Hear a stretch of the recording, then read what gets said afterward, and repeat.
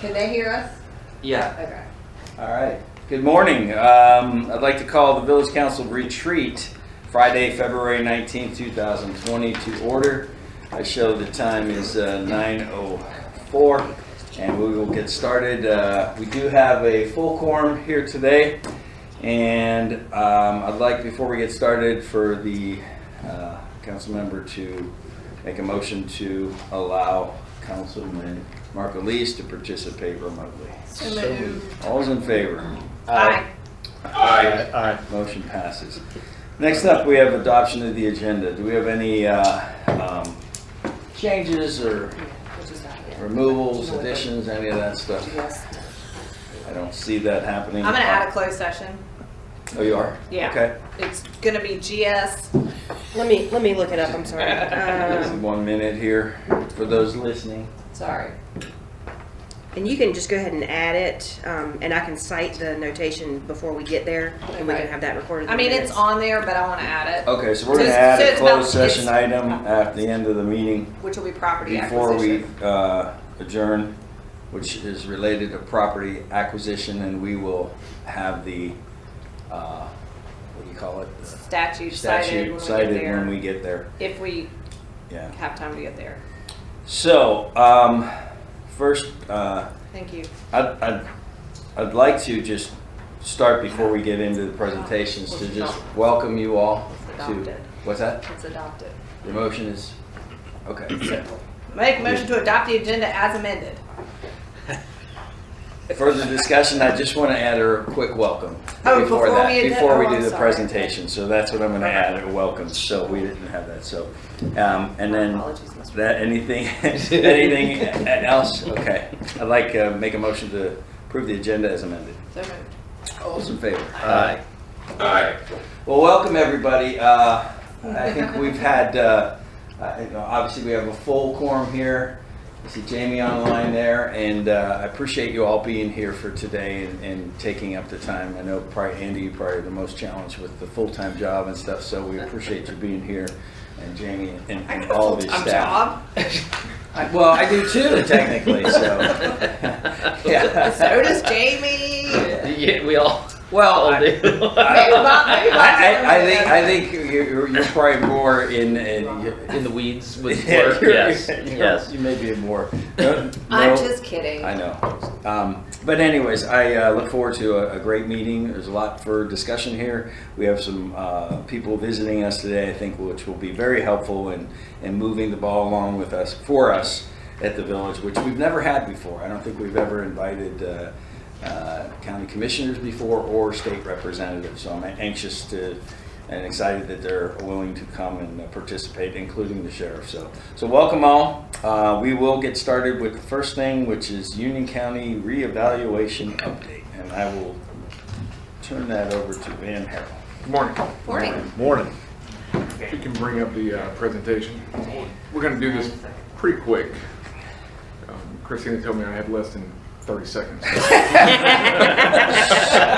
Oh, by the Here way, we that's go. why I'm turning the meeting over to her. So we keep on that. So this is a presentation that we actually gave to the commissioners a few weeks ago. We're going to skip through some of this or just kind of highlight it and just kind of get down to the brass tacks here for the village. Just this slide here is just a quick recap. Again, as we told you last time, our last revaluation was in 2015. We had countywide, we had a 10% reduction in value because we were coming off of the recession at that point. We still had not fully covered in the real estate market. We were notified in 2018 from the Department of Revenue that our sales ratio following that 2015 reappraisal had dipped to 84.8%, thus triggering a revaluation within 3 years. And little did we know what we would be facing in 2020 and 2021 trying to do this. But the real estate market is still strong and fairly hot, as some of you well know, because I think, if I remember correctly, 2 or 3 of you are involved in real estate. At the end of 2020, that sales ratio is now at 69.8%, meaning that countywide, based on the central study, we're almost 31% under market. And that kind of played out in our countywide totals and with the increases going into the revaluation cycle. Next slide. Just to highlight some contributing factors here, some of this is on the national level. The Charlotte Metro Regional growth rate of 17.5% is over the last 10 years is the 10th highest in the country. I think we're all well aware of that. We've been here a while. It's not as fast as it was in the early 2000s. I think when I moved here in 2004 and started working for the county, we were ranked number 3 in the country. And so it was very rapid at that point. As to the valuation of property and the cost of real estate, this next point shows you where there's some volatility in the construction market. This came from the National Association of Home Builders. So in September 2020, builders were paying $950 per 1,000 board feet for construction costs. That had a significant dip in November, started to come back up in December, and then again by January, you're up to $900 per 1,000 feet. So there's a lot of movement, whether it's supply and demand or whatever factors are affecting that's contributed to this. From a population standpoint, I pulled this data from the Charlotte Regional Business Alliance. Union County is the second fastest growing county in the Charlotte region. The only county outpacing us is York County, South Carolina. We are projected by 2030 to have more than 300,000 people, and in 2050 about 420,000 people in Union County. Again, just to continue some of the information here, we all know COVID's had an impact on the housing market. It's not what people would expect it to have been because it has not slowed it down. If anything, it created a higher demand for inventory and supply, and generally speaking, in this market and nationally, there's less of a supply of available houses than there has been in the past. You can see some of the data there related to pricing and median home pricings and such. And then the final thing, as far as the amount of increase that we've got in the county, lack of a consistent reappraisal cycle has impacted this. And we talked about this with the Board of County Commissioners, and we think that there's going to be some traction to get on a standard 4-year reappraisal cycle, which for a county our size and growth rate, we should be on a 4-year cycle. So, next slide. So today we have completed the real estate portion of the revaluation. We are now up to just over 104,000 parcels in the county. When I came, again, thinking back over the 16 and a half years I've been here, we had roughly 84,000 parcels in 2004 when I came. So that's significant growth over that time. As far as valuation, countywide, a 35.6% increase in real estate value. The residential component of that broken out, and this is a combination of residential and rural vacant land, is 38.5%. Commercial increase is 15%, and of that 38% residential, you can see that the rural land piece, those tracts went up roughly 25% in value. Next slide. These are some of the raw numbers countywide. And I've got 2020 and 2021 there, but 2020 is really based on the 2015 valuation and any growth that's occurred since then, but it's valued as if it were 2015. So last year, our total residential agricultural valuation was just under 21 billion. That component for 2021 is almost 29 billion. At this point, commercial did not have that big of an increase. As you know, we're heavily residential. And after looking at the valuation numbers, we're roughly 89.5% residential from a valuation standpoint, countywide. For the whole county? For the whole county, wow. Yeah. Rural land valuation, we had a $300 million increase there, which is not surprising. It's not significant. Surprisingly enough, is those numbers are not where we were in 2008. So land, while it's increasing and getting appreciation and value, it's not reached that point that we had in 2008. I think yesterday when I was looking at some historical data, in a 2008 revaluation, our rural land component was roughly $2.5 billion. So we're still under where we were at that point from an evaluation standpoint. And there's your median sales ratios prior to the reval and with the reval numbers, so we're right on the market. Interestingly enough, about 99.86%, we looked at that from 3 different angles. We looked at all sales from 2019 and 2020. It put us under at 2%, obviously because the 2019 sales are lower, so your current values are going to be higher than that.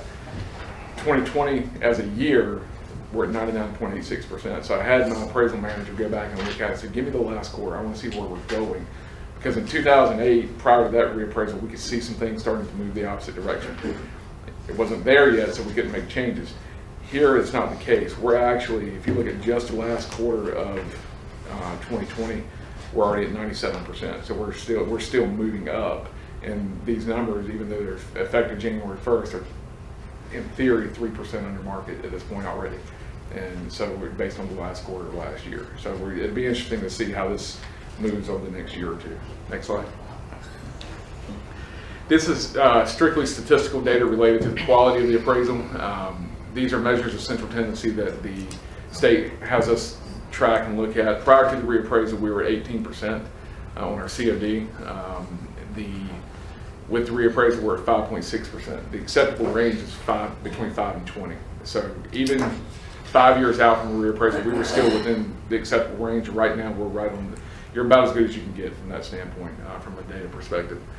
The price-related differential relates to higher value homes being either under-assessed or over-assessed. If you are less than 1, higher value homes are typically under-assessed. If you're over 1, they're over-assessed. We came in right on 1 with the reappraisal, so we feel good about that. The countywide median home value increased almost $100,000 from $196,000 to $293,000. And there's your median rate per square foot. And that 2130, that is the median size home in Lincoln County. Next slide. These are all the municipalities. Marvin, as a municipality, had the lowest increase overall, but it went up 25.6% in real estate value. Your median home value went from $582,000 to $706,000, and your median square footage is 4,190 square feet. And that plays out to your rate per square foot there. The highest 2 jurisdictions in the county from a percentage increase standpoint were Monroe and Hemi Bridge. They both were around 58%. And that's, if you look at the real estate market and the activity, that's indicative of that, because your highest selling point are those homes, your most rapid selling point are those homes between 150 and 300,000.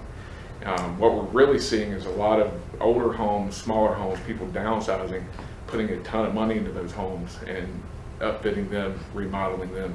I think the most significant one I've seen it's a home up around Porter Ridge. It was on 1/3 of an acre, not in the subdivision, just an old home sitting there, 1,300 square feet. It was bought and sold twice in 2020. The pre-remodel price that they paid was $210,000 for that house for 1,300 square feet on 1/3 of an acre. The post-remodel, they sold it for $245. So it's over $200 per square foot is on that particular home. So that's probably the most extreme example of a small home being refurbished and resold. So we're seeing a lot of that, and so that's indicative of that same trend. So They didn't add square footage to that, right? No. Just the same square footage. same Okay. square footage. They just changed the flooring, put new appliances, painted, and Pretty good up, you know about that. so. Oh, yeah. But this kind of shows you where you're at in relation to the rest of the county. Not as much of an increase as the overall county increase, but everybody else tends to be above that. So. Weddington's By a double. lot. 8%. Indian Trail is At 8%. more than double. Or The Indian Trail is the largest municipality in the county now. They surpassed Monroe a few years ago. And again, this is just a residential valuation. So next slide. Here's your commercial. Obviously, you've got one commercial center of substance in the municipality. You went up 13% there. Of course, most of that is the Publix shopping center. Christine and I were looking at that yesterday. The value on that shopping center for 2021 is $12.5 million. So it's some of that is a land component. I think the land piece of that went up roughly $1.5 million in value. But the building itself, and we'll get an appeal, I'm sure. But they won't have much of a basis for it because they just opened in the last quarter of the year, so our numbers are pretty solid on that. I think we said that total project valuation was 14 million. Something like that. When we looked at it? Yeah. Next slide. So again, just to recap, multiple meetings, follow-up meetings. We're on our second round now. We've got several scheduled in the next few weeks, so we're still trying to get the word out. we'll be launching, and actually we can show you this if you want to see it. Go to the next slide. Keep going. One more. This is our online appeal form. This makes our appeals process very accessible for taxpayers. If they have questions, when you go into this, if you populate the parcel number, all the ownership information pops up automatically.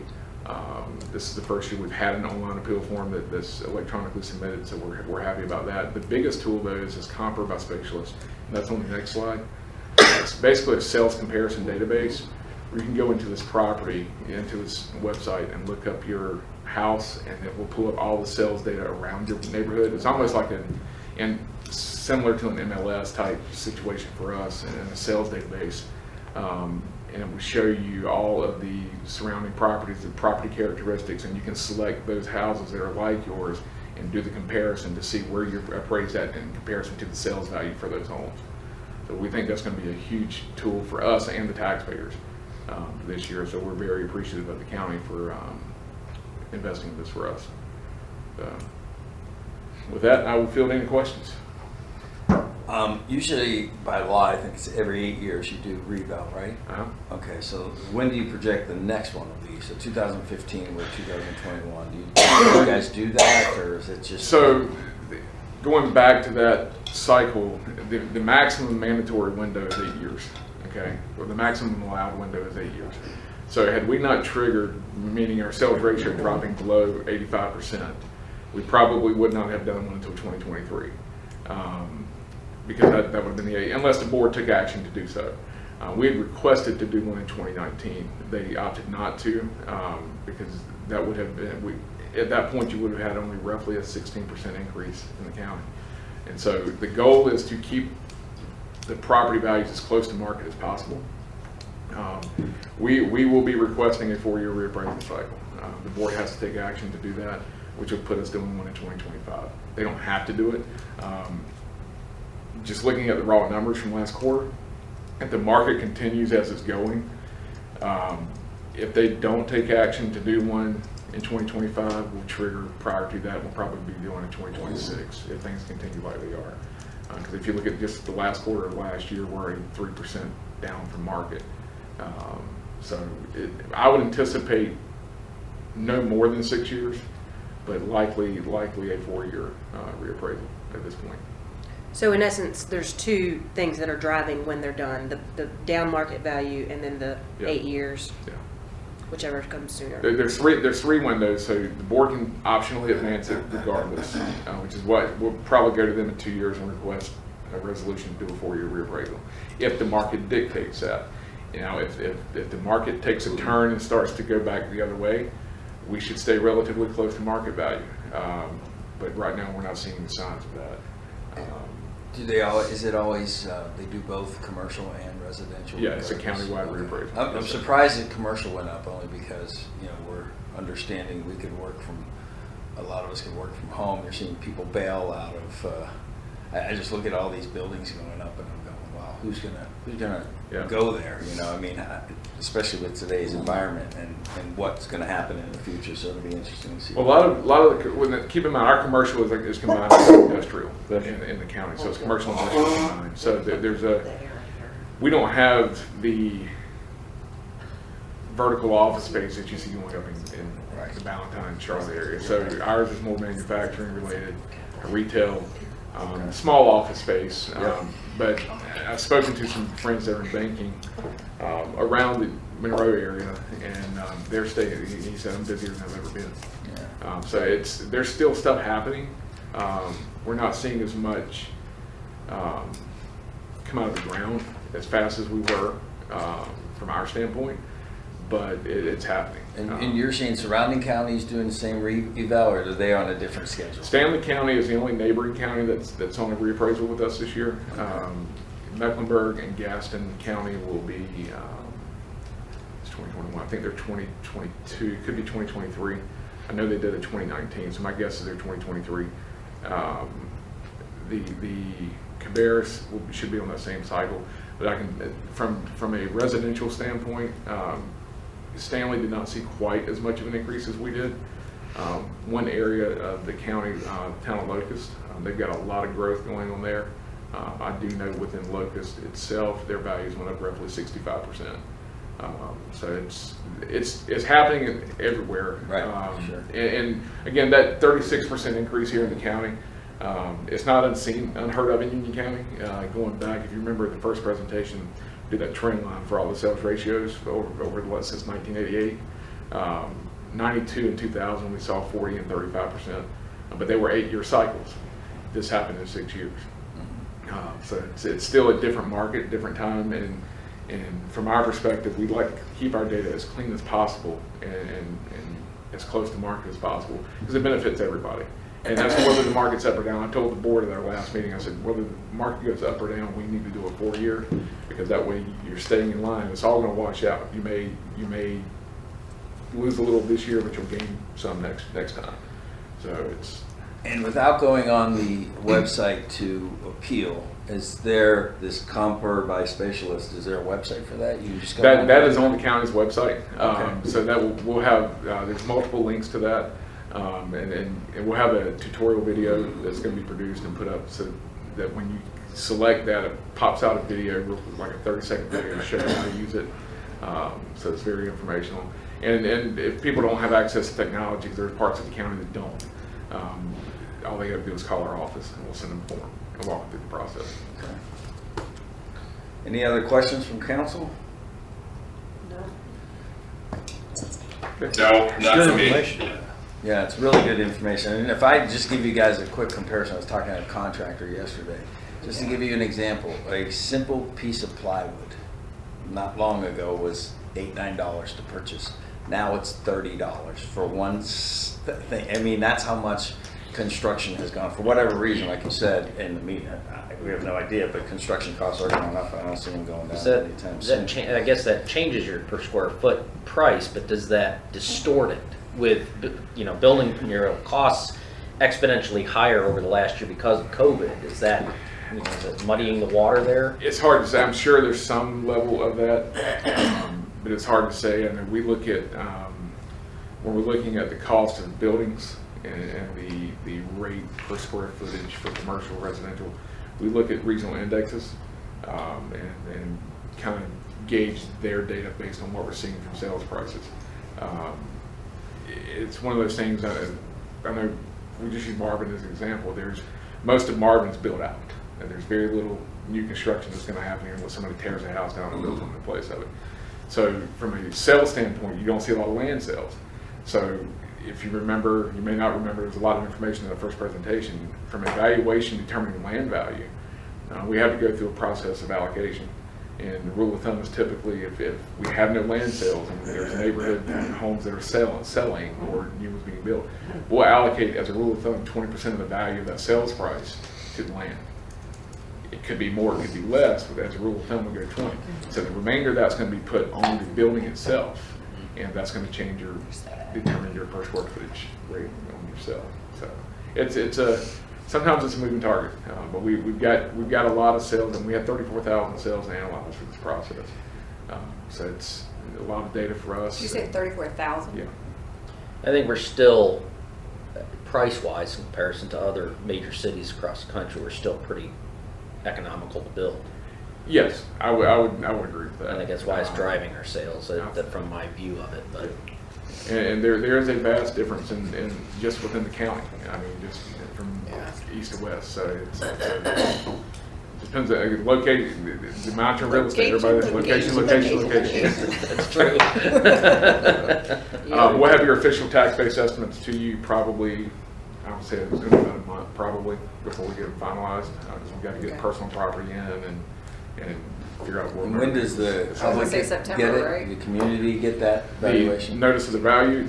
We anticipate those letters. We were hoping they'd be going out into this week. We've got a little bit of a backlog that we're clearing out, but we feel like they will be in the mail by the end of the first week of March.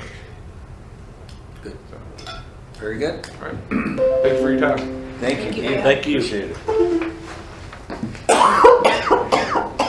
Dying over there. What's up? There's something in the air. It's making me sneeze. I don't know. I was by the home. You might want to go home and Zoom. She's allergic to you, Joe. I was fine until you got here, Joe. It's on the What did record. he say? I was fine until you Sneezing got is not a sign of COVID. Calm down, everybody. It's not a symptom. Everybody calm down. I had fall allergy. I thought I had COVID every day, but I didn't. You thought you had COVID today? No. Every I had day. fall allergy. Oh. Every day I wake up. Be COVID. Oh, Day gosh. off. All right. Yeah, I gotta go home. I move- can't stay. yeah, moving on. Let's just move this to a work session. All right, so moving on, we have, next up, C is items of discussion of mission and vision statements. 5 minutes. If you're time. So as Oh my gosh, start doing that for him in all of our meetings and we'll give him his timing and I will put the timer on and let him beep at him. That's okay. I'm working at go it. ahead and advance it. Just hang on 1 second. Okay, are y'all ready? Yeah. Go, ready? This is just a brief overview of kind of what we're doing today in terms of our 15 agenda. minutes late too, by the way. It's Okay. because we started late because Joe was late. We'll start with the mission and vision as y'all wanted to review. If there's no changes, we'll just keep on fast forwarding to the CIP. We'll talk about fund balance reserves. We'll go into the priorities that y'all had submitted into your priority forms. Then we'll talk about roads, a lot of specific things in roads. Then we'll kind of have a Union County address from our county commissioners and our sheriff. We'll break for lunch. We'll do departmental presentations. We'll actually have our state representatives in there around the lunch period. Then we'll go over Village Hall, park debt, and other miscellaneous topics. So moving on, the mission statement and the vision statement that was approved subsequent to this retreat last year. The mission statement says we strive to create a vibrant community with high quality of life through transparent leadership, effective governance, and responsive services. Efficient, sorry. Effective. I can't read. Are there any changes that y'all want to make to that? Nope, or- I still like it. Unless we're gonna do Mad Libs again and then I'm in. And they didn't We're get the only ones that did it right. So TJ. the only thing I'd say is define vibrant community. What does that mean? But, I like it. I don't think there's any reason to change it. I think we hashed over it. I mean, any words you pick, somebody's, Yeah. it's subjective. Friendly, happy, welcoming. It needs an Oxford. Yeah, I'm good with both. No problem. It needs an Oxford comma. Needs a what? We don't use those in government. We have transparency issue. We're efficient, That's Oxford. governance, I think, and we're responsive. I mean, I think we're all of those, but the only thing is, maybe it changed vibrant to welcoming community. Before the end. Well, when I hear vibrant, it's not something it's not complacency. We always want activity, we want stuff, and that, when I hear that, I still think back to why don't we have Marvin Day? Yeah. I'm We're getting there. I don't know why sometime in the spring we don't have Marvin Day and we have. Because we have COVID and we can't. But we still But can. you can we still can plan have it. You can Marvin still Day. plan it and do a parade. I don't think Do we can. from with roundabout to COVID. I don't roundabout. You can do a parade. We You do a have, parade. we Give have, Joe a reason to get his car out again. at the work session, we have spring town hall discussion, if you want to throw that in, maybe as that in lieu of spring town hall, I mean, or, we can do that as well. I think one of our tasks should be, Mayor Pro Tem on it. She can write. not that we have to put it together right now, but I think, especially with Village Hall being there, we should come up with Sorry, the Jamie, the I wasn't heritage listening. What'd you of say? the heritage of Marvin, to have boards or placards or something to set on this day, or back in this day, or these things happen. How did Marvin start? How'd you get the name Marvin? Well, I mean, all of those things need to be. People should know that. We should want to know that, and we should have Marvin Day, and then we have a parade, and there's Miss Marvin, and there's. But that's what. There's an age limit. We'll add that to the work session when we talk about Hey. spring town I've hall. already talked We'll talk about about that as well, and then we can start working on planning. Perfect. No, I like that idea. That's Any actually- changes y'all want to make to the mission statement? I tell you what, I promise you, the very first one, there'll be half the community there, because it gives them something to do to come together. and they'll be like, yeah, this is good. And then they're gonna drive the golf carts up there, and everyone's gonna have a flask. Everyone. Where are we going for this? Just food, I mean, think about food trucks lining up down in front of Village Hall, current Village Hall, Oh, yeah. and that kind of stuff, having food trucks and that kind of stuff, and down by Village Hall, and you got markers there to say, hey, this was, you know, talking about the lineage of Okay. Marvin. A minute to win it, Jamie. That's right. Yeah, buddy. Any changes y'all want to make to the mission statement? We good with it? No, I'm good with it. Good. I still like it. Bob? Yeah, I guess Bob is good. Bob with said it. yeah. Yep. Good. 4 minutes, 47 Sounds good. Go seconds. back. There's 4 minutes, 47 seconds. So the vision statement, let me see if I can read this one. The Village of Marvin will be welcoming and vibrant, will be a welcoming and vibrant residential community with amenities that create community, offer recreation, and celebrate heritage. Any changes to that? I like it. Looks good. You were reading ahead. Good job. That's good. All right, you can advance. So just wanted to spend a couple minutes talking about our year in review. We've had a lot of accomplishments and just wanted to kind of highlight a couple of things. This year, we did put $500,000 back into fund balance.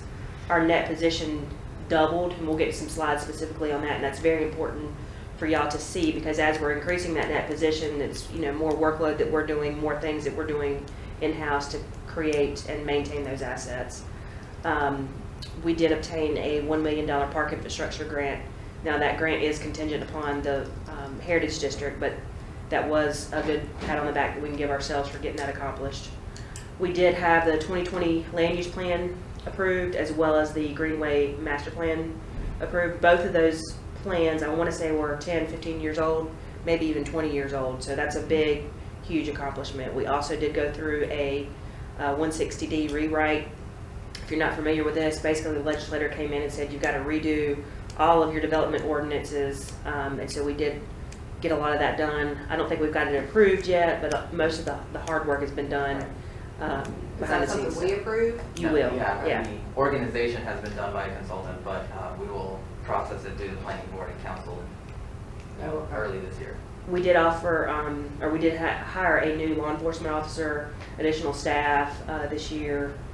We have made some changes to the village hall. We actually completely revised the plans and the site plans. A lot of road things were happening this year. We've discussed Newtown Road several times. We've been in discussion about the roundabouts, or the roundabout I should say, and revisions to that agreement. We did get some CRTPO, some funding released by CRTPO to go ahead and jumpstart that third roundabout. We are in the process of getting 100% of our curb and gutter repairs done. Other miscellaneous things, we did get our new website launched. We did plan our first town hall event, which was a huge success. And we did jumpstart some branding efforts with our new street signs. Derek got a lot done on his end with the new trails. Tullamore Phase 2, Amber Meadows, Marvin Eford got resurfaced. The preserve was finished. He's also in the process of working on some new infrastructure within the current facility and redoing the community gardens. That's a lot of park projects in 1 year. We did just revise our personnel policy that offered more competitive benefits for employees, so hopefully we can retain and attract quality employees. We have budgeted and pretty much succeeded in planning the year-round peak traffic control at the roundabout proposed area. Obviously COVID has affected some of that, but we did budget for that. We have put in $40,000 into capital improvements for Parks and Rec. I'm not sure we've typically put that much money in for capital projects annually, so that's a huge step for us in the right direction. This was our first year in creating an earmark, so to say, for Marsh and giving them their own line item. We also completed the feasibility study for the Marvin Heritage District and everything that went along with that, and that's still an ongoing process. So just wanted to highlight some of the things that we've been working on so y'all can kind of see the fruits of your efforts and what we've been doing over the years, or over the last year. I point out the roundabouts as far as landscaping. We also Yes, I did forget that, yes. Is a big thing from and I think we have the budget for the lighting. It just hasn't been approved. That's for that. correct, yeah. So it's coming, but those are things. I mean, I think to all of you, kudos to all of staff and council that because this is the first time I actually see things getting done, which says a lot about how council is working together with staff and how staff is. And I know you guys are spread thin, but we're getting the job done. This is a great feather in our caps to present to the community going forward as far as, it's transparent and we're getting things done, so great job. This is how your budget is broken down. This was how your budget was broken down annually, so you can kind of see how a dollar works out. About half of it's given to general government, a quarter of it's given to public safety, and then you've got little pieces for planning and zoning and parks and rec are about equal, and then you've got your smaller portions. So that's how your tax dollar is spent within our budget. It's pretty typical. Your audit highlights. These are things that the auditor went over in his audit presentation, but I wanted to just highlight a couple of things because I'm not sure y'all noticed this. But you see at the very bottom it says the village's total net position increased by $5 million. At the end of last year, I thought I had the actual number, it doesn't. But anyways, it says that right there, it reflects 45% increase. So as of last year, we actually went up roughly 50%. Most of that's attributable to roads and easements and that sort of thing, but that is a huge increase in our net position. So, next slide. Joking, he said that was a liability, not an asset. Here you go. Here are the snapshot of last year versus this year. 6.5 last year to 11 million this year. Keep going. Any questions? Y'all can just interrupt if there's any questions. This is your fund balance. This is the fund balance reserve. So in your fund balance, you have specific line items that y'all have set forward to have reserved. And I just wanted to review this so that y'all can start looking at this and be prepared for if you want to move some things around, if you want to keep it where it's at. We've had discussions over the year about taking some of this money and moving it to this, and these reserves were established, I think, before y'all's time. I know before mine. So I don't know if the intent is still to keep them in the same area, but in assigned for land acquisition, there's roughly $365,000. At some point in time, there was a policy set for land acquisition, and the board said they wanted to put money in, and so that is what's in there today.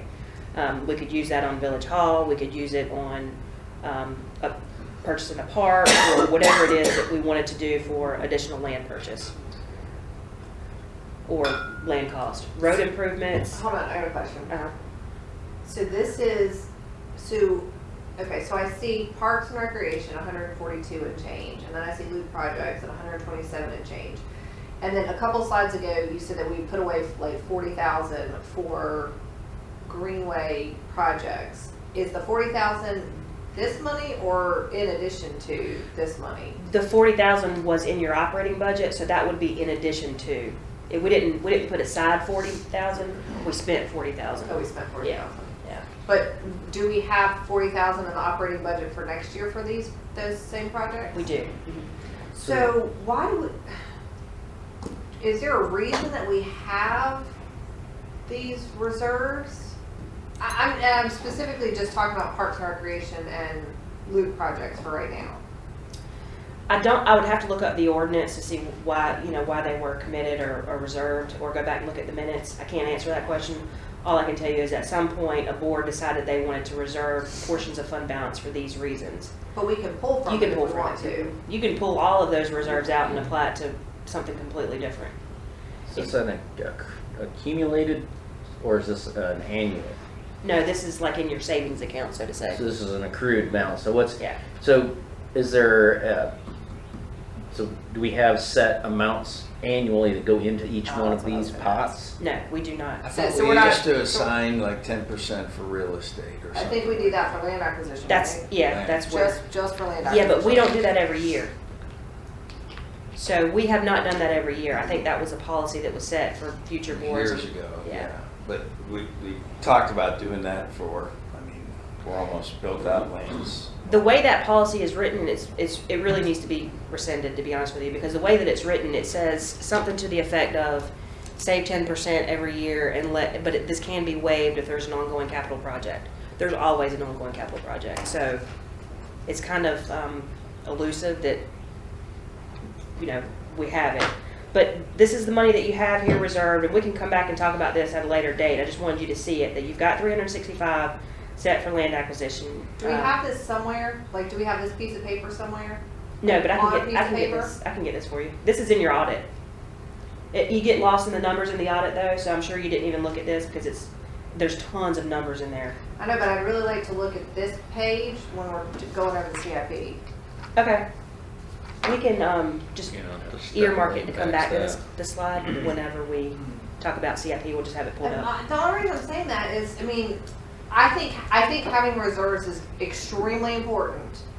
But I think we've probably got some really good projects that we could probably pull a little bit of money from and continue to get some stuff done. I know that makes Derek so happy. He's not even listening to me. So I'd like to be able to look at that, Okay. this when we're going over the CIP. We'll just, whenever we get to the CIP, we'll pull this slide back up and we'll just keep it on the screen. Okay. And we'll get to Derek's point in a second, but there's a lot of stuff in Derek's CIP for greenways and trails that there's no No plan money. to fund it. So, Right, that's what I'm, So this money could fund yes. some some of of those. it. Yeah, which is good because that's certainly something that we need to continue to focus on. And But it's at the top of, the community's list of stuff that they want, Mhm. so. But if y'all recall the conversations we had that we will continue to have at the next work session about the branding of the signs, Yeah, the 20,000. that 20,000 is where I'd pull that from. Okay, So, okay. All right, I would, but this is good, but I'd like to be able to look at this one doing this. okay, all right, you can advance. Right ahead, thank you. These are your CIPs, numbers for all funds. Next year you have a total of 1.6 million requested, 1.5, 1.1. As you go across the board over the next 5 years, you'll have a total of $10 million in projects that are being requested. Now, obviously, if we don't have the funding, we won't fund those, but that is what's being requested from your staff, as shown by desires and plans that we have. All the plans that we got done this year, the Greenway Master Plan, all of these things kind of are encompassed in the CIP. So those numbers are taken strictly from those plans, put here so that y'all can be reiterated when you review this every year. Hey, we've got this on the list, we've got it coming up. Doesn't mean we have to fund it, but it is there for y'all to talk about and discuss and pick and choose what you do want to fund. Next year, 1.6, we'll go over that in just a minute. The majority of that being Village Hall. I was just gonna I ask was that. yeah, I was gonna That's say, what is it figured. funded? Yes. Is the 1.652 funded? No, there's portions of the 652 that are not funded because they're based off of what you just mentioned, the greenways and trails. Okay. But all of your all of your general fund CIP items are funded Say that as of now. All of the general fund CIP items are funded. The only thing that's not funded in the proposed budget is the greenways and trails. We could use Powell funds for that. Powell bill. Got checks? Write them. So this, if y'all have this sheet, this packet here, this is the CIP, Oh, okay, hold on, okay, keep going. and we'll advance up to that slide in just a second. Can we take a 2-minute recess? Yeah. Can we? Yeah. Okay, because I'll Call be for careful, a sorry. quick 2-minute recess. So moved. All in favor? Aye. Aye.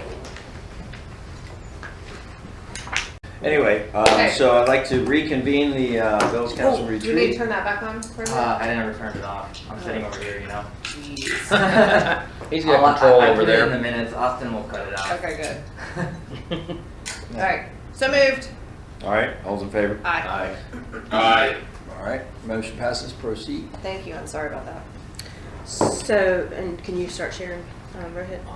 Yeah, I'm trying to multitask. Hold on. Oh, don't do that, please. I have to write them. I'm doing the minutes too. Sorry. And I'll go ahead and start as he's pulling that up. But the cover sheet has all of your funds. If you'll see, Parks and Rec, Greenways Capital, Admin, and then Powell Bill. So everything is here. And actually, we might have to move some things around because I'm looking at something that I might need to move. But now is the time and opportunity for us to discuss these. We can change them around. I'm not asking for any action today. So if you see something on there that you don't want to fund, we'll go ahead and talk about it and when we can push it back. And then we can go ahead and get this changed before y'all approve this. Moving over to what's the next slide? Just so I know. Okay, so if you look at the screen, this is basically where y'all's priorities were in terms of capital projects. So this is important for us to look at whenever we're assessing this capital improvement plan so that we can make sure things align with your intentions. Fast forward one slide, please. One more. Wait, go back. Yeah, go back 2 more. I just want to see how everyone came in. If you fast forward over 2, it's going to be, go one more. I'm sorry, one more. Okay, go back. Sorry. Those are the top scores. But you can go back to the total slides. Go back over one more. Right there. No, go forward one. Yeah, I don't know that one. We're good.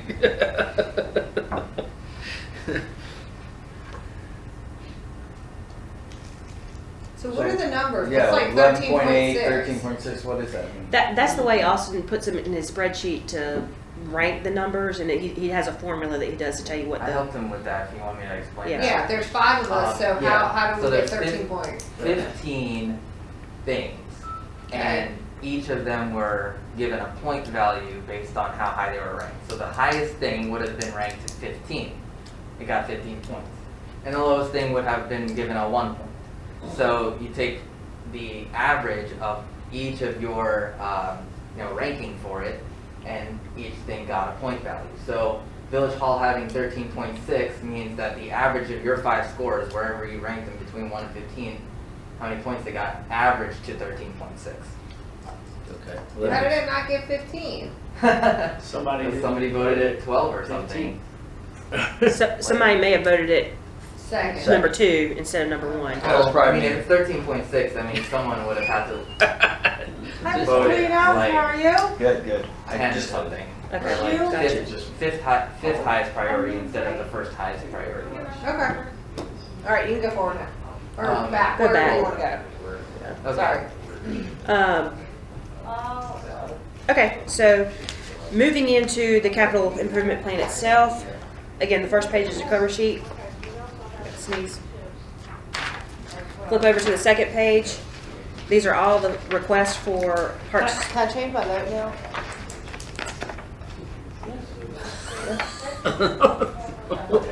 We can change it in there. I don't know which ones you were, but we'll. I don't remember either. Christina, do I have this sheet, the budget priorities intro? You do not. This is my PowerPoint. I did not print the PowerPoint, unfortunately. Oh, okay. I can email it to you though. That's all right. I'll take a picture of this. So moving over to the second page, these are all the requests for Parks and Recreation, not including any Greenway projects. So Greenways are their separate fund. Next year, Derek is requesting a trailer storage building, which is estimated around $7,500. He's also estimating a $10,000 request for Lakeside Corridor, $15,000 in park trail enhancements, $10,000 in a fitness trail, and $15,000 is requested for a savings fund for park replacements, the playground replacement aid. That's something that we had discussed at the last retreat, and y'all had decided that you want to set up some type of capital fund to put money in to start saving for it. So that $15,000 is being requested to start that fund if y'all want to continue to do that. And we can get to that at a later date in the, at a later time in the budget itself. I don't see how we can't. We've got to maintain the stuff that we have, right? So that's the only way we're going to be able to do it, correct? We can also have other projects that if we want to, Pull from. yeah, like if, for example, if you look on 24, 25, you only have $45,000 budgeted, you could actually bump the playground replacement up during that year. Okay. I mean, I think it makes sense to keep a revolving maintenance item, right? I mean, because we're always going to have maintenance. That will never Maintenance. Yeah, This is funding. This is to replace. replace. But that's what I'm saying is maintenance. Like that equipment has to be replaced every so many years because it wears out. Well, It goes back. instead of, the only other option that you could do instead of creating a savings fund for it is just know you're gonna have to replace it in next year and just start planning for whatever the cost of replacement is in next year. So is it gonna cost $85,000 to replace that thing? Yes, that's the anticipation. And so we're gonna replace it in 25, 26? Yes. Okay. But that's the thing is, if we wait and we drop 85 grand in one position or 1 year or whatever, we have to make room in the budget for a large Yeah, no, I like in a doing it like particular year. this. I like to No, do I it like little doing at it a like time, this. so it doesn't creep up on us, and all of a sudden we've Yeah. got some major project we got going on, and then we gotta come up with 85 grand to replace the playground. So Yeah, I think no, keeping I like a this. revolving amount should be a good thing. But this doesn't have any, no, I agree with you, Andy. I think we should, I think we talked about it last year, and we decided we kind of wanted to start a savings account for it, and I think that makes the most sense to do. And as long as we don't think it's gonna give out before then, obviously, if we start saving for it, then we can always, if we have to, we can pull from, somewhere else to get it replaced a year earlier. But this doesn't, none of this includes like loop, trails, anything like that, right? Mm-mm. Okay. And what's the lakeside corridor? If you turn to the next page, there's detail sheets that explain every single little thing. So we can go over these in detail. And Where do you want the storage building to be? Can I that just an start asking addition? questions? To the Okay. shop or a freestanding building? I haven't decided. Ideally, it would be an addition. Fine, to whatever the that shop. is, that make that I stop. feel like $7,500 is a low number, I do It, too. it probably is. like For, maybe half. yeah. And when they first built that, I remember they were already out of space when they built it. And so whatever they planned for equipment, things like that, it's just, I remember them, boy, we wish we would have made this bigger. Who So did? Yeah, they were already talking about back in the days of 3-day. Lanny and Yeah. when they approved this and Ron and all those guys, I just know we were out of space from What are you talking about? The size of the shop, size of the Maintenance shed, shop? Yeah. the size of the shed at the park. Oh, the maintenance shop, the 2-bay maintenance shop. There's a It was 2-bay. already too small when they built it, and they knew that, and there was an initial plan to add a third bay to that. Do you know where it's at? It's right, so if the barn, right behind the barn, behind the what Bottom do you of the call hill. that tossing, the bean bag thing? Behind there, down below What's it is a called? shed, The- bean bag, whatever. What is it called? Cornhole. Cornhole. Yeah, Kim, if you I drive didn't grow up to the with back, cornhole, I don't know that. where the parking lot is, and you make the left, and just go Cornhole's a whole straight different instead of going to the parking lot. Down the bottom of the hill, you cross the ditch. The building that's sitting down there, that's the maintenance building. Okay. So is that where you want to put it? The shed? Ideally, And are we doing anything for the Should we- community garden? Addition Wasn't to- there something over there that was a structure? Is there It was anything built planned for that? Modular, so it could be added on That's what I was gonna to, but ask. it's still Right. more than What did they use for? $7,500. Before they held You're gonna have The 3 wood and floors. just concrete floor.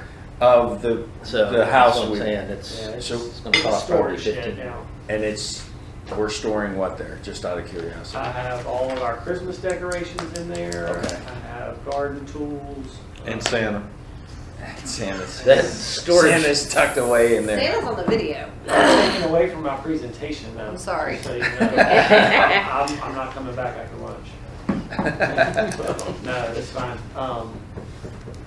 So how much money do you realistically think you need? Because 7,500 doesn't sound like it's going to get her done. Well, it depends on, if we do like a lean-to shed on the side of the garage that just covers the trailer, or are we talking about adding a third bay?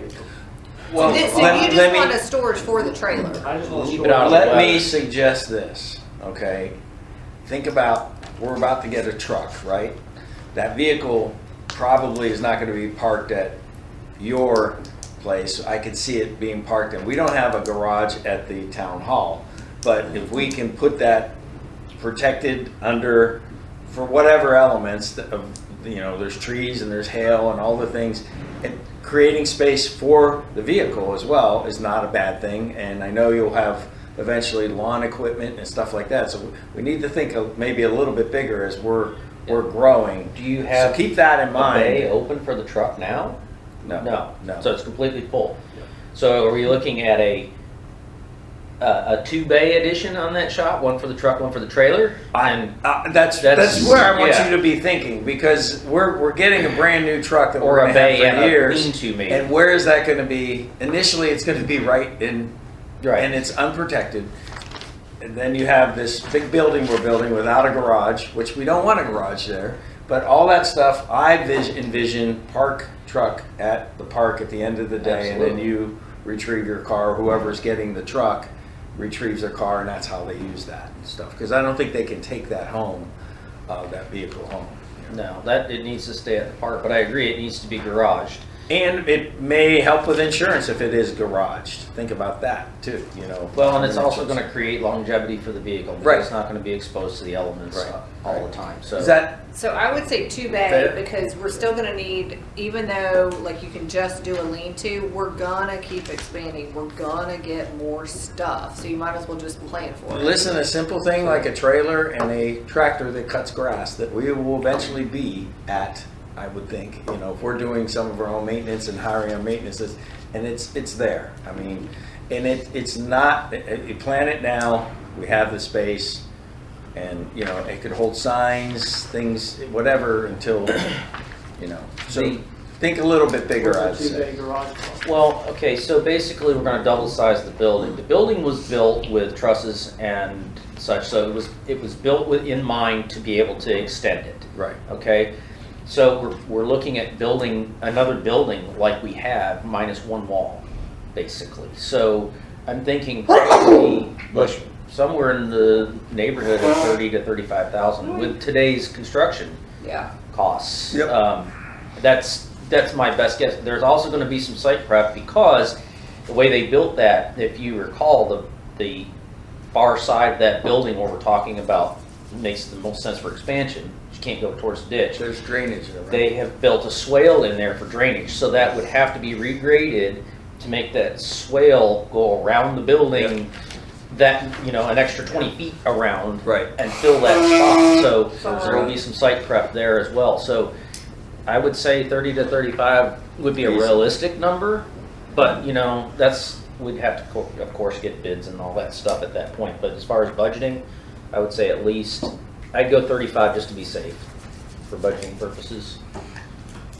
We can get that revised. I do want to note that anything we add to this, we're either going to have to modify what's being currently requested, or we're going to have to talk about adding fund balance to make the difference. Okay. So just so y'all know. But again, we have that other. Yeah, you got Yes, reserves yes. up there too, Yep. that some of it's just kind of been sitting there. Right. And we can take that money out and put it there. That's totally fine.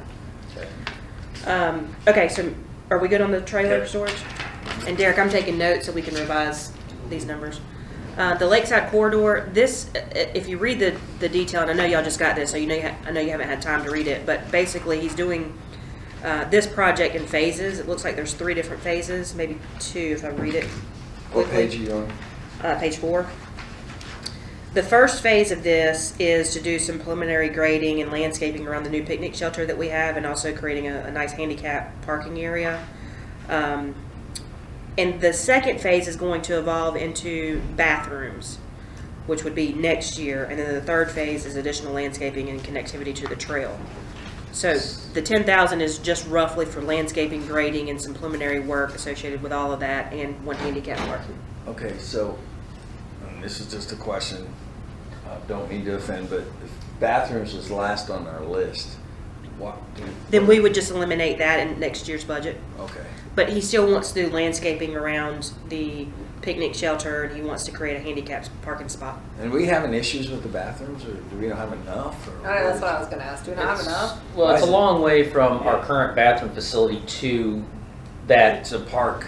I know, it's I a mean, convenience thing. it's- If you're gonna rent the pavilion, you want bathroom facilities close by if you're gonna have an event there, or whatever, party, whatever, versus going all the way to the front of the park for bathroom facility. I can understand it from the convenience.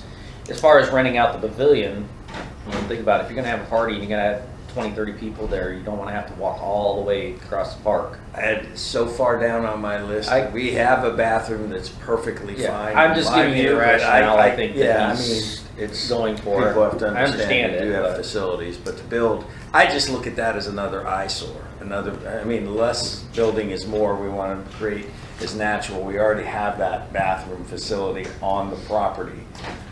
To build another one near that lake, because it's by the pavilion, I just think it takes away from the beauty there. So, I mean, that's just me.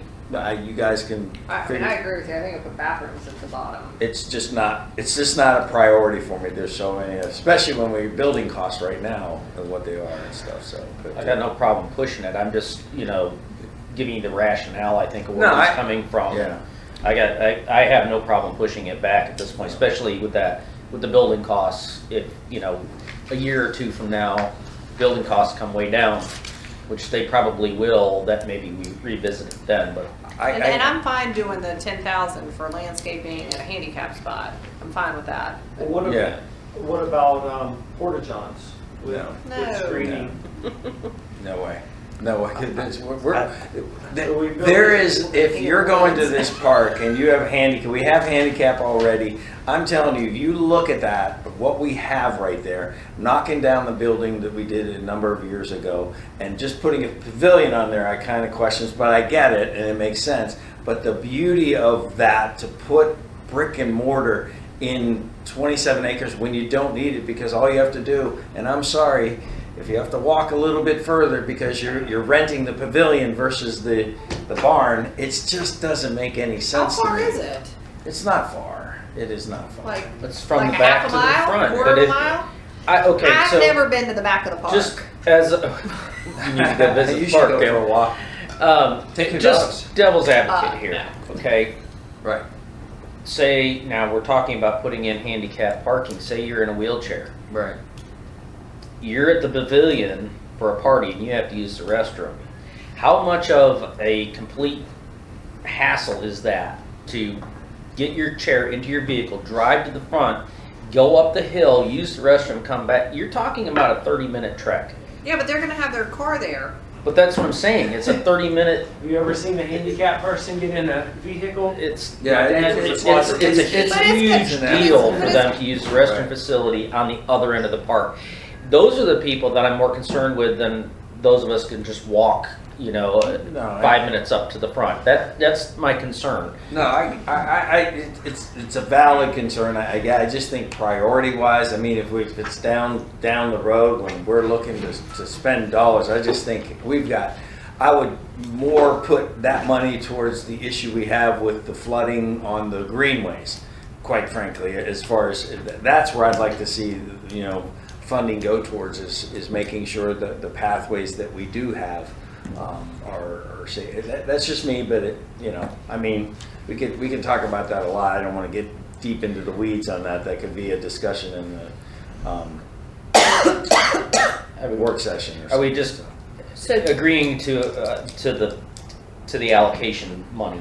Is that what we're- so what we're doing by this is we're really looking at the 21-22 number, which is the 10,000. The 22-23 number, we'll be discussing that next year at this time, which is going to be the 60 that's presented here. But if y'all want to push that down the road, then what we would do is look at projects next year and rearrange our request for next year. But for purposes of this year, we're not touching the bathrooms. We're not doing Okay, anything. so we're just looking at this 10,000 for Yes. this year. Next Yes. year we can come and revisit this Yes. for next year. Well, then, Yes. then I say we just move on and leave the 10,000 for this year, and we'll revisit it next year as we see things change. Unless y'all are completely sold that you want to push that bathroom back a couple years. Let me ask you a construction question.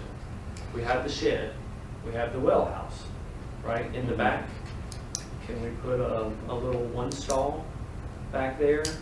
And it's Add on to the shed? Yeah, kind of we'll thing? add on to the well house with the water supply. You'd have to add another septic then. And the electricity. We've got septic down there from the house. It just needs to be tied onto it. And then We it's- have the infrastructure down there to do it. It's not adding septic, it's not adding water, it's all down there. It's just a matter of constructing it and then tying on. And Then it's completely screened. We have the And trees. and the keep in existing mind, buildings. Yeah. we have no plans to pave. I mean, it's all rock, and the driveway as it is gonna be a hassle regardless. Even if you're walking, if you're elderly and you're walking, it's not a pavement that we're dealing, I mean, it's mostly rock in there, but then, Okay, so to answer your question and to address your vision of how things should look. That may be a good compromise down the road, is to add it to the shed, Right. okay, because it's in close proximity to water. It's not that far away from the septic, which was redone recently as for septic, and it Right. hasn't been used in years. So it's in good shape. So basically just building onto the shed and adding a bathroom there is something that could possibly be a good compromise to get a bathroom facility on that end of the park. Now, as far as cost-wise, I agree that this year is not the year to do it. We're not discussing doing it this year anyway. It could be a next year thing. And I think that we revisit it next year and look at it from a cost standpoint and see if we can do it at a reasonable cost. But that could possibly be a good compromise as far as location and, to get something, just a single, unisex. Kim and I are going to go bathroom. for a walk, and I'm going to show you where everything's at. Yeah, you should really see the park. Yeah. It's a I've really seen beautiful the place. park. I just haven't been all the way to the Well, back. that's Wait till it right. dries up. Back. Yeah, wait till it dries up a little bit unless you no kidding. plan on waiting. I've been to the So, park. okay. All right, well, let's Okay, move so hold on. on. So let me ask you a question. So this $10,000 we're gonna give you, and you're gonna start grading and landscaping. The lakeside corridor, yes. Okay. So what is it? This I this really want to spruce that area up and draw people Okay. to that end to want to rent the facility to hang out down there. Not everybody Upper congregate right by the barn. Okay. And eventually we'll tie it all in and have people everywhere. Do you have a specific plan Get there by for that money, or is it just a pot of money to draw from that you'll develop? Yeah, no specific plan. I mean, I got some ideas, but Okay. I'll have to put them on paper. Let's set. I'd like to see those, and so set aside some time when you're at the park and you're going to be there. Just give me a shout, and I'm pretty available. I just like to walk it and Yeah, come get on. your ideas. So So I'll get Kim. are we all in agreement that we're gonna keep the 60 for now? We're not, Yeah, that's we're not fine. gonna appropriate Yeah. it, we're just That's gonna fine. keep it there for. But I just planning. I want to make sure that we're gonna use that 10,000 on landscaping this year. Yes, Okay. only, yeah. Okay. Moving on to the next page, park trail enhancements. This is to connect trail segments to the trailheads and popular park areas. Derek, it didn't specifically say what areas and what trails, but it does say 1,800 linear feet. Yeah, so we spent the 42 to redo the walking trail.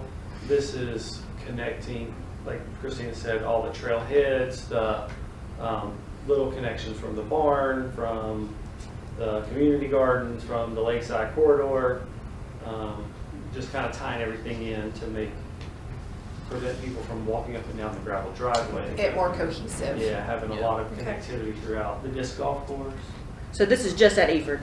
yes. Okay.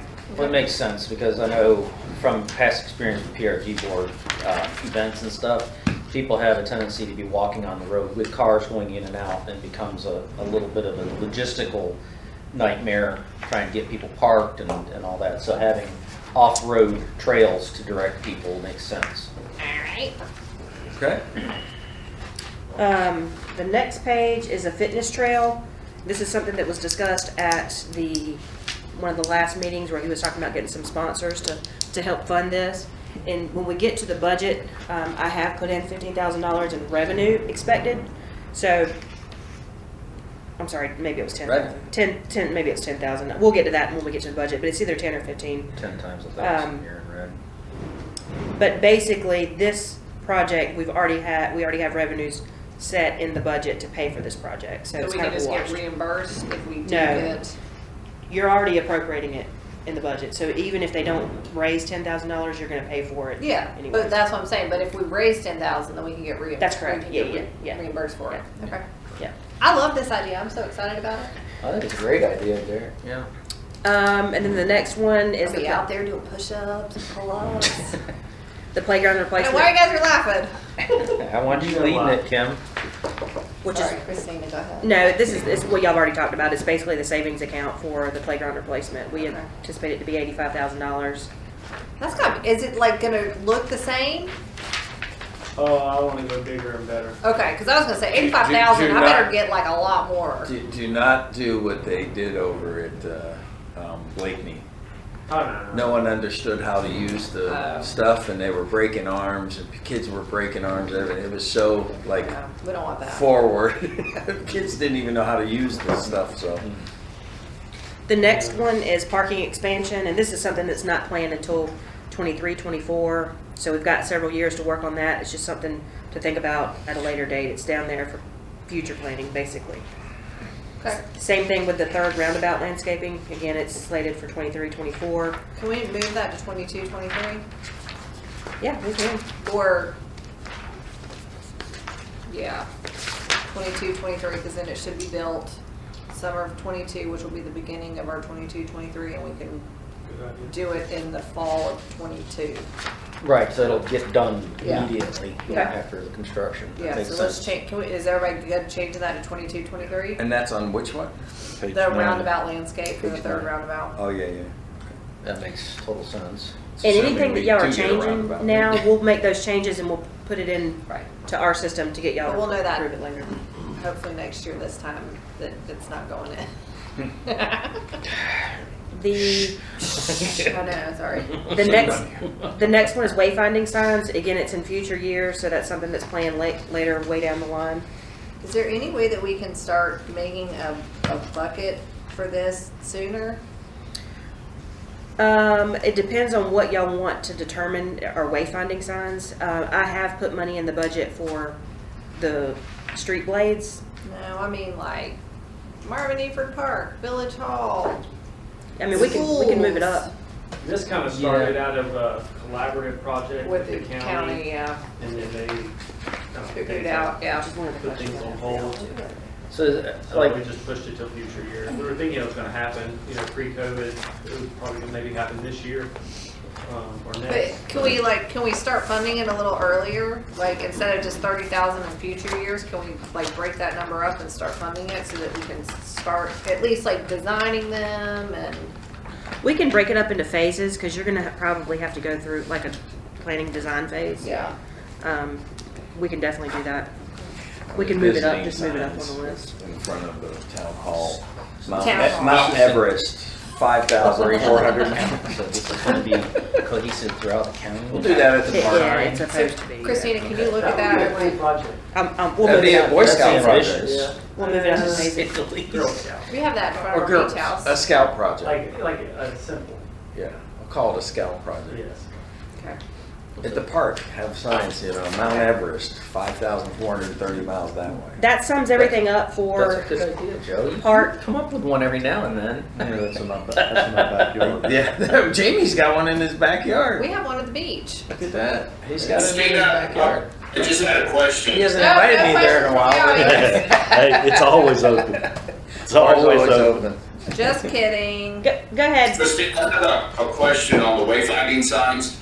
Looking at the budget, we're not doing it here, but do we get to a point where we actually drill down and determine how many signs, where they're going to specifically be? Will we get to that point? Yes, that would be part of the planning phase. We would definitely do that in that section. So we can look Okay. at phasing that. It's probably not something that we want to do next year. We probably want to do it in 22, 23. So Derek and I will sit down and talk about numbers and phasing and how much plans and design are going to cost, and that would be part of. We'd hire a consultant to do that basically. Oh, okay. I mean, I was just looking at the number of 30,000 and I went, well, how did we come up with that? In other words, where did that come from? Did we just throw it up against the wall or, Yep. just how many signs? I don't know what a sign costs, just asking. Okay, Thank you. you're welcome. Does anybody have any other questions on park-related stuff, not greenways? Okay. Moving on to capital for administration. Oh, I have a question. Is there a specific slide I'm supposed to be on No, here? you're good. Yeah, you're Leave it good. up Yeah. here? Okay. Moving on to administration, the only thing that you have in for next year for us is the Village Hall project. So that's pretty simple. Little item. Yeah. So the next couple of years, you'll look at the Village Center District, and I just want to reiterate the numbers that are here are not budgeted numbers, that we're not creating a budget and account for this Village Center District. This is all projections that we just kind of arbitrarily threw at the wall based off of good general numbers. They're not in any way, shape, or form correct. They're a good guess. This is in no way, shape, or form creating any type of future budget or earmarking any You gonna say future it money. again? So Say it again. these disclaimers. Say it again. So that this is just here for planning purposes. Just for planning purposes. This is not a budget. Correct. Okay. Can we actually make the numbers for the pedestrian refuge a little more realistic? And I mean, we're gonna have to do them, right? I think we're gonna have to do them. And if the neighborhoods aren't willing to pony up for it, then I think we need to at least start planning it. You know, everybody's very concerned about safety, as am I. So I think we just need to start planning for it and not, you know, be a little more realistic. We've got 40,000 in the future, because what was each one of them was what, like 35 Yeah, ish. we had initially estimated 15. So from Right, yeah. last year, we moved this up. Yeah, to no, I 40. know. But once we got the quotes It was right at 40. for each, so what I would do is I would take this 40 and I would split it into between the other two and make 22, 23, and 23, 24 both 60. So 2023, 40. No, 60, Okay. and 23, 24, 60. Okay. And then get rid of the 40 in the future, and then do it over like kind of do it at the end of 23, like kind of do it all together. And this is just for lighting? This is for the crossing on Joe Carr. Okay, so Three nothing to do with intersections. lighting, just crossing? No, it's just the crossing. So where do you want the other 60 to go? Right there. And these two, you want them?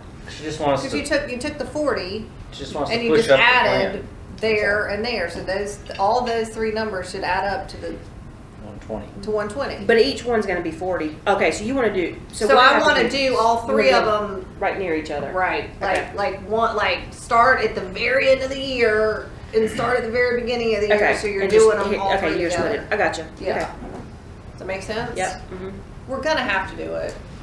And I mean, maybe we revisit I mean, I have friends in Marvin Creek who are like, when are the crosswalks coming? And I'm like, you gotta talk to your HOA. They're the ones that are holding this up. Everybody else has agreed to pony up some money. Yeah. And Marvin Creek it really needs to have some responsibility in it. It's their subdivision that's on both sides of the road.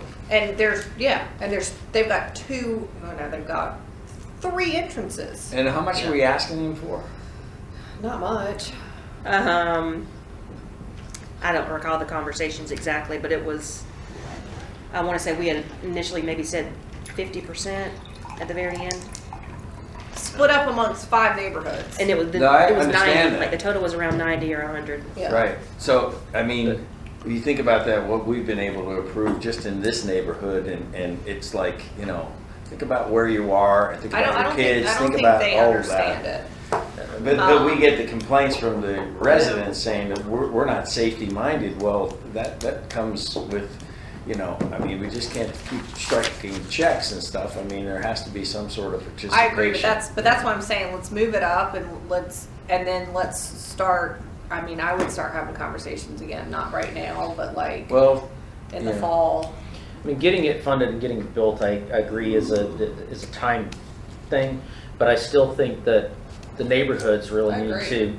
But the neighborhoods who Yeah. do want to participate, can we start there first? And Yeah, but all of them connect to Marvin Creek. We've already tried that. I mean, we've tried. So I mean, I don't know what else to do other than. I mean, I think we need to have a conversation with the Marvin Creek board. I agree. I mean, So there we'll put really it- needs to be some pressure on them. I mean, it is connecting their neighborhood. They are on both sides of the road. They are a majority share of all that property, and it's a majority of their residents that are Crossing the roads. crossing the roads. I mean, it's a connection of their subdivision. Yeah. So this is into not this coming up year, but the following year. So that gives y'all a year to talk to Marvin Creek and try Yeah, to figure but don't you some guys stuff out. agree, kind of squish them together, move it up, and then start to try to get something to work? Okay. All right. So again, Village Center District. I mentioned the numbers on that pedestrian refuge. They're not budgeted. Planning. I'm sorry. The farmers market and amphitheater. These were high-ranking projects in your list. However, we're not really going to know we're not going to be ready for anything until Village Hall is done and completed. So we've got this slated still in 22, 23. And again, these numbers are just really numbers that we just guessed. It could be a lot higher than that. It could be, I wouldn't say it'd be lower, but They're always more. again, they're not until the next year, so. Any other questions on admin requests? 50,000 for farmers market. And again, that's not until 22, 23, so we still have time to play with those numbers. We have a year to play with them. Yeah. Well, it depends, I guess, on how fancy we go with the farmers market. Yeah. At some point, whether we put it in Parks and Recreation or Greenways and Trails, there's some issues that we've seen at the loop, the flooding issues, as something I don't know if y'all want to address in the CIP, but you're going to discuss it at your work session coming up, so at some place we need to put it in the CIP if it's not going to be addressed. Isn't it $100,000, Derek? What was The the, flooding, 20, I thought it was 100. To The- raise that up? 20. there were a couple different options. One of them was like 90, but that was one of your earlier Yeah, ones. that was like a boardwalk, but the three quotes that the engineer got were all in the 18 to 20, low Okay. 20 range. So I think we just, the comment was, let's not spend 20 if we don't have to, and watch it and see if the berm grading helped. I will highlight that the engineer sent a letter this week and said that was not going to solve the issue. It is very clear in that letter. So I don't know if y'all want us to put the 20,000 in the CIP. And it's Or a else. bond again. I mean, it should be done. I need to really dig into that and take a look at it and see what's going on, so I can understand it better. But, Be an ice rink if it was any colder. well, everything is, if you look across my yard, it's the same thing. It's just, it's so wet. I mean, we had a lot of rain in the past week. Oh, Week, weeks. month. Yeah. Okay, whatever. Good duck weather here. I feel like I'm in London. I know. Any other So questions? wait, do we want to do something with that? Or Andy, you want to look into it? Y'all We're are gonna talk about it at our You're work gonna talk about it at session. your work session. He's gonna present the options again to you, and y'all can make a decision at that point. If you don't do anything at the meeting, then what we'll do is just add it to the CIP. But we're, for this purpose, we're looking at the budgeting portion of it. So you think that the money that we're looking at is sufficient for now? So you'll have two options at the work session. You can appropriate $20,000 from fund balance to fund it, or we can put it in the CIP, but you're gonna have to appropriate fund balance either way we look at it. Well, you made a comment though, that's very important. I'm not for putting a Band-Aid on a broken arm. So if it's not gonna fix it, but it'll get us by, that's, so. You've got. It has to be a printouts. fix. For me, it has to be a fix. We're not, because then you're just kicking the can down the road, and now you're throwing good money at something bad, and you're gonna continue to do it, Well, so. the Band-Aid proposed is at no cost. But to fix it is gonna be $20,000. But you made the comment that I think you made the comment that you said it wouldn't be a fix. It wouldn't fix it, but it would Yeah. make The it. berm thing is berm's not gonna fix it. That's the no Yeah, that's the cost. free This cost. is on another issue, yes. Okay, so, What the engineer said. but either way, isn't. we still have to pull it from fund balance. Either way, you're gonna have to pull it. So pushing it to the work session and getting more information and doing it right seems like the way to go. Yeah. So in the interim, Well, I'll go out there I mean, and that meet with seems Derek, reasonable, we'll look but- at it Okay. really closely. Fine reason. And then I can understand what the engineer is saying, and we can kind of make a better informed decision on this based on Okay. those, that research. Sounds If there are good. any questions regarding the Marvin Loop flooding and the reason that we're postponing making a decision on that, please direct all of those emails to Andy Wortman.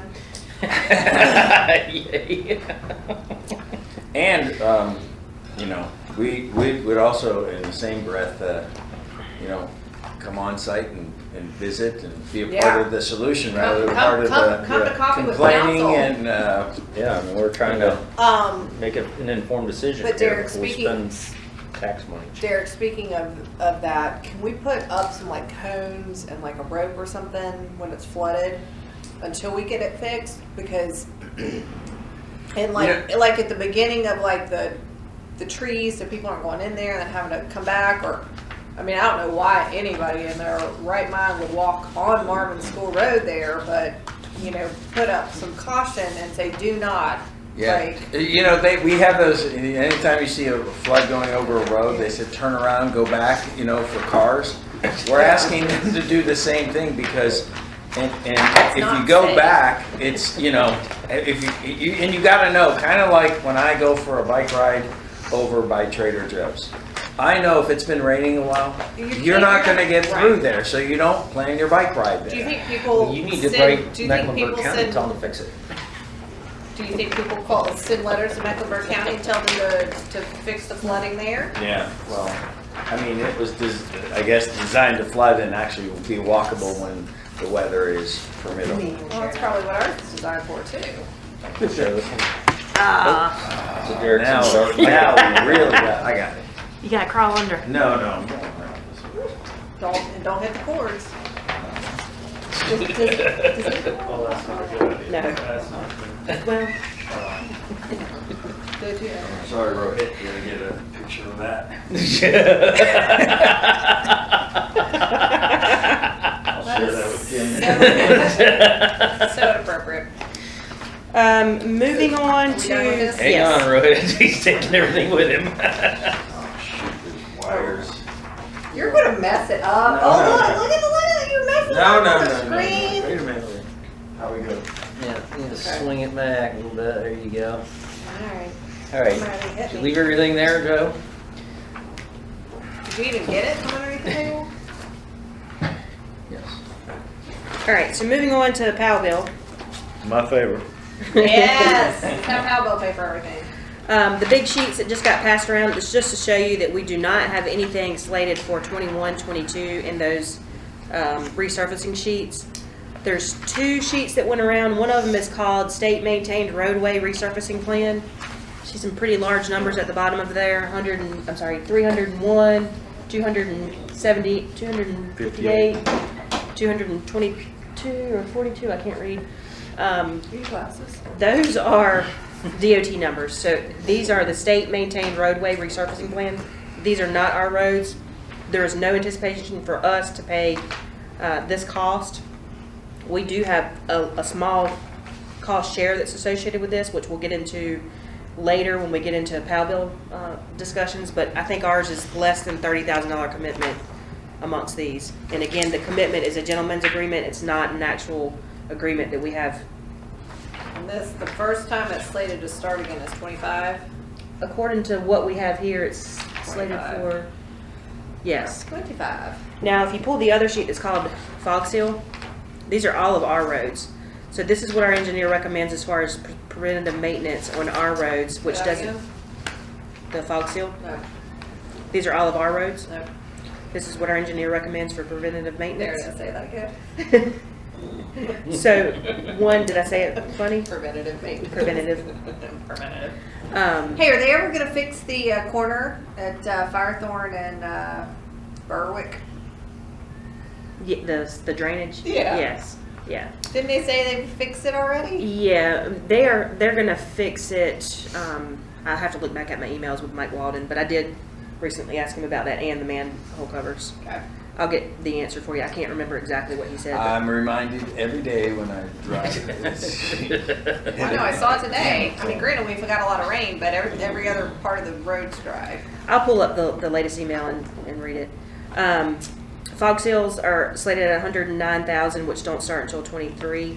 So there's nothing that we're putting into the budget or the CIP for preventative maintenance on POW bill. And we're gonna fog seal the loop at the same time. Is that in here? Yes. Okay. Yep. There's your question. You asked that question. Any questions on that? That's right there. I do have 350 in here for roundabout share. That number needs to be changed. It's next year. We're not putting 350 in. We're putting, I think it's 115. It's in your budget, but I need to change that number. Here. Yeah, that 350. It went How much? significantly. 115? I think it's 115. And we'll get into more of that when we get into the POW bill discussions. No questions on that. The next couple of pages are basically the same, just verbiage from these reports. And then flip over a couple pages till you get to Greenway Construction, and this is where the real What problems page lie. is that? 11. 11? Did you say this is where the real problems lie? It is, yes, Because we don't have any money? correct. We got plenty of money. Where's my sheet? Yeah, go back to that sheet. Right there, yep. Okay. So She said page basically, 11? Yep. this is a snapshot of all of the Greenway projects requested for the next 5 years. And this was taken from the master plan. Now remember, the master plan is like a 20-year plan.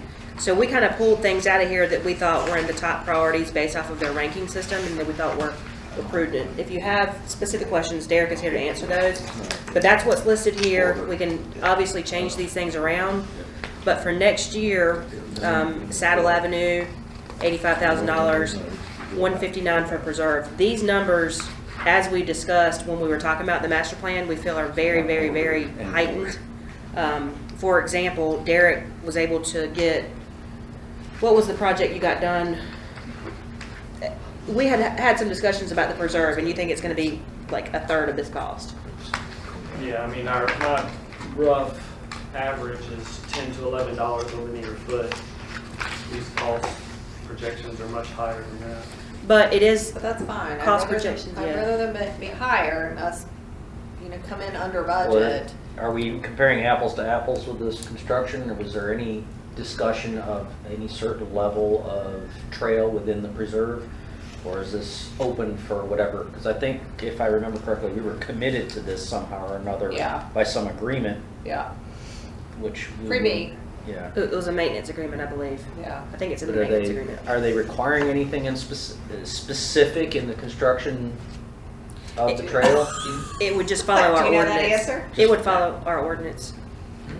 It would, Okay. the standard. So we can do it how we normally do trail. We don't have anything that Fancy. requires a better, higher Okay. level.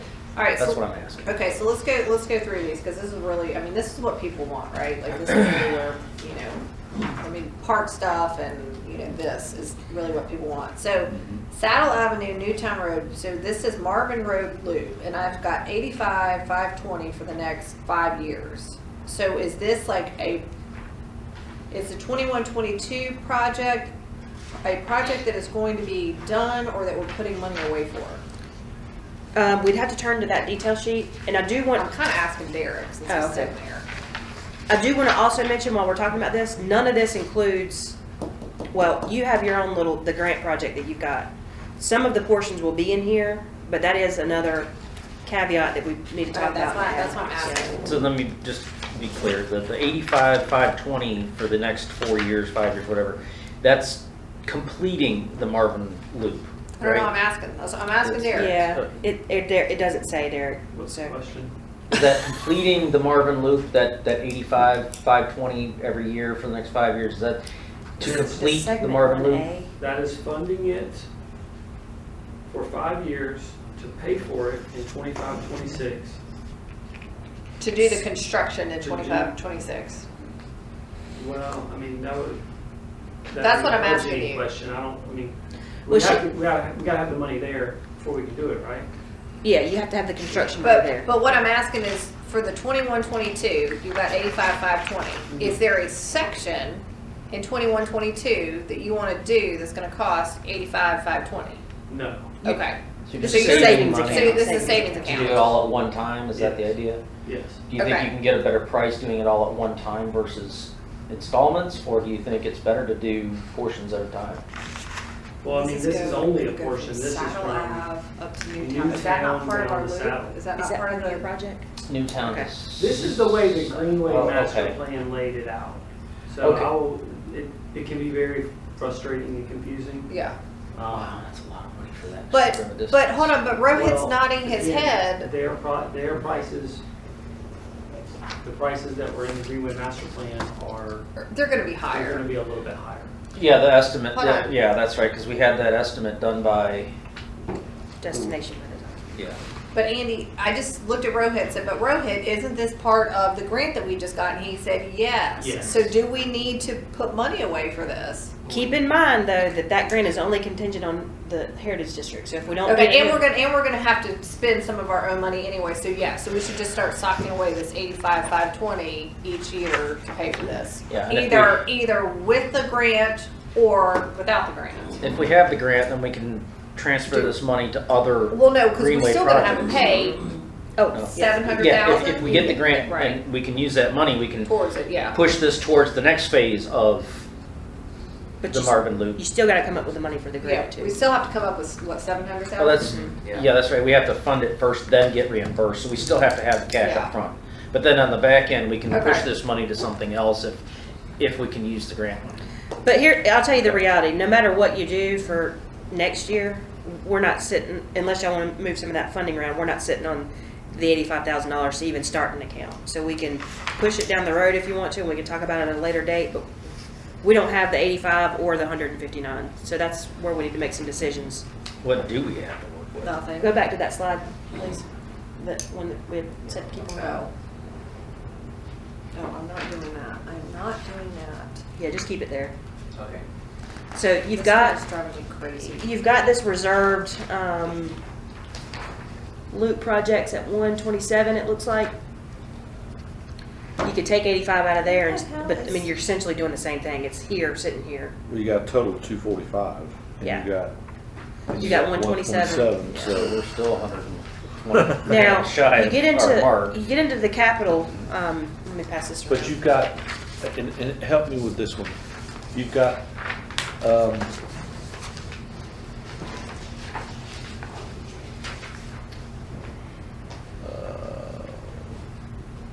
You're passing out too many sheets. what's the unassigned? What's the what? Unassigned, is that just a That's a your total, fund that's a total. just of it all. total of You don't really want to touch that too much. We use that for cash flow purposes. Like, that's like when we said, oh, we'll have to pull it from somewhere, that's where it's gonna come from, right? Yeah, I mean, you can pull from there. That's where when we have things that we don't, like the truck, that's where we paid for that from. You can touch it, but you're gonna run into things like maybe Village Hall where you But- didn't anticipate something. But again, it goes back to priorities, goes back to the priority list. Okay. This thing So- has Tullamore Phase 3, The- from the Greenway Master Plan, costing $368,000 for construction. I can get Tullamore Phase 3 built for $15,000. So they're extremely overinflated is what you're saying. We So, have no money. so we don't need nearly this much. Do you think, in your assessment, do you think that we can get these two projects done for that $127,000 that we have right now? Which two? These two for the 85.5 and the That's just 159.8. basically savings. But what I'm saying is like, can we melt this down to fit into that number? Realistic. The 85 No, is just a savings account, so we're not building anything that we can build to I get don't- cheaper. What I'm saying is if, no, what I'm saying is the total of these 5 years at 85.5 comes out to X. Can we do it for 30% of that total X? So do we need to really put 85 away every year to attain that project, or are we realistically looking at putting away 30,000 a year to attain that goal? That's what I'm asking. So what's the cost of it? Yeah, what is the I mean, realistic cost that we're trying to Realistic get cost, and instead then of this divide that by the overinflated? 5 years that we want to say, Right. it should be less than the. I don't think we're That's- gonna know what the realistic cost is in 5 years. I'd rather put away 85 and have extra to do extra with. Okay, can we, so if But- we put that 85, can we get this preserve trail done That's what I was, for for what we have left? right. You know, or maybe we bump it back to But 80 both- this year, say 85, if we can get both things done. So that's what I was gonna say, Derek, can we do 21, 22, and 23, 24 of the internal preserve trail in 1 year? How much do you think that would realistically cost? Cause right now it's at 319, 320.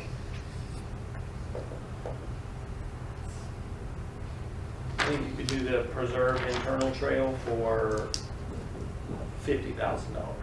Shut up. Both those, Both sections. what you have here for 159 and 159? Yeah, 4,000 linear feet of trail. Well, let me- 50,000 total, so we're looking at What? 320, and realistic is 50. It costs our trail builder, on average, $10 to $11 a linear foot to build the trail. So you're saying that if we put, I'm budgeting it at $15, that's $60,000. Okay, but will that include planning, design, and engineering? No, but there's not a lot of planning, designing, and engineering. So you think To that, go so you think into- that 48,000 is high too? Yeah, that was, what did we do, 10 or 15% basically? I think we Of came the up whole with some project? arbitrary number. Of the whole Yeah, project? of what the Greenway master plan projected. I mean. so you think that we could do the preserve trail both this year? sections?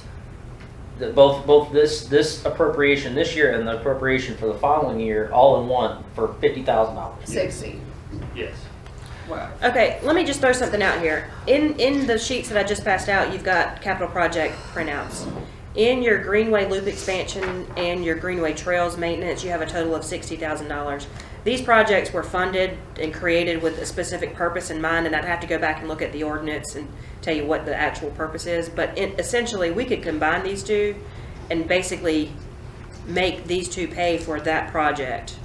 And it's already budgeted in the capital projects. Then we can keep that money in reserve, so we are essentially saving that $85,000 times whatever else is in there. That was 127. I know, but I don't like getting rid of the maintenance. I like having that maintenance there if Derek's got stuff that pops up that we can just pull from Okay. maintenance. Right, So but if we we, can- I'm okay taking the 46. Well, let's pull the difference from Yeah. that reserve, Which one, parks or loop project? the 127. Yeah.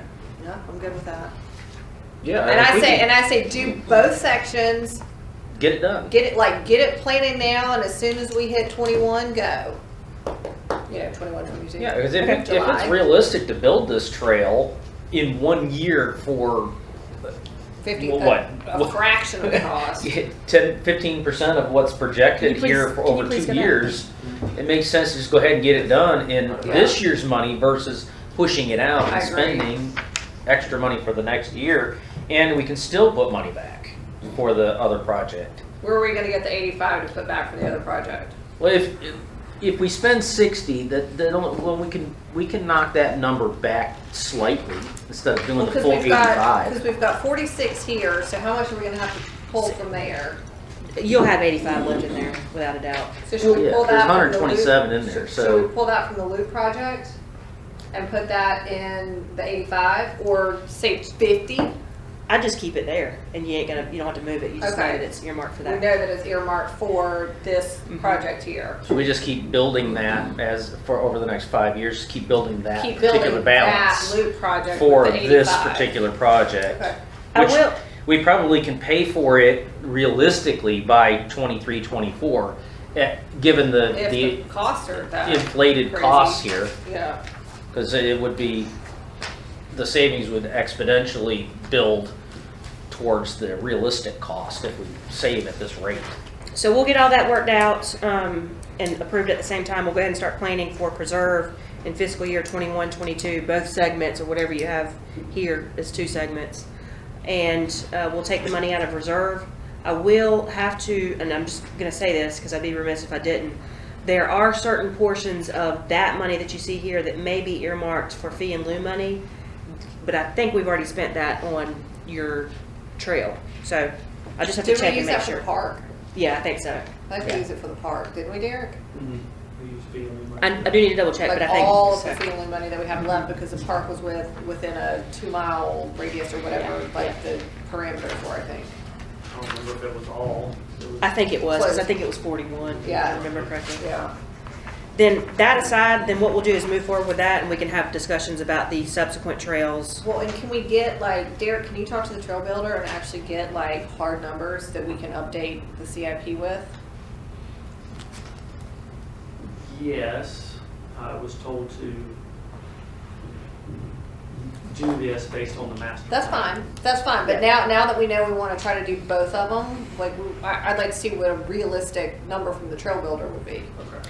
And I did tell Derek specifically to take these numbers from the master That's plan, because fine. that's what we hired him for. So if Yeah. y'all want to change these more realistic, we're more than I welcome mean, to do so. I think we leave everything else that's on there, but now that we're talking about doing these two projects, and Derek thinks that we can do them for cheaper than what is on this sheet, then let's find out what that cost is, and let's update this with those costs, so that we know. I say The leave years that we're everything in, else. Especially the years we're in. Right, Yeah. and I say leave everything else, because that's what the master plan says, but if Derek thinks we can do these That- two sections for, And if we can drop $160,000 off of next year's appropriation, and Then that would be good. that's a huge yeah, savings. I mean, Right. that puts us in a lot better shape next year. right, To be able to maybe possibly get more of these projects done. yeah. I mean, Derek, that won't be terrible for have the trail builder come out, to come out and look at that, right? He's already been out. Okay. Yeah. So then should be able to, and then have him ready to go as soon as we hit, July 1, You fund it. right? Get it building. Okay. Yeah, that's exciting. So, hold on, can I ask a question? All right. Well, didn't really care what you were gonna say, I was gonna ask them anyway. Wait a minute, what did you say? What did you say it was going to cost to do Tullamore Phase 3? Would you say that the realistic cost was that? Was that Less than 15. less than 15? 1.5, and they've got 144 450,000? for 3 years? Jesus Lord. If I could add to that, I think the estimate would have included the land acquisition as well, but if we can get it donated, that's, Oh, that's for like the park area? yeah, that's probably a 6-digit savings if we can get that property donated. It's 21 acres. And they look like they're moving right along with their building. Yeah, and we're in talks, but one other thing they said is that a donation of that property would be contingent on us connecting the townhomes to this trail network as well. That's fine. Yeah, and so we'd That, have to, yeah, that was an easy. So- Okay. so we'd have to cross a creek Derek, branch. Derek can build a bridge, it's Yeah, fine. the bridge. Yeah. And then we might also want to connect it It's a to Boy Scout project. Yeah, there you go. yeah, we might also want to connect it to this commercial area. Oh, we could over probably here. use PAL bill funds for that, couldn't we? I'm not entirely sure if you I'm can just use Absolutely. any of I'm this. just kidding, we're dead. So it's gonna be if you're just to do this section here and call it Tullamore Phase 3, it would probably cost $15,000. But since you have to connect the townhomes and the commercial area and build a bridge, it's probably gonna be close to around 3. Can't we get rid of that one and just do another bridge that way and it would be cheaper? Kind of like let's see here instead, but No. No, go back. Go back to, no. like No. that. Mm-mm. Go back to where you were. Okay. Do your Tullamore Phase 3. Mhm. Boom to boom. Okay, now go up to the townhomes. Like that. Wherever you want to go. Perfect. Now stop. Now let go. Yeah. Now go down to the, yeah. Go Here. for- yeah. And then drag Yeah. it over here. Okay. So 2 bridges across the creek. Yeah. That'd be fun. It would be fun, but bridges, understand that bridges are 5 times the construction cost of a trail. And they have, Yeah, but there's if the, certain. but if the trail is at the fraction of the cost, then we could build 2 bridges. Well, I suppose that's true, but, getting a realistic cost, and I've been over there. McBride Branch is a fairly decent sized creek, Okay. and it's deep. It's probably going to be somewhat of a 30-foot span for a bridge to make that okay. transition. Yeah. So we're not talking about little. And not little side things. We're gonna have to have rails. We're going to have a real pedestrian Okay, bridge. all right, go the It's other not way. like the Yeah, that the bridge boardwalk alone- at the park. That bridge alone is probably gonna be Can you 50,000. do Yeah. it kind of in the middle though, Rohit, and then have like a Do nice one? walkway from the townhomes? Can we, go from that one and just do single crossing and then split it? Yeah, go from like there to there with a nice walkway. That's gonna be hard to draw. Hold on. I know what you're talking about, but I have to draw that. Give me a second. Okay. So in addition to the Did you think we were gonna get this in depth Here, and that we'd get out early? There, and then take one across the creek. Yeah, like kind of, There. no, go right, down, yeah. Like, no, not that far. Yeah, like right in there. And then have like a nice walkway that way and a nice walkway that way. Yeah, that would make more sense money-wise, and I don't think it's that far out of the way to walk. If you're gonna be walking the trails. No, you're walking a trail, it'd be you're walking a nice. trail, yeah. I Okay. think if we I thought consolidate it was one- just like a little, I didn't know like. Yeah, I didn't know they're that pretty big. pricey. They're- Well, no, that, but I just didn't know how big it was. and- Yeah. Okay, I like that. Because we already, actually, and you weren't there for this, but when I was with PRG, we were looking at the Chimneys Trail, and we have a similar creek crossing there that was, and one of the big things that they were talking about was making it for capable of carrying horses, which would have made it an even more of an aggressive type of a bridge, but we recognized an area where they could ford on horseback and make it only pedestrian, which significantly decreased the cost of the bridge, but we're still looking at a $50,000 bridge. Right. Okay, So, all right. This project, and if we get the land donated, the project would probably be around 100,000. That's great Maybe though, 100. instead of 450. Right, right, because the 21 acres, that's probably a 6-digit, Yeah. And that's not buildable, right? it's not buildable, which is why the donation is even on the table. I mean, there is like. Do we 2 need to acres, do we need to call it like Pulte Park? is there I'll call it is there anything that's going to be impacted with the creek? Or are we exempt from that with the trails along the creek? Perpendicular crossings are exempt. And then we've And got we're like that far enough 100 away year on the other flood, trails. whatever. Right, that's what I'm saying. Even in a floodplain, perpendicular pedestrian crossings are exempt Okay. from like regulations. Okay. And then we'll be far enough back for the. Right, for that parallel. As long as we're all within that, that's Okay, so let me go back to my question that I was gonna ask that Christina said I could ask. So on our list, we had like, and I know, I'll put in my quarter or whatever, like we had Innisbrook. I think it's silly to put it in until we have true connectivity. So this Saddle Ave to Newtown, that would just come basically right up our side and around the corner on Newtown. Is that right? And then how are we getting these easements? We'll have to buy them, and I did get in touch with CRTPO, who said that they have resources to both, they have staff resources to help us and like, Excel tools to help us analyze the costs, and they also have connections with DOT. But what if they say no? Like the house beside Innisbrook? Yeah, that's been So our what if they big say no? problem there, if you remember from PRG. I know. That's why I'm asking. Yeah. Eminent domain. Yeah, I hate to use a curse word, but Master plan? it's a federal grant. They're not us. They won't take no. That's their. Master plan? But would it be? He said he cursed. Oh, When I said master plan, do you remember it was a curse word? You weren't paying Is that attention. is that considered eminent domain? Is that what Yeah. they would pull on that, being Yeah. that it's a federal funded thing? Right. Okay, all right, that's good to know. So would it be the feds doing it, or would it be us coming in? Right, that's what I'm saying. Like CRTPO and NCDOT are already like organizing certain things. They've already put it on NCDOT's plan. So. Where is, because that's Chestnut, where's Saddle? Oh All the yeah, way sorry. down? It's down here. So the full scope of the project, and if we don't get this easement right away, we can. We have Innisbrook. Yeah, the only Right. thing that's a problem is just that one Well, yard. that house there. Right. So Okay. officially we've given the scope to them as being on the west side of the road, and then crossing where we had proposed the crosswalk and HOA property So last you guys year. aren't even going there. Right, Because right, we right. already have the loopy-loop thing there. Yeah. Actually, the house you're talking about isn't in the scope of the project. No, that's not the house I'm talking about. I'm talking No, about the it's- one, north, it's south, adjacent- south. Keep going. Yeah, Oh, it's adjacent to that's Wingfield gonna- Drive. That's going to be eminent domain, unfortunately, for that guy. And we've already got that there. we tried to buy that years ago. Yeah, and so this is already built. Yeah. It'll just tie into it. And so that's where we have the scope of the project right now. It starts Okay. here, it's on this side. So do we have the Across the crosswalk factored in?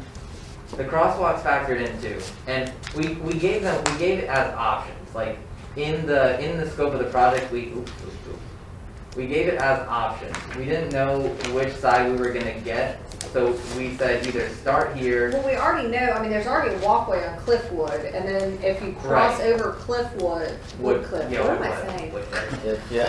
Jeez, if you, Yes, if you yes, cross over Woodcliff, you've already got like the little thing to come across the street. Right. So this, Yeah, yeah, right this, there. this sidewalk already exists, and so that's why we put the scope of the project as, this to here, that exists, put the crosswalk there, that cost is in the Yeah. scope. Have the sidewalk built here and, Yeah, that's the all of it, house that's yeah. the problem. that is the house that's the problem, but since the feds are involved in the project, it's probably gonna be eminent domain. And then this trail exists, and then it goes all the way around, To there. Which, here. are we going to build that segment though until we figure out the MHD? No. Yeah, that's right. And then the other thing is the roundabout's gonna change all that too, so Yeah. that's So gonna be no. incorporated Yeah, with no, all but that's that. why we're saving for it, we're not building it, Yeah. right?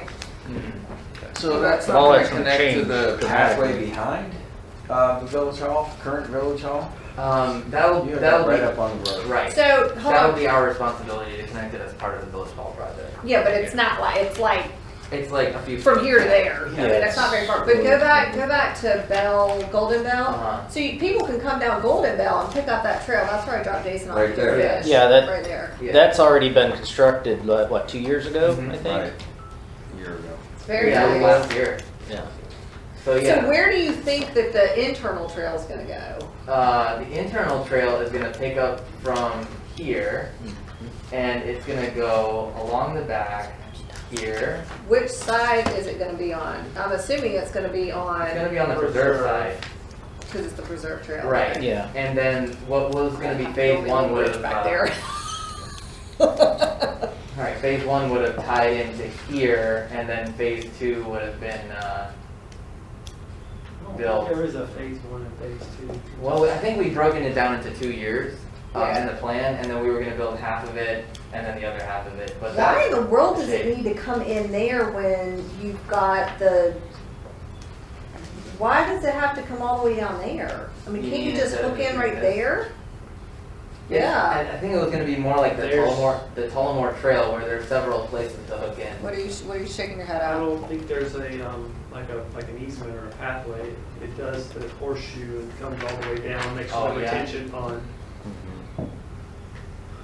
Right, I mean. Oh, so we've got the easement that comes Right, out. right. We definitely have this easement as I'm drawing it. Oh, it comes out there. Yeah. Okay. All right, that's fine. Because that was part of the agreement with the preserve is that So you we think would that build that's gonna be that, so that's 60,000? already appropriated. That's big. I think so. Similar to the Tullamore, and it's also similar, we've got the easement That's all instead of it is. having to pay for it, so. I think what we're done with this, besides this, right? The contours here might be a little challenging. I'll just warn that in advance. It might add some cost. to plan it right now. Just the Yeah, contours because there is an embankment, that creek and all that, I've walked that, and it's kind of like a goat path as you go up the side of the creek Have embankment we talked there. to anybody in your neighborhood about giving up an easement to access? Because I would think. if Yeah, I- we have. Yeah, I know. It runs right I talked to behind one it, yeah. person who was selling, but the, There's- He's still selling. You walked it with Yeah. us too, He's didn't still you, Joe? selling. Didn't you What? walk that whole thing with I us? I with have in the PRG? past, and anywhere along there, I'm thinking, as a homeowner, I mean, it's not like you have this, I mean, it's just, I get a kick out of people. Talk to. I know, but. But there is you a can't do it creek because crossing. The deal's already in. There is a creek crossing if you do Oh, did he connect to sell it Innisbrook, but it's Yeah. not a It's huge under creek contract. crossing. It's a very low. If I lived on the back of Shallow. Wayfield, we could do it at my house, but I don't. Yeah. No, I'm just saying, any one of those, I would be, especially if you had a cul-de-sac, I would be happy to have where I could walk out my door and access a trail. And Yeah. people think that, I mean, even, no offense, your neighborhood was upset that we were gonna put the loop right in front of your neighborhood, thinking that, oh, we don't want, there's, just Okay. drive around Marvin. There's not that many people. We I only bet, have I bet 6,800 you could go to people. the board now and we'd be fine doing it on the inside of the fence. Yeah, but my whole point is, having that as accessibility, I know my family would love just being able to go for a walk and be out in the wilderness, sort of, if you're in the trees and walking through a path. I and don't know, having easy Rohit, pull up access. everybody on the back of Wingfoot and start calling them and see if we can do an easement. I'm good for right now. I mean, it's gonna be tough to go in between two homes. You want to do it at a cul-de-sac. Right, we'll go to the cul-de-sac, right Yeah, there. there's two cul-de-sacs. Here. The one in that back left rear corner cul-de-sac would be probably perfect. I think the one that you're at now, the lower one, is probably going to be pretty steep getting down that Yeah, embankment. but the other one up above. The one up top is probably right going to there. be the most I mean, accessible. I know both those individuals. I don't know. I mean, That would be perfect there. That would. It's Talk got to, better terrain Joe, there. you call Tommy. I don't know anybody in there, but I was in And then that we would when it was maintain under it, construction right? a lot. I know there's some Call Tommy. equipment in between the two homes for like. Or call, you do Polly, who's beside the Polies?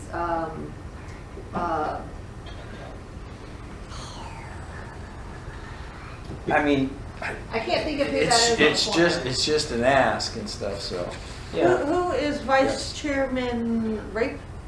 He's not here. Okay, so we don't have to worry about his food? No, he's supposed to be coming, but he hasn't given us what he wants, so he's gonna have to wait.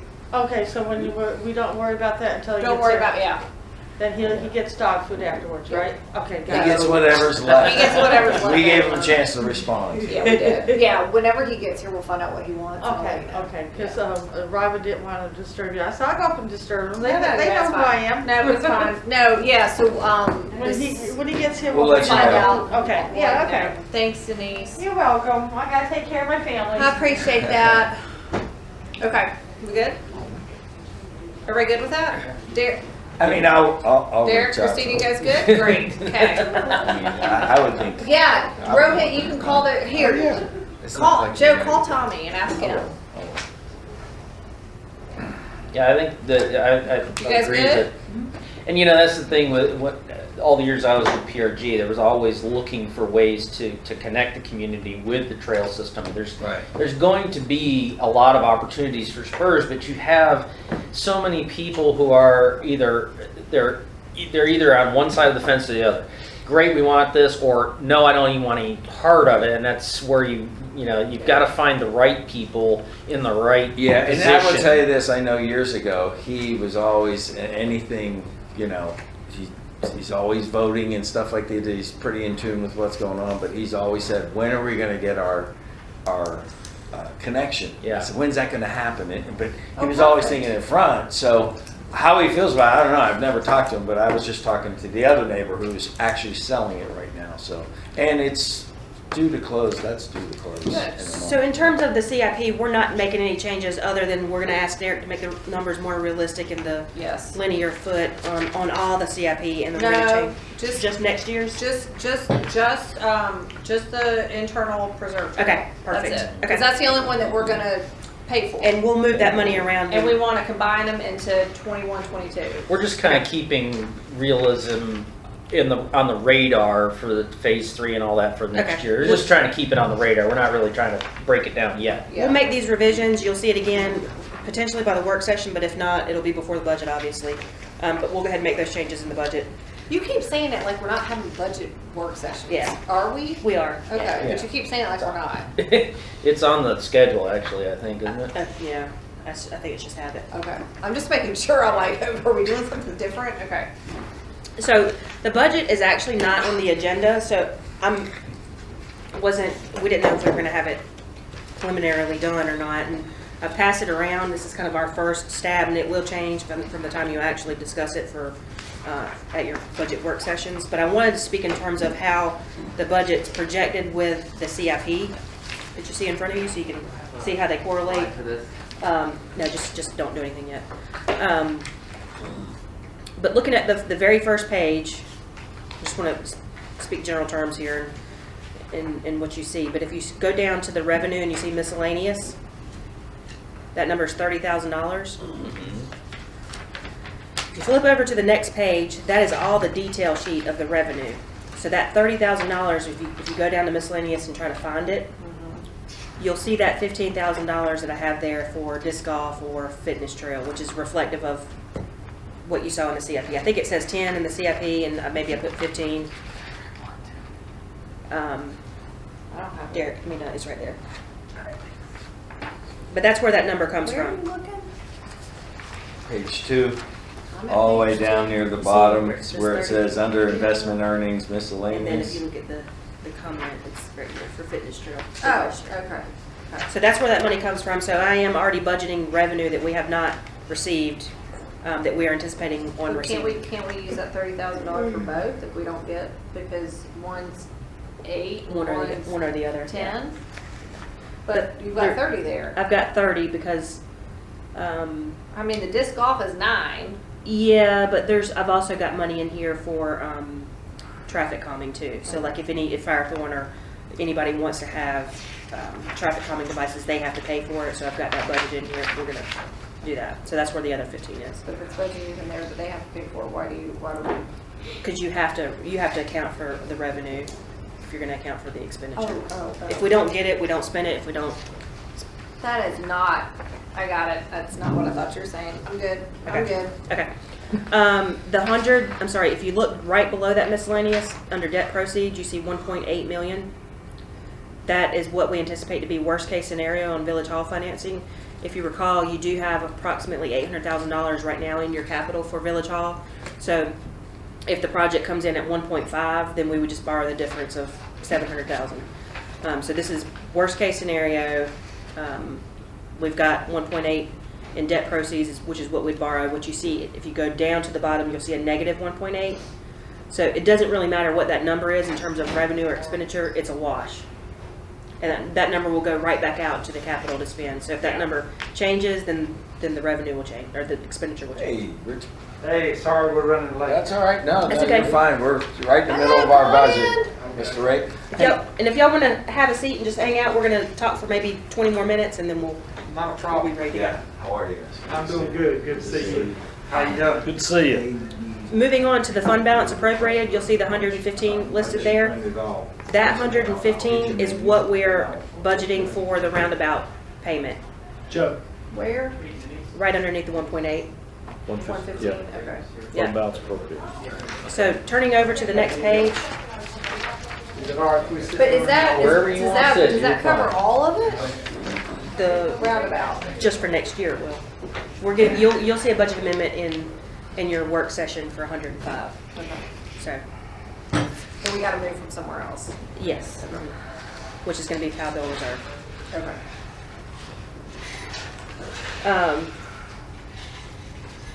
The next page, I just want to correlate what the tax collector said to what we put in the budget. He does anticipate a 26% increase in revenues. I have projected here only 10%, so if y'all want to keep the 26%, we can do so, or we can go down a percentage of the tax rate and That only come assume. from, is that from the increase in the Yeah. assessment value? So, but from what he was saying, they weren't necessarily going to, they may change the tax rate They to can wash it. They can We don't change know, theirs. right? So what we do? Ours is Ours goes up too, though. Yeah. Right, so, So we but we gotta can, correct it. so we can do the same thing as the county then, is what you're saying, we can change our rate, or we can keep it the same and That's get correct. more revenue. Yes. Yeah. Which we're gonna talk about later. Well, and we'll talk about that at the budget. But I'm just Okay. letting you know, I did not project a 26% growth. I only projected a 10% growth. Okay, Because I don't know what the county's doing, and if the county goes up on the taxes, we obviously want to be cognizant of what our taxpayers are going to be paying. So I did estimate some level of decrease associated therein. okay. If you go down to where it says miscellaneous, you got fee and lieu green space. The 30,000 there, that's that miscellaneous that we just talked about. Okay. Same thing right here. We just talked about on the second page. 30. Where we had disc golf. Oh. It's just Why was it on page 3? Okay, I it's got just it. a reflection of more of that. Again, you'll see that debt proceeds on the 1.8 and then the fund balance appropriation. Page 3, there's nothing really I want to talk about there because none of it ties to the CIP. Page 4, the main numbers here are going to be down at the bottom where it talks about occupancy. About 3/4 of the way down. Okay. It says page 3 at the top though for some reason. You'll see the 93,000 that's into the occupancy, that's the total. You'll see the debt service payments of 65,000 listed there for the Village Hall loan. I've got some amortization schedules that we'll go over later in the PowerPoint, but that number is kind of flexible. So that number is going to be consistent with whatever the total borrowing is. The total borrowing payment that I have here, 65, is more along the lines of an $800,000 loan. So that's more realistic than the 1.8. That's our mortgage payment, basically. Yeah. Correct, yes. The 65 The 65 is the mortgage note, yes. on What's the 800. rate at? Are we getting at? Just out I of think I've got it curiosity. projected around 2 to 3%, somewhere in Okay. there. And you said that's that's at at the 800 and not 1.8? Yes. Okay. That loan payment is more closely with 800,000. Okay. We do have some increases that are associated therein with the increase of obviously more square footage and paying for that increase in capital. So those notes are reflective there. Skip a page. Page 6 at the top is labeled transportation. It's really big stuff. The $40,000 number, that's what's reflective in the CIP for the first pedestrian sidewalk. So if we do change that to 60, it will change our projected numbers. It will have to move some things around, so just keep that in mind. Well, we're gonna change it, right? We already said we were gonna change Yeah. it, so. Yeah. So, road repair and maintenance, the Marvin Heritage District is obviously a project that we've got into our plans for next year, or the following years. Our planner did request a $20,000 traffic analysis study for that corridor. That's something that we've got requested in funding, and we could talk about that later, but I just wanted to point it out to you that it does tie to that CIP. What do we need the study for? A traffic analysis to see what would be required, if any, for future developers to assist in paying for that infrastructure cost. We would make a developer do a traffic impact analysis if they were proposing any commercials. So we just have to make sure how the development would impact the traffic and what improvements would be needed. So why are we paying for it? Because it's an overall project. Like, we wouldn't be able to ask any one developer to pay for the project first because it spans the whole district. Okay. So, and we'll talk about that in more depth at the budget retreat, so we can obviously take it out. I mean, if y'all don't want to do it, we can take it out. It's just a request that was made, so I put it in here, and we'll adjust it as we go along. The next couple of sections, $15,000 that I've got budgeted for road repair and maintenance. That does include the signs, the street blades that we're going to discuss at the work session. As you know, Canterford Creek and Weddington Chase are discussing, changing out their signs at our cost. And so we're talking about planning for future developments or other subdivision streets that we want to take over and replace those. So that's that $15,000. Let's see. Again, you do not see any major expenses in here for road resurfacing. As you've seen in the capital improvement plan, there's nothing really slated there. You do see that $115,000 payment to DOT for the roundabout match for next year. And those are really the only things that relate to capital. Moving on to the next page. Down at the very bottom, 3/4 of the page, Greenway Loop and Park projects. You see park projects for 57.5. That number is directly tied to the CIP for all the requests for next year. You also see a $10,000 appropriation that we've got slated for the Greenway's capital project plan. And I will say, prior to me, that's not something that we were doing every year. So that's something that we can kind of hang our hats on, that we are at least putting in a little bit of money every year to that capital project. That is all that I have in terms of the budget for capital. Real quick. Christina, one quick question, and you don't even have to go back to it. When you do capital outlay on the general government for furniture and office equipment, you've got $1,000? Yes. I'm assuming you're asking that for Village Hall. Yeah. That, we're gonna roll that into that project. So it will be a finance cost into the entire project. So when we get the bids back, we'll have to add in some money into that capital for that. So it's not, you're So gonna. that's going to be part of the loan? Yes. Yeah. Or we can take it out of the 800 that you got in the bank. I mean, either way, it's gonna come from the same pocket. I see paying, a mortgage for Can you go to my slides? Well, building but what- when it comes to. But either way, it's all Furniture going and to the stuff. same pot, so I it doesn't, understand. it's gonna, you're gonna I just- finance the building or you're gonna finance the furniture, it's all in the same pot. But I think it's Right. also talking about like Just keep it AV on the side equipment here. and Right. Don't pull all anything that else. stuff. And I Right. understand I where you're just coming took- from, but it's all like that one lumped in sum, so we've got a portion of it cash and a portion of it that we're gonna. Okay, real quick here, I just want to tie this in. Again, this is going to be part of the budget work session items. But Thank you. I don't know what I was saying before. I But don't know either. you'll see a couple different options here. The main number you need to look at is the payment numbers. You see the total in the very far right column. One of them's 90, one of them's 69, one of them's 78. So the 20-year terms they're all based off the total borrowing amount. Probably be easier if I pointed out.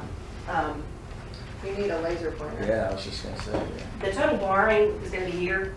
So this is the 1.8 option at $90,000. And obviously, we're not projecting to borrow 1.8. And then you have a 20-year note here with 850, and it's about 69. So we're projecting around 800, which is why I kind of knocked it down to 65. And any reason we picked 20-year term, just out for? No, Okay. just to make it lower now. Can you advance the slide? Well, can we do 30-year term and make it lower? We can. I know banks don't really look at that favorably, but we can ask her. For municipalities? Yeah. Really? You usually get better interest with a shorter term too, right? All right, go back. Real quick, want to talk about this. I'm glad you guys are here because y'all can see how we've projected this out. So this is our POW bill funding over the next 10 years. As you know, we got into the road business not too long ago, and we're receiving about $150,000 a year. These are our revenues. So this top is our revenues. We're projecting 160, 208 based off of the carryover from the next year. Because as we've projected in the past several years, we've talked about not doing roads every single year, not doing resurfacing every single year. So those years that we're not doing it, that money's just going to sit there until the next year, and then we're going to spend it. But as we have things pop up, this is where money's coming from, and these are all of our expenditures. And we're looking pretty good. These are nets down here at the bottom. We're looking pretty good with everything we have projected until we get over here, and we're going into the negative here. In this projection, we do have for expenditures, we do have your regular ongoing maintenance that you have in your AMT schedules, the big long sheets that I passed out earlier. So all of those are here. These are the numbers you see here for the fog seal. The numbers we have here are the emergency repairs that come up every year, these sinkholes that we have, the curb and gutter issues that we deal with. This is going to be the DOT prior commitments, as we were discussing. For instance, let's just use Innisbrook, is in the traffic schedule for DOT plans for 25, if I'm not mistaken. 29. But this is the portion that we've kind of committed to DOT that we would pay in those years when they start back. So they're very minor. Which, are you looking at 11.6? Yes. 7.6? Okay. Yeah. Mhm.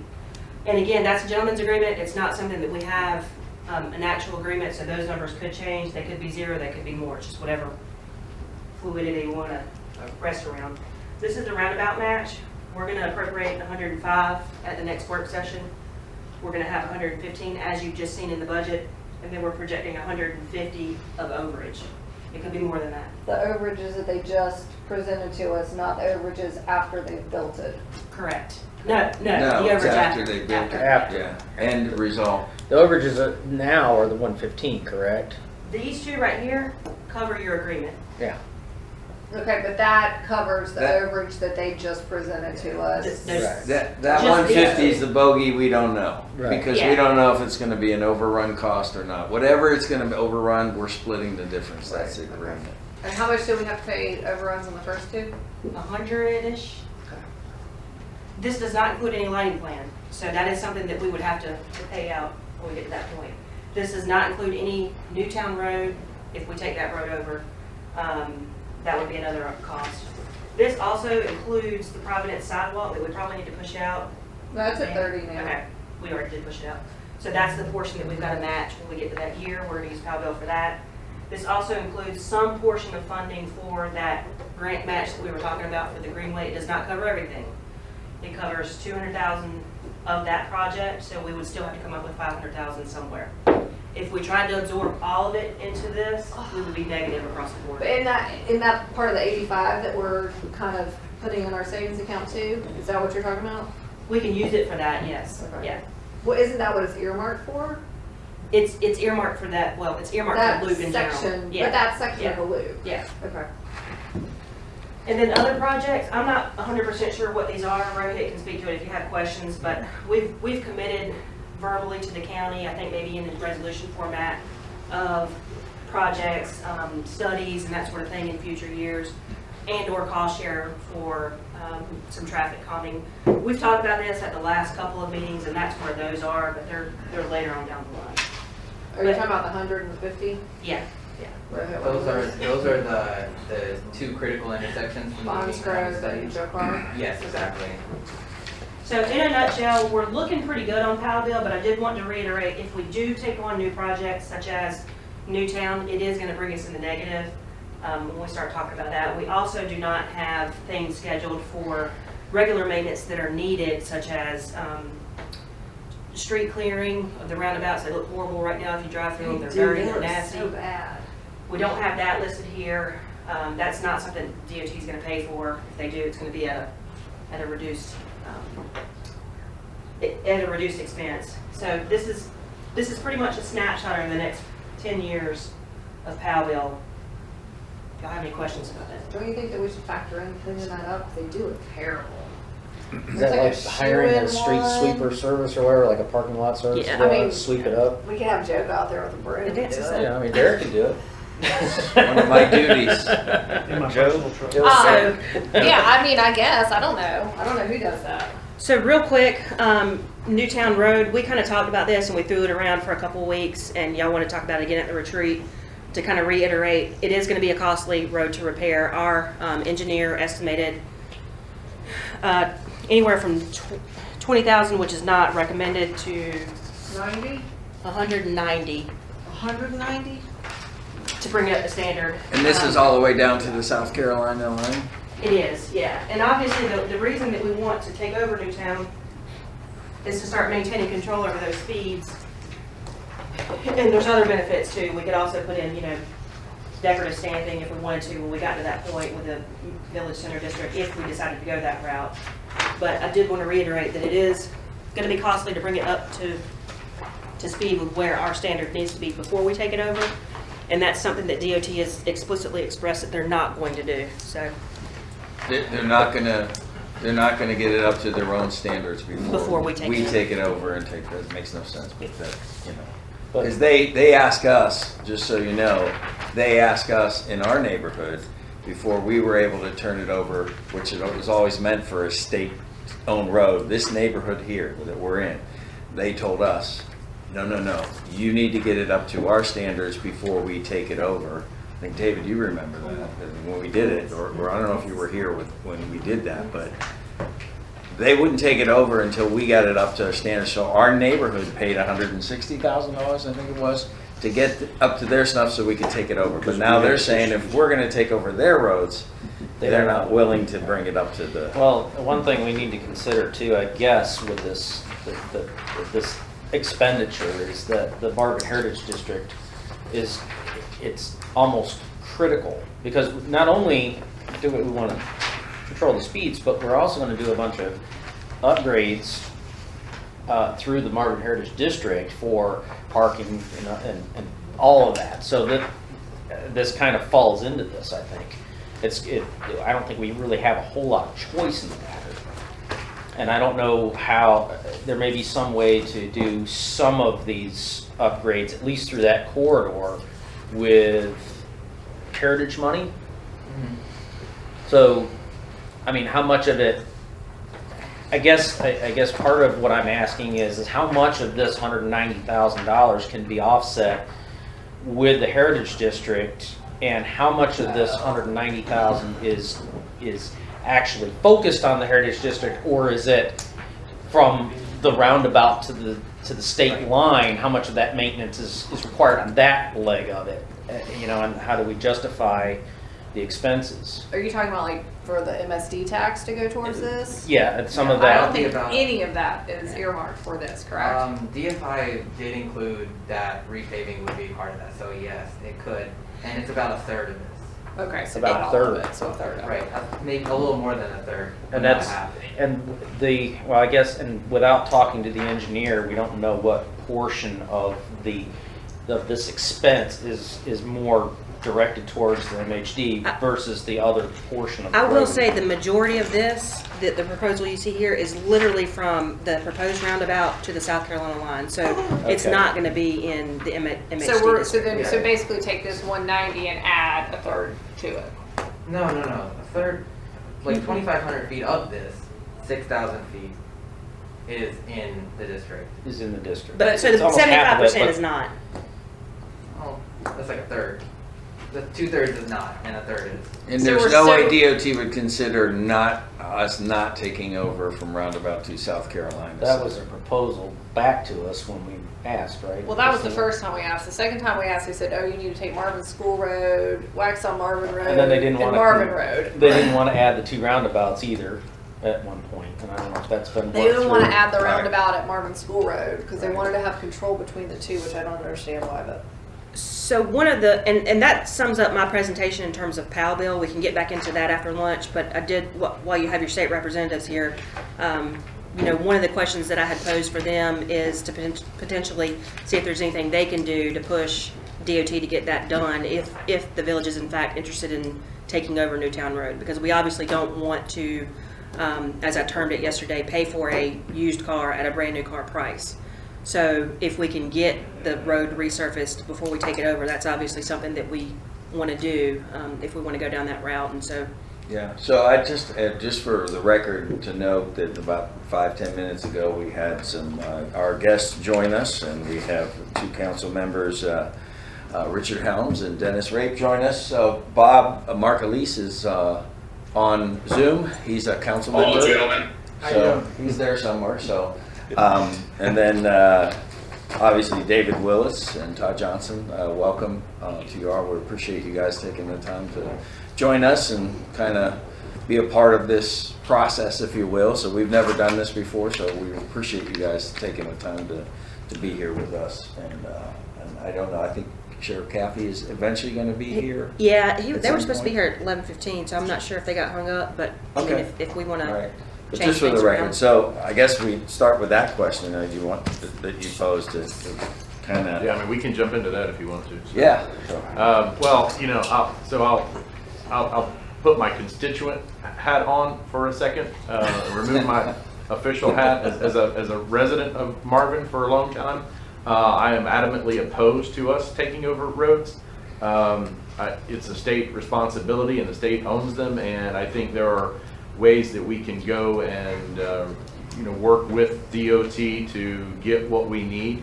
I don't know that we've been as effective in doing that as a county and as a municipality in the past as we at the state level as we could have been. And so I would like to suggest that we take a bite out of that apple before we commit to doing anything with our dollars and commit to owning more roadway going forward.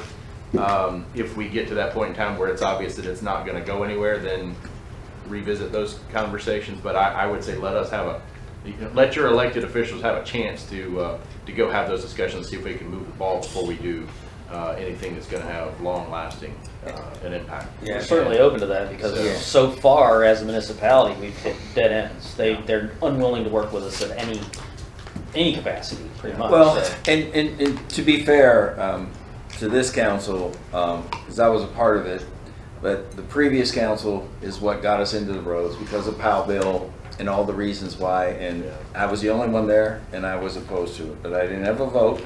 So once you get into it, it's not like you can, you're halfway pregnant, I guess. I mean, you own it. Yeah. I mean, so we're now in PAL bill, and we own roads, and we talked about doing bonds to do it all at once, and then just put it on the community and say, hey, we're in the road business now. We talked yesterday about, maybe a budget item for someone because this is going to get us so busy just in the road business, we're going to need a road department. essentially. And that's not right now, but, you know, and how we do this. So in fairness, I agree with you. I'm 100%. I think you and I talked a little bit about this, but that's why I think the invite was here to say, okay, can we take this to a different level and say, and I think you guys all know as council members that let's tap the brakes on owning that road and figuring out what we can do before we can do that. So. I mean, the problem is like, you know, every time we go to DOT, they say no.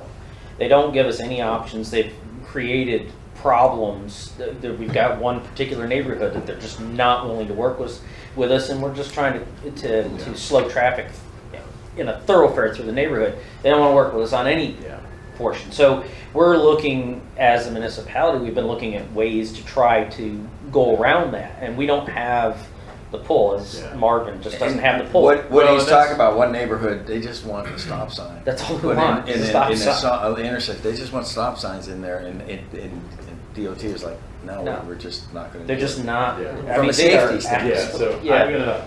I'll put my. So that being said, as a Marvin resident, let your elected officials at the state level take a crack at that, and then let us come back to you on that. If you want to send us kind of your wish list of those little things of what those are. I love that then question. Go have, That's such a good question. then go have that conversation. Certainly not promising anything, but let us go have that conversation.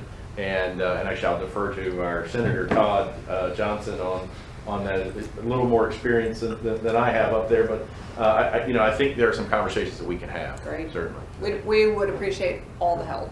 Well, in full disclosure, I don't pay Marvin taxes. I don't live in Marvin. But I can tell you, I love local control. I love municipalities being able to kind of direct their own path. But I would caution, part of the DOT game is to wait and say no. They tell us no all the time. I feel like is part of their game is to say no to see if you'll take it on yourself. Because the minute you bite that apple one time, it's yours, you own it. And unfortunately with roads, it's not something that, hey, we built a road, we paid for it, we're good. No, it doesn't work like that, because it's it will just continue to suck and suck and suck you dry. So for me, even though I don't live here, it makes me upset when I see our tax dollars and our gas tax money that we're spending going down east to roads that are not anywhere remotely traveled as much as our roads are. So I would throw caution to say before we get too far ahead, because that's what they want you to do. Before we get too far ahead of this, David has done a phenomenal job in such a short amount of time to really getting out and shining light on these issues. And I think give us an opportunity. So kind of like what he said, when we're talking about street signs or stop signs or small resurfacing projects or anything like that, give us an opportunity on that. Those are things we can usually move with pretty, I'm not going to say easy, nothing with DOT is easy, but they'll at least answer our calls and they won't blow us off. And so on those when you're talking about projects, and I think we know the difference between a resurfacing and an actual like road widening and turn lanes, and all, that's a whole different scheme. But in terms of there's an intersection right below my house. When I say right below my house, I mean literally a half a mile from my house. Major, heavily traveled because it's on the way to like the county, one of the county dumps. So a lot of trucks and stuff it's right near the county dump. And over a 6-month period, there were 19 accidents there, and these are bad accidents because of hills and stuff. So the house that's in the corner there, the gentleman has an outside video, and he had it pointed at that intersection for the sole purpose of recording these accidents. So he put this montage together of all these accidents happen, and now the DOT, what they were saying is, well, it's going to be all this money for a roundabout. And we don't want a roundabout.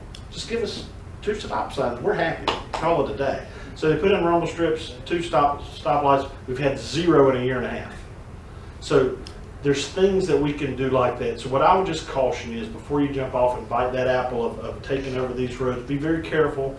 In the end, I support the council's decision. If you want it, I support you. If that's what you want to do, I'll support it. But at the same time, let's work to get some of these state gas tax dollars into our communities and in our county before. Let's give it the full shake beforehand. And to your point, their job is to tell you no. Well, And they're that's- gonna keep telling you no until they realize, oh goodness, he ain't going away, I don't think we realized as a council, even previous councils, that we could get any traction going anywhere outside of what we're doing. We're trying to do the best thing for our community, and I think that what you gentlemen are suggesting is certainly a better way to go than spending tax dollars from our local pot versus the entire state pot. there's plenty of stuff that you could do with that money Yeah, that you'd exactly. rather do. And so to David's point, I think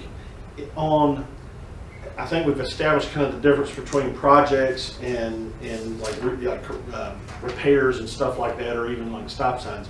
So understanding, I'm really not talking about the projects per se. I'm looking at the other repair and update kind of things. Mm-hmm. If you can get us a priority list, and when I say priority, I mean tell us this particular road at this intersection, this is what we want. Get us a list of them and let he and I start chewing through this. And I'm very close on, at least on the Senate side, I can speak. I'm very close with our transportation chairs. There's been other issues that have been brought that we've gotten fixed. I don't know if y'all ever go to Monroe, but we just got the intersection right there at Dickerson, right by the mall in 74. There were motorcycles when they pull up.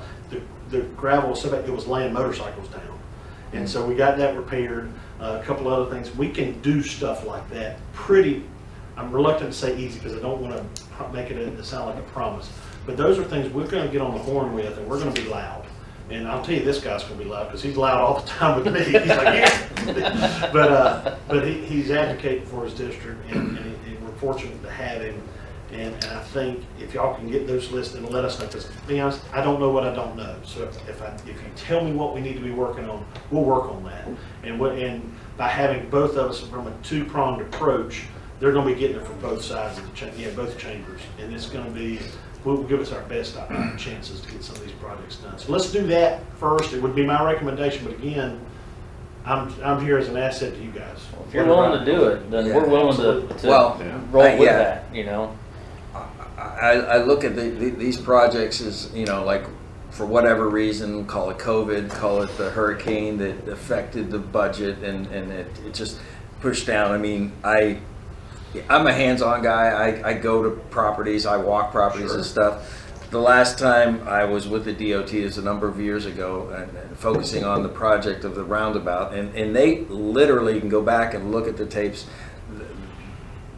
in a sense, and I think I said, so you need more body bags is what, because there wasn't an accident. But there's an issue. When we have kids that are driving, you're going to be having kids that are driving. There's an issue there. So what I did is I took the local DOT guy and put him in my car, and then drove over to the Meadowlark where we need the roundabout, and I light of sign, the what do you call it, the line of sight. And he's in my car in this little intersection. He's in the passenger, and I'm trying to figure out how I get out. And he goes, "This is insane." I said, think about this. There are 6 times a bus negotiates this corner with kids in it. Yeah. And we're waiting for this, and why this hasn't been a priority. So the biggest thing for us, I know, is the project, the bigger project, and how we can. We've even gone so far to suggest a kind of put it in our where we pay for it now. The village does in a bond. And say, get it at today's dollars, because down the road, and if we get told it's going to be another 2-3 years, that's at that cost at that year. So we've even suggested bonds, which we're considering, to do an IOU, and we're not sure how that works with the DOT and stuff, IOUs, I mean. You're a lot more trusting than I am. Exactly, and we've heard that from other municipalities. That's why we formed the group WUMA, which is Western Union Municipality Alliance, to kind of figure out and work as, power and numbers. Talk to Indian Trail about Old Monroe Road before you really trust too much, because there's the DOT's pulled the rug out from under them on a number of things. And that's our concern, so we've got to tap the brakes on that issue. But we're willing to do it. I think we can do it, but then what is the excuse down the road of not them reimbursing us and stuff? So even Powellville, to some extent, is that going to be around forever? I mean, we're going to be we're taking on these roads with the expectation that's of forever. As we add on roads, we're going to continue, but there's nothing that says Powellville's always going to be there. And that was another argument for years ago why, getting it. Because we've always said, hey, take care of our roads. And I said, we can't even, DOT's told us we can't even get to secondary roads, let alone neighborhood roads. So one thing I can tell you is I cannot promise you anything for sure and definite. But there is one thing that I can wholeheartedly promise you. If you take that road over, there is a total of 0% chance that the DOT will ever take any interest in that road and taking that road over. So that is a definite 100%. They will not take that road back over. And I'll tell you another thing, talking about kids, I have a 15-year-old that's going to be getting his full license in less than 4 months. And guess what? You all right? He plays high school sports. He would be driving to Marvin Ridge. So just because we don't live here doesn't mean that our kids are not going to be riding on these roads. And that's what a lot of people think. They think, well, I don't live there.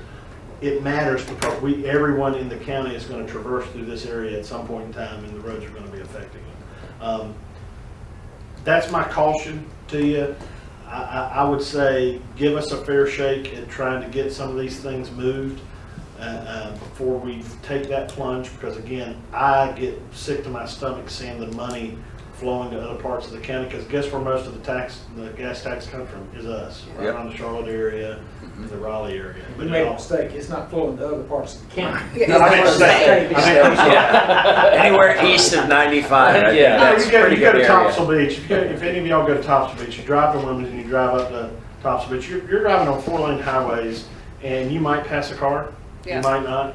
And it's and then around here, you think roads at Cuthbertson and some of these other areas around here, you're driving on these curvy 2-lane roads that has more cars in a 1 mile than they have down there in 10 miles in a day. And so it's unfortunate how things have been done. DOT, I will tell you, is a mess. And it has been, I think we talked about it recently, maybe the last time I was here when we were speaking about it. It was the money that they have wasted. Last year we did pass a bill that had put in safety nets and some bumpers and guidelines, because a lot of folks don't understand the DOT is not a legislative process at all. We have no control over their budget because a lot of their stuff is federal funding. We can put guidelines in place, but it does fall under the purview of the Office of Administration, which is the governor's office. I will tell you, I'm optimistic though. The Secretary Eric Boyette, he is a governor's appointee, but at the same time, I have been cautiously optimistic with some of the choices and the decisions he's made, either voluntary or involved. Maybe we made them for him, but I've been cautiously optimistic about what we're seeing and how cash is being budgeted a lot better, because roads run on cash, and it's hard. It's not like any kind of budget you've ever seen, because the road projects aren't, hey, let's go build this road, boom, we're done. It's years of stuff, and so you've got money flowing in, money flowing out, so you're actually encumbering money that you haven't received yet, which is a deadly combination, which got us into last year having 900 contracts suspended, which directly impacts your taxpayers. These are people that live in our communities, these engineers, these asphalt operators, all these, they live in our community, so it is putting a pressure on both sides. He has brought some sanity back to it. That's why I say, give us another bite at the apple. Give us a chance to go through and work through them. And then at that point in time, once we've tried and we've fought and we've clawed, we'll come back to you. And I'll tell you, yeah, we got it done, great, or it ain't gonna happen. If you really want to make it work, pull the trigger on it. But I want to give us a chance to try to get this road money that's being spread out all other parts of the state. So we're definitely going to send you our wish list, because I love that question. I always want people to know what my wish list is. We're going to send that to you. I think probably our biggest concern with roads right now is the roundabout. Yeah. And David has been very as a matter of fact, I wake up thinking that roundabout, and I go to bed thinking, because when I talk to David and I, we speak 5 times a day on the phone about different stuff. It's the first thing out of his mouth is roundabout. Hey, have a good day. By the way, don't forget about the roundabout. So we're constantly, and we understand that as the priority. So it's okay to throw projects in the list, understanding that those are okay. That's a different approach that we have to take. It is, but with that, it is, because when we had our meeting with DOT, our DOT rep a couple weeks ago, obviously we're having to put out a large chunk of money for this, and we've already put out for the other 2 roundabouts, that it truly is a cut through for the rest of the county and South Carolina, and I mean all over the place, and nobody is helping us. Right. I mean, yes, DOT is obviously they were going to pay for the majority of it, but what he said is, you know, it's not a safety issue. If it was a safety issue, DOT would pick it up and they'd pay for all of it. And I was like, so you need more dead people out there. Right. We Yeah. put in sheriff's officers from the county 4 years ago that we've spent close to $400,000 of Marvin taxpayer dollars, nobody else's. We asked Waxaw to contribute. They said no, they didn't want to. Like, that is probably our biggest, like, we need help financially. We would love some help with paying for the sheriffs that are out there. I mean, we put in a And no they're only out left-hand- there for 2 hours. during the school year. Yep, and only for it's 2 2 hours hours. from 4:30 to 6:30 there, and they're the ones that requested. They came back. We said one sheriff. They said no, it's not safe. Yeah, right. Think about that. They said it's not safe, which what we been telling them. So now we need 2 sheriffs there with lighting and all that, just to get Yeah, we have to just pay to for get a the lighting rest of the tower. community that has nothing to do with Marvin. There's 16,000 cars that go through there. We're only 6,000.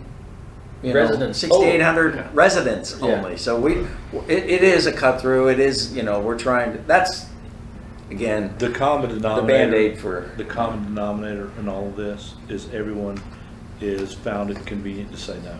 Yeah. That's right. So everyone from DOT to Waxhaw to anyone else, but we're the hub of where that, I mean, it is, it's the hub of traffic. Yeah. And it's extremely dangerous. I mean, just even around it, let's just say it was, they didn't need a roundabout. There's so many repairs that need to take Oh, I mean, place in everybody's that. like the pothole that could hold a Prius. I mean, these are all the comments that I'm seeing from our constituents is just fix the pothole there. Right. Because it's And DOT will come and they'll do their They'll truck, put the the drive-by gravel in truck, throw the there. gravel in Keep going. and Keep keep going. going. And nobody gets out of the truck. I mean, it's just, Yeah. and then within a couple weeks, it's back to the big hole and stuff, so. And that's the first thing I know. Anytime I talk to a constituent, that's the first thing they ask. 100%. Me as well. Well, I mean, I can tell you, we sat down with DOT, three years ago, I think, the very first time. We had the money to pay for it. And we said, let us pay for it. You come back when you get your funding and reimburse us at that point in time. We're fine. And they said, well, it's only going to save you about 6 months, so it's really not worth it. That was last year. And so that 6 months is now turned into, 2 years. hopefully next summer. And so, yeah. So Just we're- make sure they always tell you a year, because they'll say third quarter or fourth quarter, Yeah. but they don't tell you what year. Get specific on the year. And to your point, that we have been trained, and I say we, everyone's been trained to say no. And truly, DOT operates by the squeaky wheel. It's got to be who is just standing up, head on fire. This has got to happen, and that's why I think it's a safe option to give us a chance to try to do something. I just say with 16,000 cars, show me or in Union County, show me a more dangerous intersection. How well, about in you know, our region? Yeah.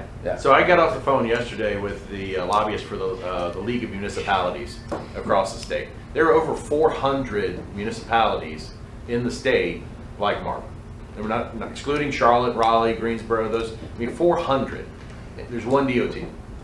So to Todd's point, it's the squeaky wheel, and it's where you touch them. And so let us reach out to the higher level and see what we can do to move the ball, because I think we can probably get some traction there. You made me think, and not to get off of it, because I think we're all on the same page of that's critical issue number one. But as you're sitting here and the opportunity, because we're trying to do this too. We've made a commitment as a council to close the donut holes. It's a legislative thing that we have no control over, and again, it's representation without taxation. I mean, in the heart of Marvin are homes that really should be Marvin, and we have no control. And our argument to them is, well, when you have an issue, when that backhoe's in your backyard, who's your representative to go to the county or to the state? It's your HOA? I mean, that makes no sense. So is there been any talk about that? I know the League of Municipalities years ago talked about, you know, eliminating that and allowing, and it's not a land grab. I mean, I think, you know, I think it was viewed as a land grab back when it was, you know, that they put this legislation in. But can you give us any update or anything you know about what has progressed with that? Because they're right in the heart of it, and they're getting the representation. Do you have a map representation? I know, I mean, I'm familiar a little Brenda, you bit got the map? of that, but Yeah. there's a couple of them. Never ask a question that's not the answer. They ain't right, they got a map. Show it. Well, my answer is I've not been a part of those conversations other than locally. Yeah, And yeah. so I just wanted to give Todd kind of a visual, because there are some, and I don't know what's, I mean, I know it's you know, it's a touchy subject, but there are literally like homes here or there where there's just like a little donut hole. I know that Waxhaw and I worked on some stuff last year. If you look at the map of Waxhaw, the same type of map, what you find is you go coming down 75, and you take a right and go, go to the railroad tracks, and you go up a little bit. So you're in the city. There's like 50 acres. It's not like a one little track. There's like 50 acres right in the middle of the town that's not there. There's been a lot of discussion, and I will tell you, based on, because I've worked with Indian Trail on this as of 2 weeks ago, they've got some issues, same issues. All municipalities have this issue. The problem that I have seen in terms of pushback of changing it to from 100%, because right now it's 100%. So if you can literally have 2,000 tracks, and if one person bucks it, then it can skew the whole number. There are sins of the past, so to speak, with some forceful annexation where the land grabs from municipalities. I'm not saying these are Union County municipalities. I'm saying these are all over the state, where there were towns that were aggressively coming and just grabbing and leaps where nobody wanted to be a part of it, but come hell or high water, we're grabbing. Right. And so, as in typical government fashion, you swing from this pendulum all the way over to this pendulum, where reality is somewhere in the middle is probably pretty good. It's reasonable. So there's been some talks of trying to loosen the 100% down some. I will tell you that some of the older hat that's in the General Assemblies have some grave concerns because they remember the days of the big land grabs. Sure. When everybody was fighting and everything. It's not something that I'm going to tell you that we're going to get fixed, but it's also not something I can say that there's no way in hell it's going to happen. We're not at that point. I think it's something that most municipalities are looking at. And quite honestly, I'll just tell you, I'd love a win with the League of Municipalities. As a whole, the League, and I'm not saying Union County, I'm just saying as a whole as a state, the League and the Republican legislature have been at odds on everything. So I've seen a push. We actually have, I don't know if any of y'all are involved in the League, Senator Michael Lazara from Onslow County has been on the board of the League for 20 years. He's a Republican in ours. And so there's really a movement to try to start working with these municipalities and bridging some of these gaps, because in the end, we all want to see our municipalities successful. It's not a we hate you, you hate us kind of deal. And so working with Senator Lazara, on some of these, he's even breached this subject and said these are some common sense things we need to start looking at. Is it going to be an overnight fix? No, it's not going to be an overnight fix. It's going to be something that takes some time to really try to move through. And as long as we have some of these old hats that have been there for a long time that remembers the old days, they're cautious and they're scared because they've seen what they don't want it to go back to the way it was. We are in discussions about it now currently, though, because it's not just a Union County issue, it's a Hunter County issue. Right. Well, maybe not Currituck County because they don't have a municipality. There's actually 5 counties in the state that do not have municipalities. We're actually making some headway. We're getting some good feedback as we're approaching it from the value of, you know, at the end of the day, it's a 6-cent tax right now. And we're still way below Mecklenburg County. And we're trying to figure out, okay, well, what can we do on our end what services can we provide? We're looking at waste hauling services, one company. Because again, we're going to own the roads. Right now, you got 3-4 different companies that are driving 3-4 different days rather than one day, one pickup in one neighborhood makes a lot more sense. So we're going in that direction too. So it's about the services provide. For years we've been told, we're a paper town and stuff, and we're obviously taking over roads. We're in the process because I've always believed, my motto is, if you want something nice in your life, you need to own it. You need to own it. You can't rely on someone else. It's true in rental homes. That renter in there is not going to take care of that house like you would take care of it if it's your house and you're living in it. Well, and you bring up a good point about the services. In Paper Town, we hear that all the time. One thing that I also hear all the time, and I think I'd be remiss if I didn't at least mention it to you. There's a common theme or a common sense across the state that I hear among legislators that planning and zoning services are not municipal service to the residents, because that's been the selling point. When we provide planning and zoning, don't look at that as a service. And I'm not saying from my perspective, I'm saying just from we're two of 170 people. It's not like it has to be our idea. But that's a common thing that I see. They don't see zoning and planning as a service that's provided to citizens. They're looking at more, maybe some trash pickup, maybe some roads, maybe parks, maybe safety officers, stuff like that are more services that they would consider tangible services that they can see, feel, and touch. And I would probably say it's the opposite. Planning and zoning may be a deterrent for somebody to annex in because they don't want that control over their property. They don't want control until a a school wants to build right across from them or something wants to go in. And I always say, when the backhoe reaches your back door, that's when we start getting attention. Other than that, we don't get many visitors. So. And I'm saying, if it's 6% tax, that's the sales pitch. 6%, yeah, 6 cents, yeah, that's it. But look, here's the services we offer. So it's not just, hey, give us 6 cents. It's give us 6 cents, but let us show you what we can offer you for it. Yeah. But I think, anything that's 100% is probably unreasonable, because you're going to have that one person that's just going to fight you on it, just out of principle. Yeah, well, that happens with everything. Sure. And sometimes it's just to be contrary. Yes. For no other principle or purpose at all. So. Right. Yeah.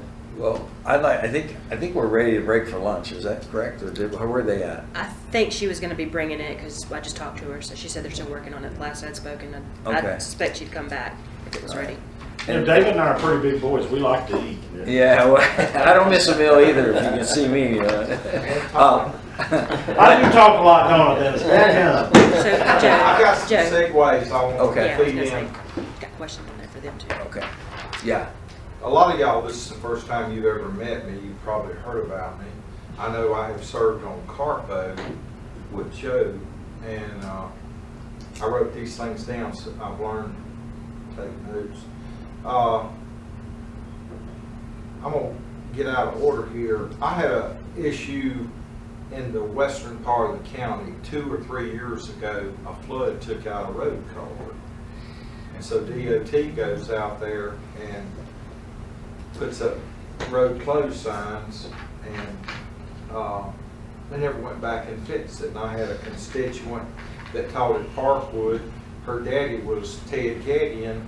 She called me and said her husband's having to go out on 218 to take hay to cows. And so I called Todd, and what I found out once I started serving with the county, we've got sort of a trifecta power triangle there. Todd went to school with Lee Jensen in our planning department. Lee Ainsworth. Now, he's at He was the local DOT guy. They just moved him up, so now he's regional. Yeah, he's at regional. And then we got another one that you had a bunch of people you went to school with at Anson Senior High School. And so Todd got that fixed like this. They had pipes on, now they said we won't be able to pave it, but we'll get pipe and rock in there. And so, on the things like the potholes, call him, because that was one thing that really worked. Now, the bad things y'all have heard about me, I use them for the county too. I've never heard anything bad about it. Never thought anything bad. Well, there was one time. Joe will tell you, Joe, were you in on our last CARPO meeting where I sort of threw out the one that we had an emergency meeting where we talked about Indian Trail already gave DOT $1 million and that road was 2035? I don't know if I was in that one. I've been in a lot of them where I've said that. He's not afraid to speak his mind. Well, anyway, Marcus McIntyre told me the same day DOT called him and wanted to talk because they're moving CARPO money now from our projects to Super Street and 74 all the way to downtown Charlotte. 5 years, $1.2 billion. They moved Providence Road, and there's people in Charlotte call it Old Monroe, but I call it Old Charlotte. That's moved out to 2035. And when I said that, the mayor of Waxhaw and Marcus, their hair stood up on their neck. And then I said, and to make it worse, Indian Trail's got $4 million in reserve, and they've already given DOT $1 million of a bond. And An initial $5 million bond. Yeah. That lapsed because DOT didn't act. Didn't call right. So I have Todd mentioned it too, and he told me this back when I was running for the school board. He said, "Shine the light on problems." I tell everybody, I'm the one that stopped them replacing roofs that were under warranty. And I love to tell everybody, it's just like Forrest Gump said, and just like that, the roofs quit leaking. In Newtown, I got it stopped, we saved $459,000. So, I will, Richard says don't ever ask me what I think because I can tell you. We say that about Joe too. So. If you ever went to I would like for these two guys to go to a CARPO meeting. Richard served on it for years, and when I got on the board, he said, I think it would be a good experience. So I go up there, and I immediately, at the first meeting, I start cutting, I use the experience, if you've ever worked the poles at Monroe Library, it's like the lions and the gazelle. They see that slow gazelle, and everybody goes to them. So I tried to start cutting Charlotte out of the equation because Charlotte and Mecklenburg and Matthews, and that's 51% of the vote, we have nothing. That's the problem. Yeah, That's what we, I wanted to Being a mention part to of that y'all, group is because I that served problem. in CARPO for 6 years. Dennis is absolutely right. So And the county commissioner from Iredell came over and he said, I want to be your wingman. He said, I like the way you move, but Well, to that point, Richard, if you look at my notes that I already wrote, it's the CARPO arrangement by counties. So if you take, it was MUMPO, it used to be MUMPO, and now they've changed it to CARPO. But what you'll find is, getting Marvin, Wesley Chapel, Weddington, Indian Trail, Fairview, and all of us to agree to one thing is a hard enough task to begin. a couple of years ago, what we did is we set up that we have a meeting prior to the CARPO meeting with all the representatives. And I remember very specifically, going on. I know it is, and very specifically where we were trying to get something passed. Monroe voted against us, Monroe rep. We weren't talking. Well, we do now. And actually a comment you made yesterday about the roundabout, and I made a phone call, and I'll tell you need to contact Brian Matthews because there is some money to assist with some of those things, but I can't commit how much or anything like that, but talk to Brian because there may be some possibility. But from a CARPO standpoint, what I'm concerned about is it was formed 20 plus years ago, and at that time Union County was not even half the size we are now. And so the vote allocation that they have in CARPO right now gives Charlotte 47% of the votes. And I used to watch Val raise her hand, and it just killed her. Iredell, they need that. He was telling me the same thing. We need to work together, and I agree. But what I ask of y'all is that needs to be reevaluated. I wouldn't have any problem with Charlotte having 35% of the vote, but not just so, because you got Katz, you got the DOT representative, takes it over 50%. It's a done deal.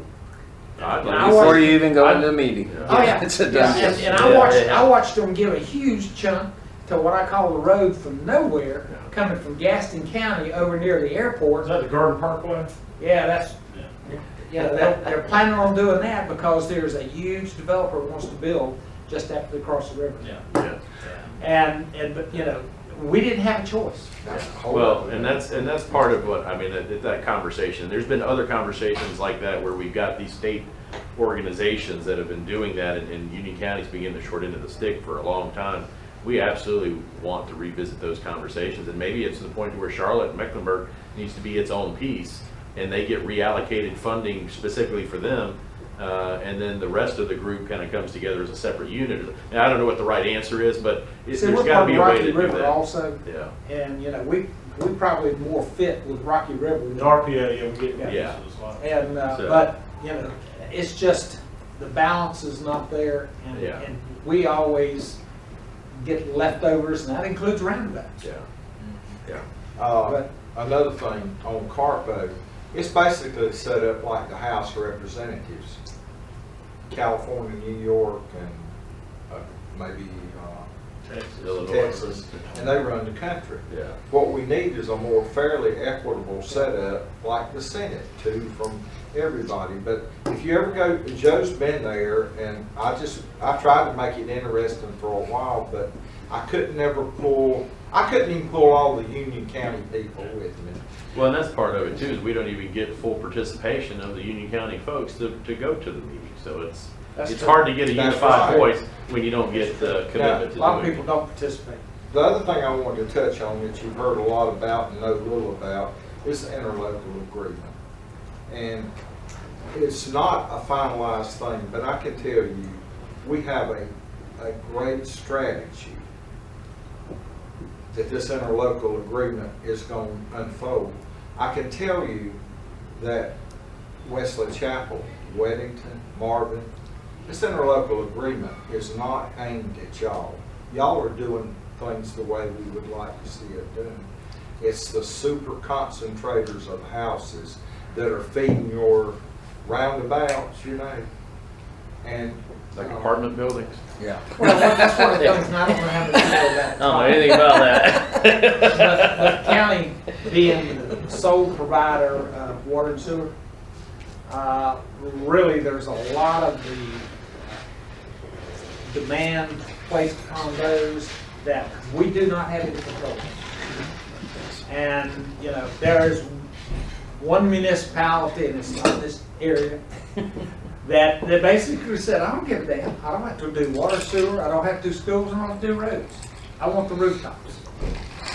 Well, that can be devastating. And so what we're trying to do is, with the resolution, is have all of us working together so we can continue to have those services in the future.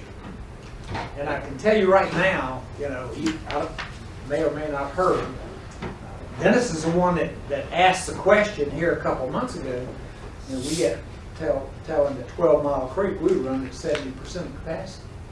That's okay, we got room, but the question was asked, once a developer applies for their permits, then they basically own that future capacity.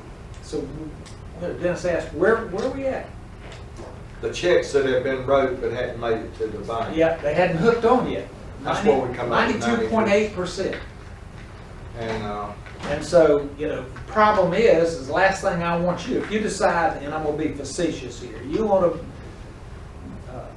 build a new mall here in Marvin. Walmart. No, Go big, go big. I'm Go with smart. Walmart. Big box We're on stores, big tape. box stores. Yeah. But anyway, the thing about it is that you're gonna look for that capacity, and I can't guarantee it. And so, the more we communicate together, and y'all are not a offender, I'm no doubt about it. Now, if you try to do this Averton thing, might be a different story. But, you know, I'm being facetious. Averton's a 300 apartment complex right there at Newtown and Providence. It's right in between Waxhaw Yeah, and and it's Weddington. right on the edge, but Or you know, Marvin it's- and Weddington. But those kind of things, you know, developers right now do not want to do anything but super high density because there's one person that benefits, Them. developer. And, you know, there's no benefit because, you know, Dennis will tell you that, you know, a rooftop, $350,000 rooftop, and I know y'all are more than that, so, but fact of the matter is, that's one child, what we have to give the county for schools. The tax off of The tax that, that. if they've got more than one child, We go in the hole. we're going to hole. So, That's you know, operations, that's not You construction. you can't get away from it, but you can be smart in your plan. So let me bring. Well, but that goes to the point of, we don't have what do they call it, the fee that goes to the Impact development. fee. Impact fee. Fees. You can't call it that. I know, but That's a it's in curse every word. other state, but it's not Not here. I mean, I know, it's just, Do you want the real answer or you want the political answer? oh, no, Real I- answer. The real answer is it was ruled on 3-0 by the appellate court, it ain't gonna happen. That's the real answer. The political answer is, sure, me and David will work on it. Put it on your wish list. So two things that one very important, and then the other thing about the card code. 2 years ago, we had, and David and I are going to do this also, not speak for you, but you've already committed to it. We extend an offering to county. We like 2 people from the county and 2 people from each municipality. I like it to have 1 staff member and 1 elected person, just because you get some of the staff input as well as it's 2 different types of input. And we talk about these emerging issues and what we need to be working on. We did it 2 years ago with COVID. It just kind of has not happened this year. But one thing I brought up 2 years ago, because obviously transportation was in discussion amongst everybody, it seemed like, was maybe, just maybe, it would make sense, kind of like what David says, is if Union, Stanley, Cabarrus, Iredell, Lincoln, and Gaston County formed our own, and let Mecklenburg have their own, because our issues in the suburban counties are nothing like theirs in the Mecklenburg County. So we're just not even coming. Not to mention, if all of our folks voted yes for something, they still outvote us every time, and it's not a good arrangement, and it doesn't help anyone. So, but when I said that, it was almost like I had done things in the punch bowl, and the looks, and they said, "Oh, absolutely not. We need to stay where we are." And so maybe the appetite has changed there, and that's something we're going to be looking for feedback. So once we get this meeting set up, we'd love for Marvin to send at least a couple of people to be a part of it. Number 2, and this might be more of a question for the manager, and you may not have it, but if you can get it for me, it would really be helpful. So a couple things. Do you know the price tag on the roundabout that y'all need? The total, and when I say price tag, the all-in price tag. Yeah. Oh, sorry. Go ahead. Sorry. Miles? Oh, he's not here. I want to say it was like 1.5, somewhere in that range, but I can find out.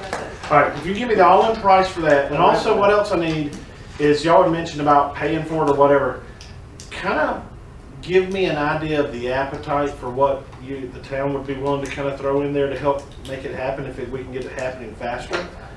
And with those figures, DOT does do one-off stuff, and then a lot of times we're able to find some money in the Senate coffers, and David can find some in the House coffers, and then so we go to DOT with a presentation. We say, look, DOT, here's what we're looking at. Total buy-in on the project is this. If we can get this much from the municipality, this much from the Senate, this much from the House, would you be willing to make up the difference?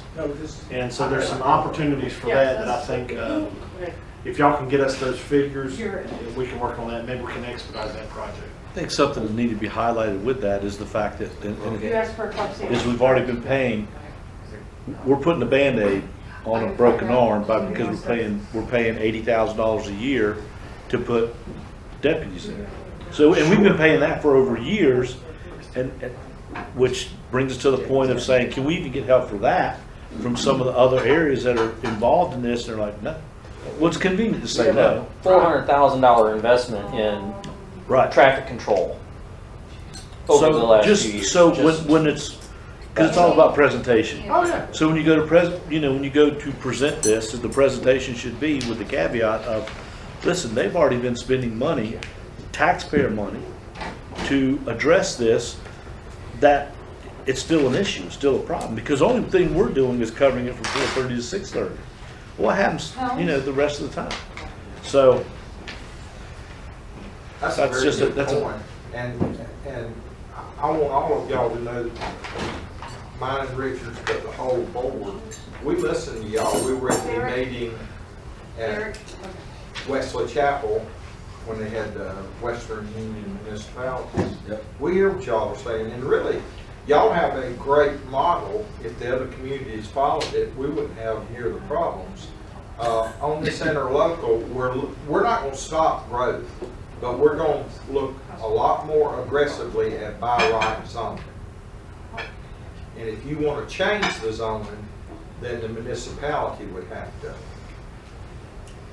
pony up. Before I forget, Todd, March 11th, at the Ag Center, we're having a Jeannie? countywide meeting where all the municipalities down here in the can lecture. come. No, that was, So, And that didn't- also we'll Yeah. explain our She shouldn't have ordered, capabilities in the I water don't sewer think, just put it to the side, I guess.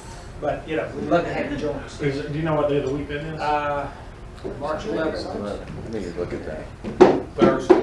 Yeah, I think it I is. think it is a Thursday, yes. Yeah. I have it on my First of schedule. March is And, Saturday. He's not Yep. here. It's from 9 to 12. Yeah, That's well, not it's that they actually, wanna come. we booked it till 3. Cheers. Because Oh, what did we you? found last time Sheriff? is. Nope, he's not here either. Council members wanted to sit and talk to commissioners. Okay. And we had one-on-ones with the individuals to help, but, you might find it interesting to, we'll have some of these people already there Okay. together, because we had real good representation last time. I hope we will this. And it'll be large enough where we'll spread out from a COVID standpoint, but we'll be able to look each other in the eye. We'll be sitting down, it'll be before 10, and we won't be at a bar, so you're fine. And another thing about that meeting, it's all about finding buckets of money. That's what we were told this morning, to have y'all to get a hold of Brian, Yeah. and he would check the buckets. I heard that first at school, but we hear what all the municipalities are saying, the ones that are screaming against this explosive growth. So, If we don't Yes. manage this, we're gonna end up in a situation where we shut the county down. And that happened in the late 2000s, mid to late 2000s. The county was basically- moratorium on construction, I remember. Yeah, and that's devastating. We don't need that. Right. We, Yeah. With the overruns. we're gonna share our plans and everything that, how we're gonna try to mitigate this shortage to keep us open and keep us going. But we need everybody's help. And that's where the resolution is. Thing about it is, What did you order?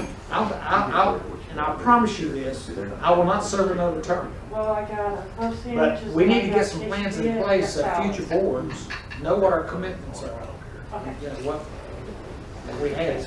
So, and that's, Just and I leave mean, it all, needs just to leave be it all over there, you guys. can figure it out. Fairview, the Coffee same and as everybody. Marvin, sorry. Oh, I know, I What jumped percentage up. of the What the about the county beautiful is Nepal?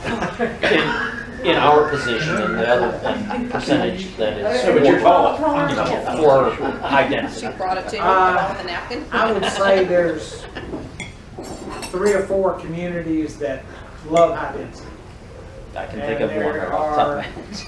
Are probably 4 to 6 communities that don't want anything other than R40. It may blow your mind that 80% of the counties in this state would love any form of growth because they've got a declining population. Oh, I know, yeah. So we have a problem, but it's a problem that we'd rather have versus the alternative problem. We've grown 20% in the last 10 years. You got one, you got one. And frankly, if you look at it, people are running from Mecklenburg County like scared dogs. and another And we're thing- gonna grow. They have been for That's true. 20 years because of the difference in, well, it used to be there was a huge difference in the county tax rate from Mecklenburg to Union. Now It's double. that's come up. Well, can we just make sure they're not running to apartments and we're good? Yeah. Well, we had a conversation, there's some apartments going into Indian Trail. If you can put apartments anywhere along the 74 corridor, Yeah. but is probably the best place. But the problem is there's been a developments approved on what I call farm and market roads. You can't get out of the ear. Yeah. And that's one of the things that we have to manage. Now, I'll give you a little advance that we're going to propose a change to our UDO. And the change is that right now, if you got 100 acres, 50 of it's floodplain, you can still build 100 houses on that last 50 acres it's building. And what we're going to say is take that floodplain out of the picture. So you apply your building permits to the locations that are buildable. That are buildable. That makes And sense. I'm getting a lot of, That's what happened with us with Pulte over here off of Ray Road, the over 55 neighborhood. We negotiated with that, and so they were able to use the entire space. I was told I'm an over 55, because we had a gentleman from Florida tell us that once you hit 55, all you do is you drink Mai Tais, sit in your lounge chair, and you don't go anywhere. Well, I disagree with that wholeheartedly. I'd like to match mileages to, and I'll be 75 now. You're old. Yeah. I know, I got kids older than you. Well, that's- Todd was talking about the old ones in Raleigh not agreeing to it, and I was sitting here thinking, as Aya Flower once told me, you better hope you become an old one, because the alternative ain't good. It ain't good. And My granny told me birthdays are a privilege. I don't Yeah, make y'all any promises on donut holes, but as I said at the Weddington meeting, the doctor and my wife and all my political advisors have told me to stay away from donuts.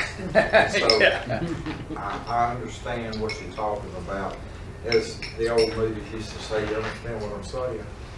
Well, I can tell you, Dennis and I have had a lot of conversations. I'm not a fan of the county just arbitrarily zoning donut holes without your input. Now, I will tell you, I told Mayor Pro Tem one time, she said, I want a mile ETJ into the county. I said, all right, we'll do that, but give me a mile inside you. All of a sudden, it wasn't a good idea. So, but the open communications and your mayor's group that meet regularly, I talked to the mayor of Waxhaw and I said, you need to be here. It's a good thing. Right. And I appreciate the opportunity y'all invite Dennis and I to come participate as well, because it keeps that line of communications open. Because I think we want the same things.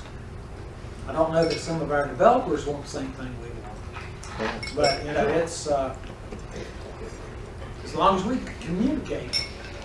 And if I could just interrupt right now, if you guys are all okay with it, I could call this a working lunch, and we'll keep the recording going just for. Take a 5 for the rest Yeah, of the break I'm while we're doing gonna lunch, ask and for a then- quick recess. I'm just gonna do a quick bio break, but, and then we can get back on, we'll return it on, so, need a motion for that? So moved. All those in favor? Aye. Robert, I know you're out there. Can you call him Bob, please? Bob. Every time you say that. I know, like the chip says. Bob, I know you're out there. Or maybe he broke for lunch already. All right, so motion passes. So just a couple minutes and then we'll hit the recording if you would, and then we'll get back since everyone has their meal here, so. Thank you. Thank you, I heard you. I was trying to unscrabble my mute button here, so you are adjourned. Sorry about that. Be official. All right, motion to get back You good? into Open session. open session. So moved. All's in favor? Aye. Okay, so. If you look at I-95 today, and you look at just the repairs on that road that it needs today, and you look at the funding source, you know how long it would take to fix that road? 140 years today. That's what it would take. So there's actually been talk of tolling I-95. That's the only thing they want to consider.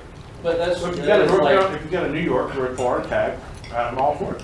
Well, yeah. Well, Be careful with I that. do a lot of traveling, and I have done a lot in the Northeast. Transportation in the Northeast is ridiculous. They tax you to death. There's a toll on every single road, everywhere you go. It costs you $50 a day just to get around town. And Yeah. I don't want to see that coming to our area, but unfortunately, it's been dumped on us. Well, the Monroe bypass is a perfect example of what we talked about a while ago, is the fact that we said, as a county and as an area and a region, we said, yeah, we can either wait another 15 years, or if we do the toll, you can go ahead and get it now, and just have a toll road. And the decision was made to go ahead and get the toll road, because one now is supposed to wait. So that's what the caution for what I was saying earlier. The percentage of electric cars on the roads are growing exponentially now. So you've got that loss of tax revenue because roads are funded through gas tax. That's how they're funded. Now, for years, no offense to anyone of this persuasion, but for years the Democrats rated the highway trust fund. They rated it. They would use it to balance. They would use it for all this stuff. So in the last 10 years, what we've done is we've stopped that. And so now all gas tax money goes into the highway trust fund.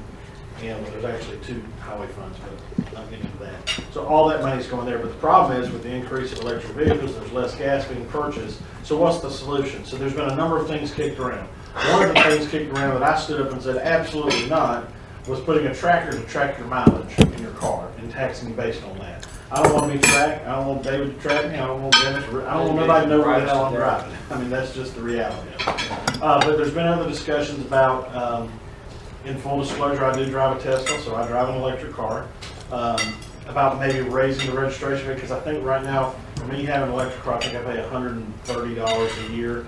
Or if you look at the average gas consumer or ICE vehicle, you're looking at probably closer to $550 to $600 a year. It's average travel is what you're paying in taxes. It's going to be a hard lift to take that fee from $130 to $500 because we tried to move it to $200 last year, and you would have thought we had murdered someone. But that's an option that they're looking at. Another option that's being considered is when you do your car inspection, and you come out and say, okay, they get your odometer reading anyways. Whether you know it or not, they get your odometer reading when they do an inspection. And just calculating, okay, you've got this many miles, we've got a formula for how much it is, that's how much you're going to pay. A lot of folks still don't like that. The issue you've got with that, though, is you're going from a gas tax, which you hardly see, because you're, okay, it's $1.95 at the gas tank, and I'm going to go fill up, and I'm giving you $1 out of my tank.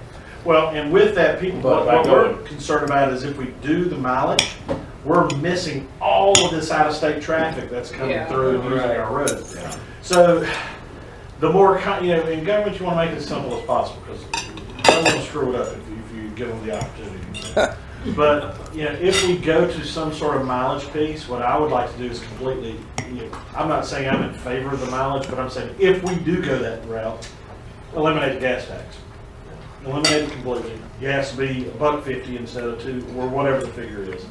But with that, when you go to the gas tank, the technology's basically there anyways. If you're paying for it with an in-state credit card, like that's because you got to put your zip code. Remember, you got to put your zip code in there.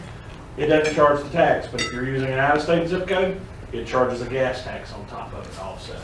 So again, there is no perfect solution to it, but something has to be done. It's not going to be whatever we do is not going to be popular. But those are the discussions that are being. Well, around here, they just drive 5 extra minutes, you can fill up in Indian Land, so it's, Their prices aren't such that it's worth doing that. No, they stop on they still better. It's worth it for me. Well, but I mean, for the closest gas station to us over here, to this physical area is Blake. You're gonna pay $2.35 a gallon right now versus over here in Indian Land, you're still paying $2 or whatever it is. I mean, it's a good 30-40 cents a gallon. Monroe hit $2.29. It did. It was $2.29 a couple days ago. It's now it went up 20 cents. Wax is expensive too, comparative to Indian Land. That's because of the difference between the gas tax between the two states. Questions That's being the answered. difference between. But those are some things that y'all need to be thinking about too as we move forward, because I don't think anybody in Raleigh is gonna go over there and say, hey, let's do this. They're gonna want input from the local folks, because understanding there is a problem, we gotta find a solution. What's the one that's gonna be the least invasive? Has anybody thought about something with the electrical portion of it for recharging the vehicles? If you say you purchase an electric vehicle, you've got to charge it, so your power consumption goes up on that end of it. Is there any way to go that route? Just throw it out there, just an idea. The feeling I get, and I'm speaking way out of class at this point in time because it's all rumor and hearsay, but the feeling I get is that there is an attempt to attract multiple electric car manufacturers to this state. Elon Musk being one of them. He showed an interest. They talked to him. Elon's even been and Gore Jr.'s even been to the General Assembly. I know he's trying to run California right now. So. That's right. And so we're courting. We have been courting them, and so there's a reluctance to venture down any path that would even give the idea that we're wanting to harm the electric car industry. Well, I can tell you within a 5-mile radius, and I'm willing to bet a significant amount of money on this, you have more Teslas per capita In this area? in Marvin Yeah. than anywhere in the country. Yeah. 485 and. I just was in there this weekend. No, just No. planning. You drive through What do 5 I need? neighborhoods, and I'll give you that. Just, you know. I won't give you the 5 neighborhoods, but 5 neighborhoods right here, There's a there's Tesla in a every high driveway. percentage of Teslas. Yeah. I was just in looking at this last weekend. Stopped in. My family stayed in the car, but I wanted to get the big picture, what I needed, because the everyday stuff, I'm like, okay. I was talking about mapping out. It maps it out for you when you can charge your car and how many stops, and it does take longer because those stops are going to matter and stuff. But for what it's worth. But if I can change the subject a little bit here. We talked about, I think you guys were in here, we talked about the Heritage District that we're kind of moving towards and working with. Our challenge is working with landowners, and we have 12 different landowners. And when we talk about the Heritage District, it's really from roundabout to roundabout that is future roundabout. So it's 3 roundabouts in between there, creating kind of a district that's a gathering place, some sort of, ability to bring this community together, whether we have a community day or something like that. But one of the things, we always say, it's not that it can't happen, because it did happen, is when we hear we're not working with the landowners. They want to propose X, and we're saying that doesn't fit our mold, so they go towards the de-annexation route. What are your thoughts and feelings on that process? Because I know that is used occasionally. It has been used here in Marvin, and it didn't come anywhere near what your predecessor suggested it would be. And so what are your feelings on that? I appreciate you bringing that up, Mayor. I don't like de-annexation. I've made it clear that I don't like it. Do I think it's a necessary evil? It's necessary to have it in the quiver just in case, because there are some bad actors. And I'm not saying there are one of them. I'm just saying there are bad actors within the state for that. The only thing that gives me pause and concern that I would lean toward any kind of de-annexation, if there's a complete unwillingness to either come to the table and at least talk about it. But the other piece is I've seen where folks have gone through the song and dance at the beginning, and municipalities, again, not this municipality, not giving them an answer. It's been going on for 2 and 3 years without going ahead and give it an up-down vote and move on. If you're going to kill the project, kill the project. It doesn't matter. Don't drag it out for 2 or 3 years when you already know what the decision's going to be. So in those situations, I think it's a tool that that you need to keep in place to have. But in terms of just haphazardly de-annexing property just because I didn't get my way, that's not something that I think it does not fit the way I operate. And actually, David and I had not talked a lot about this subject. I know his predecessor and I talked a lot in depth about it. So I think that the ability for de-annexation is not going anywhere, but at the same time, in terms of me, from my side of the chamber, it's not something that I'm gonna, if I ever had to use it, it would be very sparingly, and you would have an obvious reason as to why I've done it. And it would be because due to inaction or just a complete inability to have a good faith conversation about a project or something like that. But if somebody's wanting to come down here and put a big box store right in the middle of your downtown, I'm not going in there and de-annex. I mean, that's dumb. And so to that extreme, we're not talking about something like that. That's not even it's not even on my radar. And that's from my point. And other municipalities, developers are playing that card. Oh, sure. Trying to play it, us against each other. Mm-hmm. Yeah. And that happened, quite frankly, that, I'll give you an example, is a couple of years ago where, and again, it was before me, that the council would not work with the developer, and they had this idea. But the key there was the developer was in on the land at a low cost. They didn't really need Marvin. And they essentially did what they wanted to do. They put a storage facility, and it abuts to Marvin, and it's right next to that is a swimming thing. But they could do that.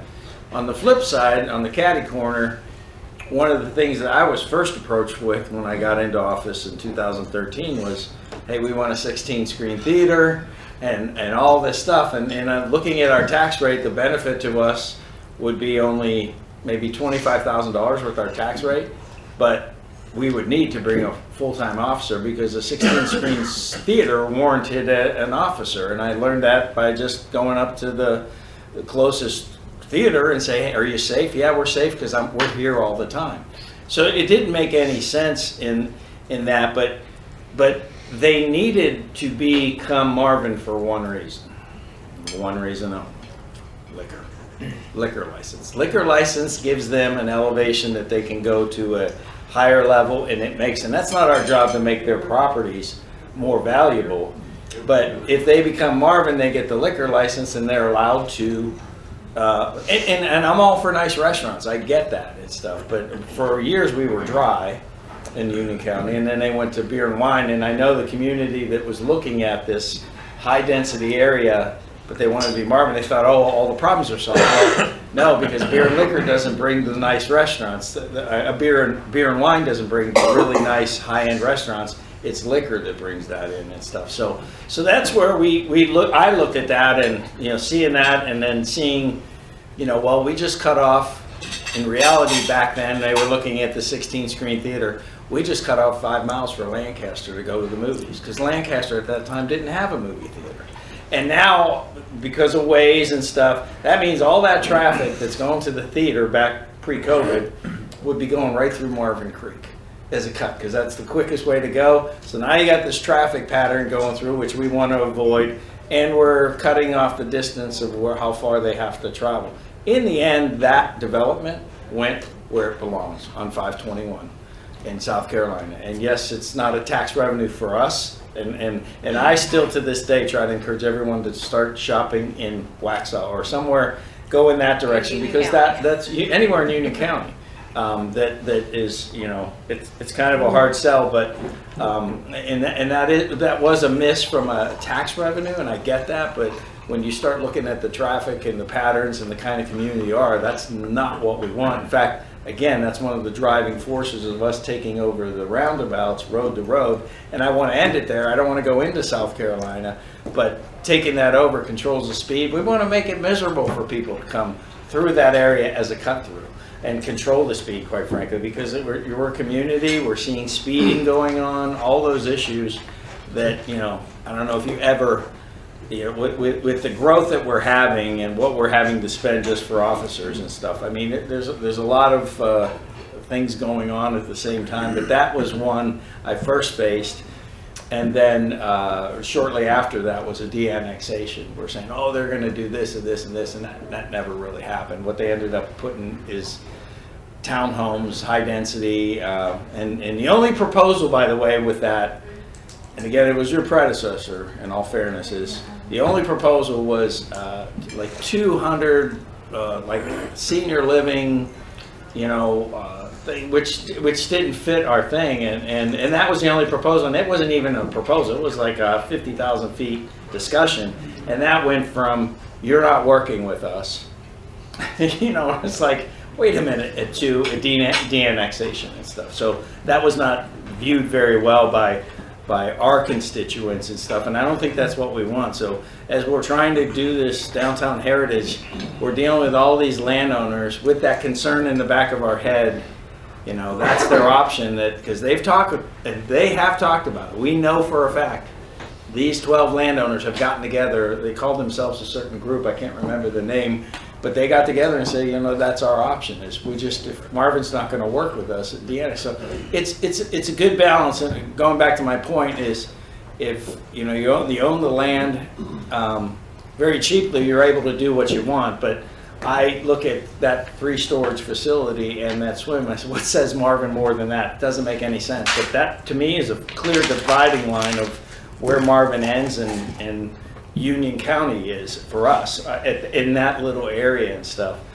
So it's a balance that we're trying to work and trying to figure it out. And at the end of the day, does a developer willing to come in and risk our ROI on it? Because we just learned through our hiring a company, DFI, that the returns aren't there. That's why the developers aren't going to come in and they want to see, we talked to them the other day, they want to see 90 homes where typically only 20 homes would go. And the homes would be age restricted, so there's a benefit there and stuff.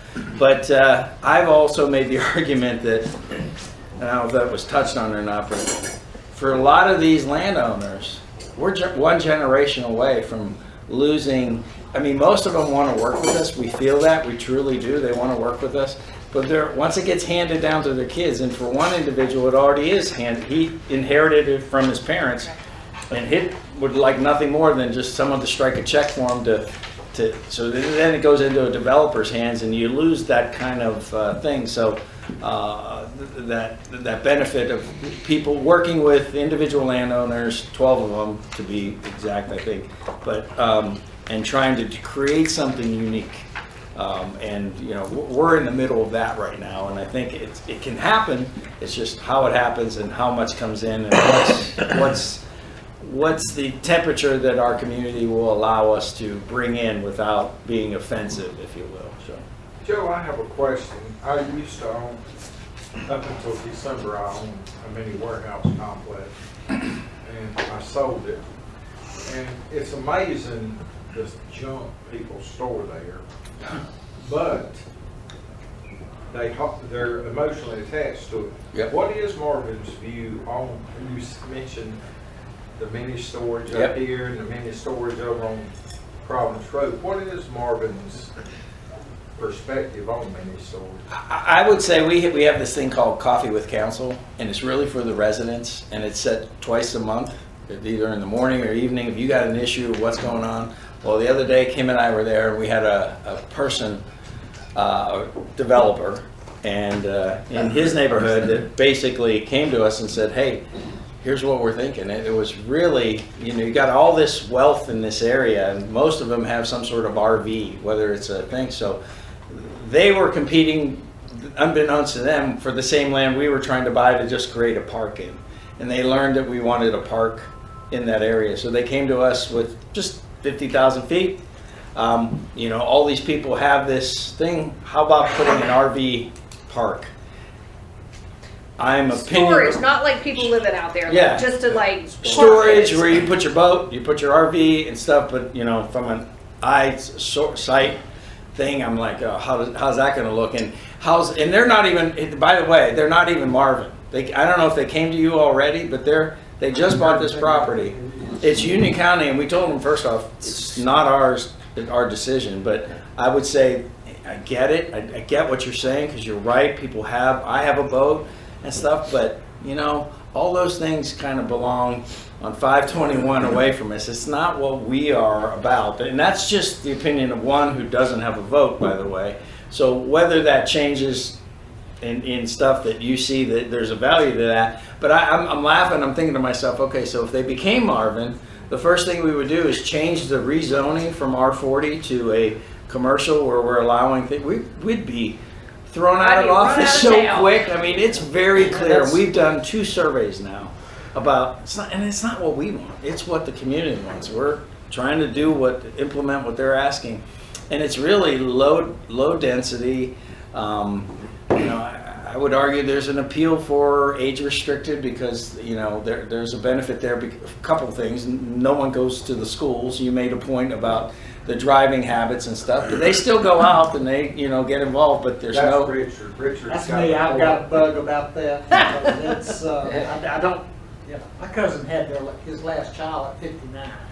I've argued to the developers, I go, well, it doesn't work for me. I turn 60 tomorrow and I still have kids in high school. Oh, yeah. And middle school. And a lot of people are later these days having kids than they were years ago. I asked a developer the other night, you should see the look on his face, and I said, what about that 55-year-old that's got a 25-year-old wife and 4 kids? Yep. It can happen. Happens every day. Here's my concern. How they going to control it? They're going to control it through an HOA. An HOA can change the rules at any time if they've got the votes of the HOA. Right. So there's, you may approve it today and 6 months from now. Now, I'm a baby boomer. I'm the first year of the baby boomers. That's how old I am. In 20 years, we ain't going to be around. Speak for yourself. Are you a baby boomer? No, I'm not. Okay, I'm a baby boomer. I'm at the very end of that, 61, so yeah. So I hate to cut this short, gentlemen, but we have to continue on with our presentations because we've got some things we've got to go work on. But y'all are more than welcome to stay. We can follow up with this discussion. It's been great at the elected officials retreat that y'all have on the 11th. But we do appreciate y'all coming, contributing. We have our marching orders from you to get the wish list. Get that information for me on that roundabout too, in terms of, you got that figure for me. If you can give me something like a writing or proposal or anything kind of quote quasi official on that. And then also, I know that the investment's already been made on the safety piece, but if there is any form of appetite for input, that gives David and I a lot more. They'd like to see local buy-in on these special one-off projects that we're working on. So what I have gathered, and y'all correct me if I'm wrong, is that's probably one of your top priority projects. So let us try to help you with that. It just kind of gauge maybe an appetite. You can tell it to me off the record. I mean, it doesn't matter if it's not something that somebody really, we're going to commit it, but this is kind of what we're thinking. We're not committing it, but this is kind of what we're in the range of something that we would consider. That at least gives us something we can go talk to our leadership in our chambers to see if there's some one-off money that we can use to try to get this project going. We'll get that to you. Yeah, Yep, cool. we appreciate that. Yeah. Thank y'all so much. Reach out to me anytime. Thank you for coming. If y'all got a pen, I'm going to give you my cell number if you don't already have it. 704-989-3139. If you will, shoot me a text and put your name on there, because I'll need to store your number, because if you call me from a number that I don't have stored on my phone, it'll send you straight to voicemail. What was the number? 989? I got it. 989-3139. You may pass them on. And never hesitate to reach out to me if there's anything I can do to help you or anything. Text me too. Whatever works. Thank you so much, sir. Whatever's convenient for you, and I appreciate you letting me come today. And thanks for giving us an opportunity to work on some of these things before you do anything else. Well, tell them about your 3 tiers of contacts. Help me out, Dennis. Email, text, and phone. No, you said, Michelle Lancaster said, when I call Todd, he answers on the first ring. Yeah, well. And I said something to Todd about he didn't answer my phone calls that often. And I said, which list am I on? He said, you just got moved to the 3rd list. That's right. That's right. Thank you so much. I appreciate it. Thank you. I really appreciate it. Thanks, David. Thank you. Thanks for letting us join us. Thank you. Absolutely. Thank you for coming. Thank you guys very much. There's some council that discourage contacting us directly. Dennis and I answer our phones. Don't hesitate to call us. We'll get that beer summit going again. I need to get that beer summit going again. Well, that was probably one of the most effective things. And I'll tell you what, I go through your roundabouts quite often. Yeah. because state line's over there. Pass these around if you would. Great to Thanks, see you sir. guys, and Dennis, appreciate thanks so you much. guys taking the time to Yes, come out. thank you very much This for your was time very, today. We very- do appreciate it. We've actually got one municipality that one person talks to us a lot, and it's causing animosity with the other board members because they think they can't call us. Anybody can call us. And we'll call you back, we'll talk to you, because the better we communicate, and I'd love to have more conversation about, Christine and I talked a little yesterday about the resolution, and I know there's concerns, but we've got to make sure that we have the resources to take care of the entire county, and we're not gonna be able to do that unless we work together. Well, I think when they see it, they're gonna say, this is a Marvin ordinance. Probably. You know, Great. I mean, really. That'd be But awesome. thanks a lot. Yeah. All right. We Call me when appreciate you your get that time. summit I ready. will, I know, that's my bad. You still got your 57? Oh, yeah. Okay. I was just looking at that the other day. Be in touch. Thank you, Take care. guys. Thank you. All right, so jumping back in, We're busy. we've got the RFP we've got to get out today too. So he's going to work on it. So the general obligation bonds are something that y'all want to talk about at the retreat. Y'all did hire a consultant a few years ago, this was pre-me, that presented this GO bond. Can I interrupt real quick? I don't really want to talk about this if they can get something done.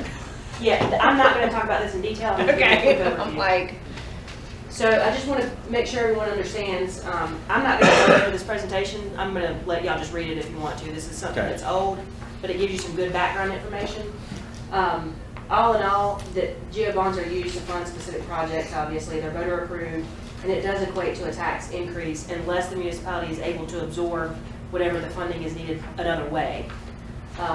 They're very lengthy, and there is a cost to issuance. This is just an example that's in your packet here. This is the timeline that it would take. This is roughly 12 weeks if you're working at a consistent schedule. This is a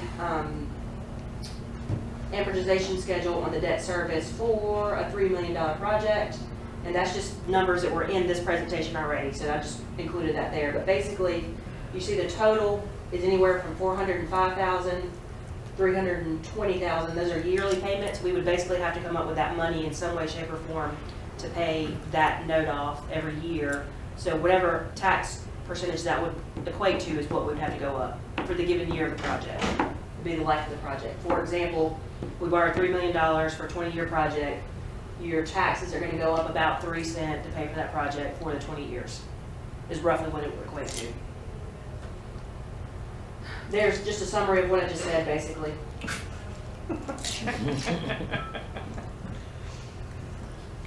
And that is all I have for general obligation bonds, unless y'all have any questions. We can, I think, to Kim's point, that I was very encouraged by what I heard.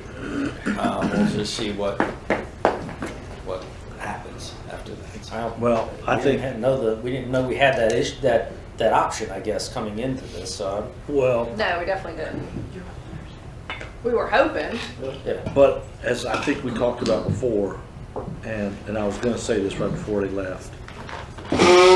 I don't see this, I personally don't see this as just a NCDOT with the representatives. Those county commissioners, I mean, they gotta put the press on some of these other, because listen, we're funneling just for the roundabout. We're not asking for other municipalities to fund everything we do. We're not asking that. But you think about it, Mineral Springs, Waxhaw, Weddington, all of them go right through there. Wesley Chapel. So Well, why can't yeah, we put just a Waxhaw is the little bit biggest on them to offender. go, you know what? By far. There's some, I'm sure they have, let them open up their Powell bill checkbook. But it's also unincorporated Union County too, because you got people going to PDS.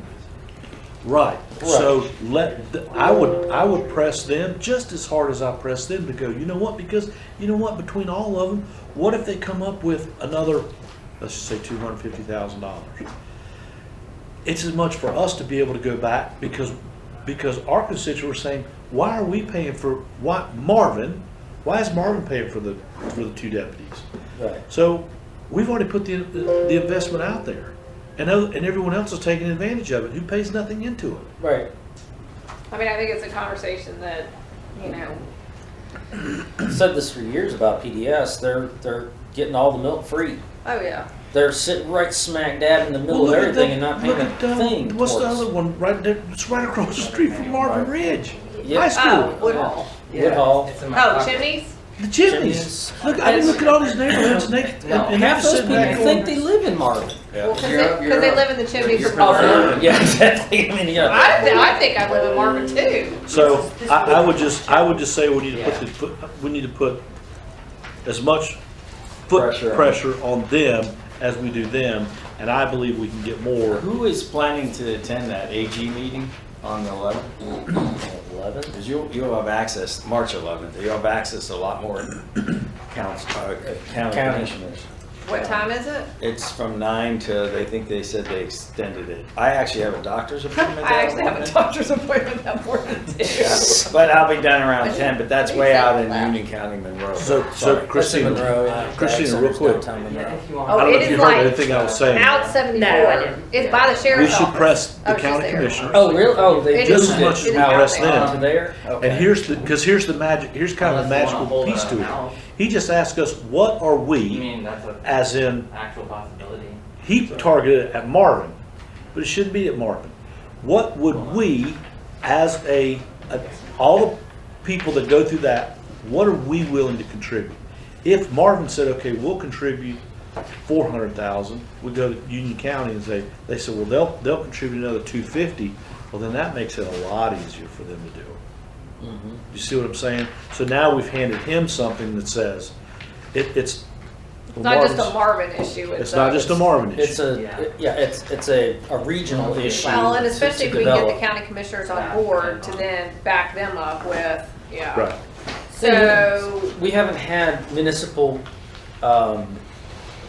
outside of WUMA, we don't have any municipal cooperation. no. And if the municipalities that are in a certain region actually cooperated together for common projects such as roads for everybody's benefit, we get 500 miles farther down the road than we are today. But we don't, and that's not just saying Union County only.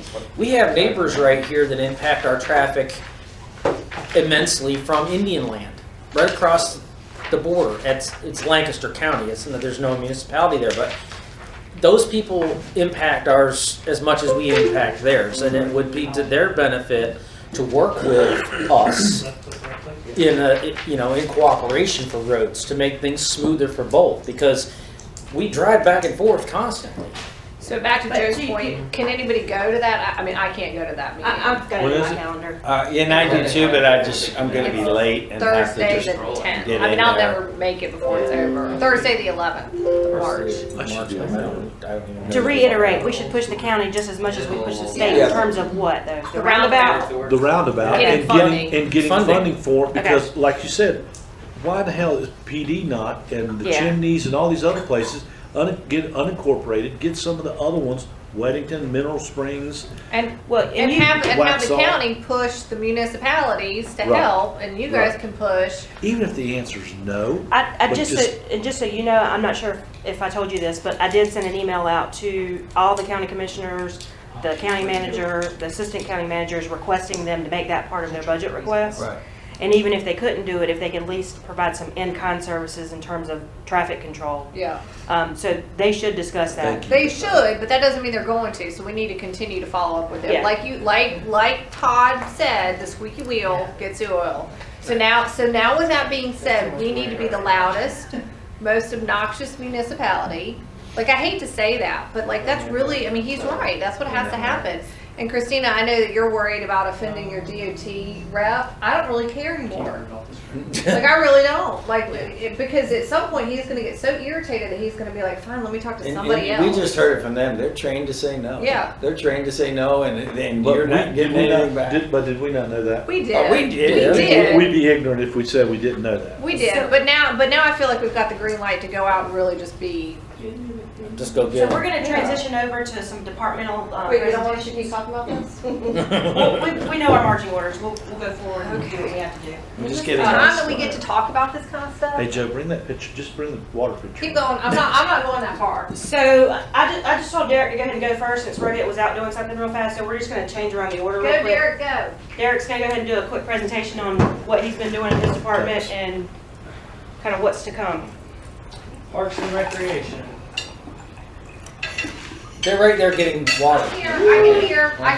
All right. They're listening I'm sorry. to you. I'm not. Joe's being rude because he can't hear because of the eye. Rohit killed my mouse. That old man. Alright, so quick flashback.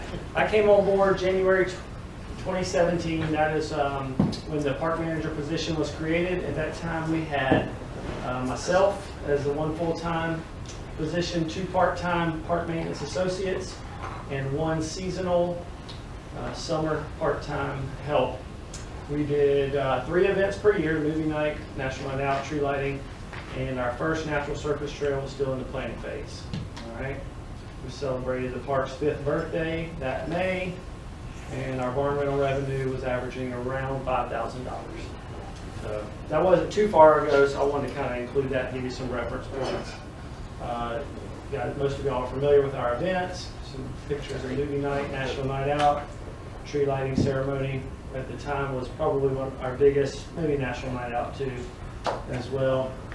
That year, Tobermore Phase 1 was built. On the left is kind of what it started as.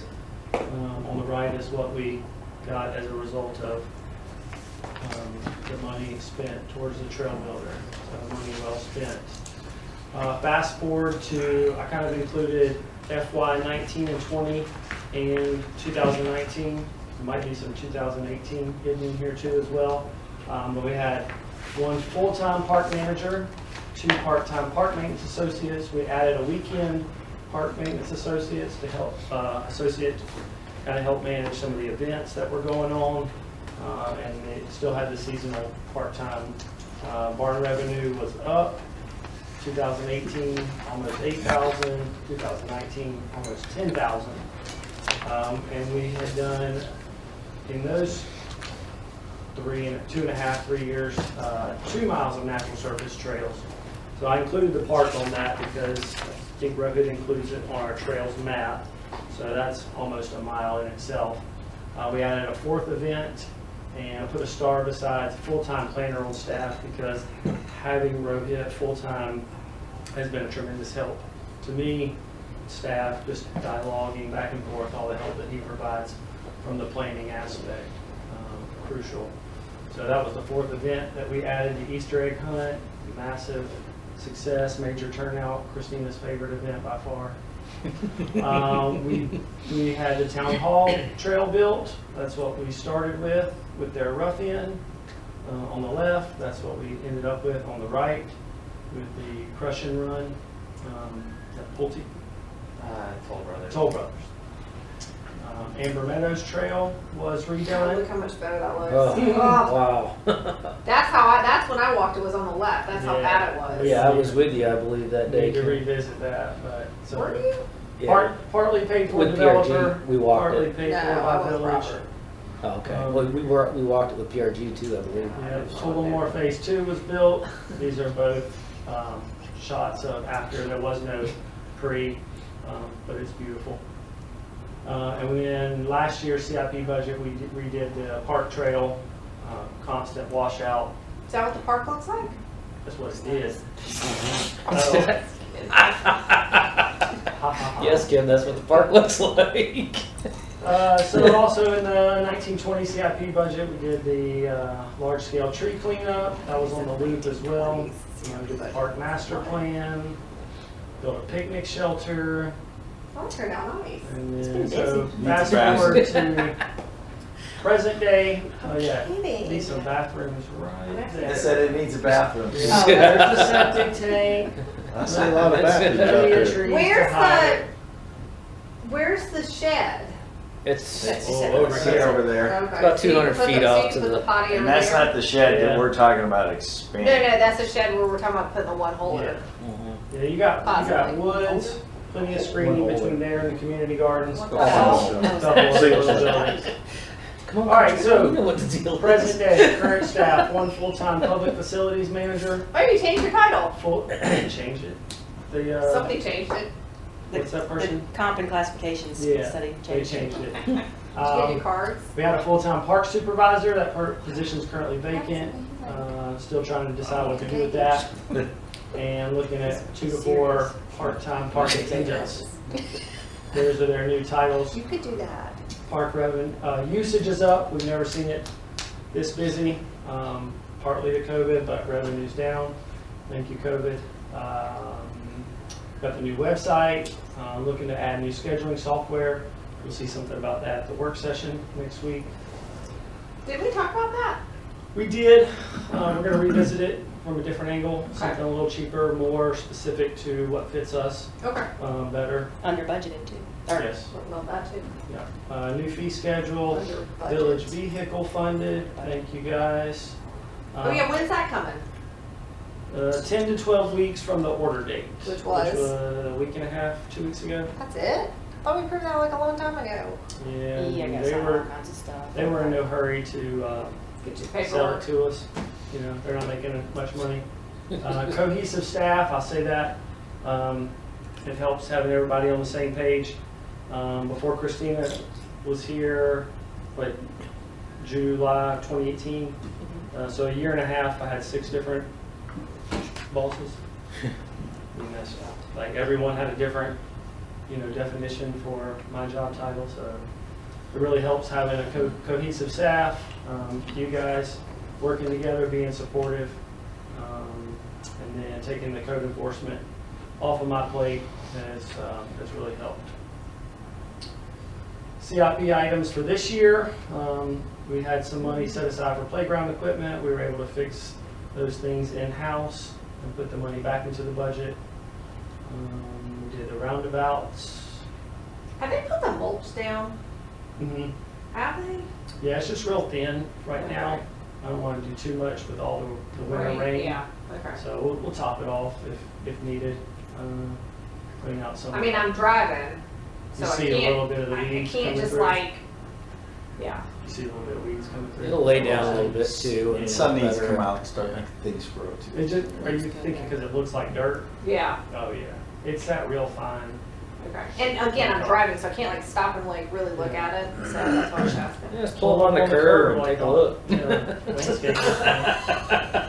You guys, so just pull up on the curb and take a look. Okay. I saw a guy sitting there taking phone calls the other day. I I'm do like, it too. Yep, so. All right. In the roundabout? Yeah, you see where there are no tire tracks? Like there's tire tracks on the outside of it where trucks roll over it, and inside of that, you can just park. Yeah, the concrete Yeah. curb, whatever. It's not too safe. It's Who's flying through I had a there? meeting out there one Don't night. encourage it. Remaining CIP items for this year, playground drainage fix. He's hoping to start work next week, weather depending. It's gonna rain the whole first week of March. Let's don't say that word. Community gardens. Rain? Rebuilt, and parking expansion. I took that money, and gave it to Christina for the code enforcement contract. So we'll look at that on a larger scale, future years. Some future goals, development of sponsorship policy. You'll see a rough draft of that at your work session next week. Obviously, to help put in the disc golf course. I shared that with the county Parks and Rec guys Wednesday. They were super thrilled for us. Fitness trail. Who was thrilled for us? The other park managers within the county, specifically Union County's guy. He's the one that brought me the information about the Ace Place course.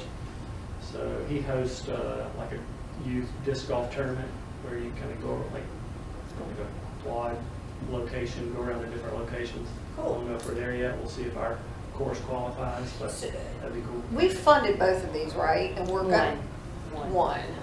We'll start with one, and we'll. Which one are we starting with? Disc golf. Disc golf. Yeah. Since Jamie and I are no longer golf members, we're That's gonna, all about you, Joe. we're gonna have a one-on-one. We're gonna. I do talked a to the 18 rep at hole. Innova, told him that we were getting the funding ahead of time. So he's excited for us. He's coming out next week to start his preliminary course design. I know you want to be a part of that, so come on out. Put your boots on, Joe. Let me know when you're doing that. Trail. Derek, and we're talking about at the work session sponsorship ideas. Did I see that on the? Policy. The policy. Okay. Yeah, But- the general policy. Okay, but still no specifics of how we're gonna. No specific strategies as to how we're gonna raise it. Not yet. Okay, so looking at next year, money. Park trail enhancements, Christina mentioned that earlier. Those are the connector pieces. Is that the park? No, that's just a picture. Oh, okay, I was of, gonna say, that's really some nice. grass. Yes, that is the grass that we manicured. Trailer. I think the bottom one has already been discussed and no more needed there. But we will do something with the 10K if approved. Council may still approve that. I'm You don't even have a vote. Yeah, you don't even Why get to are vote, listening so to what? you? I have an opinion about that. Yeah. We have playground replacement. You guys discussed that earlier.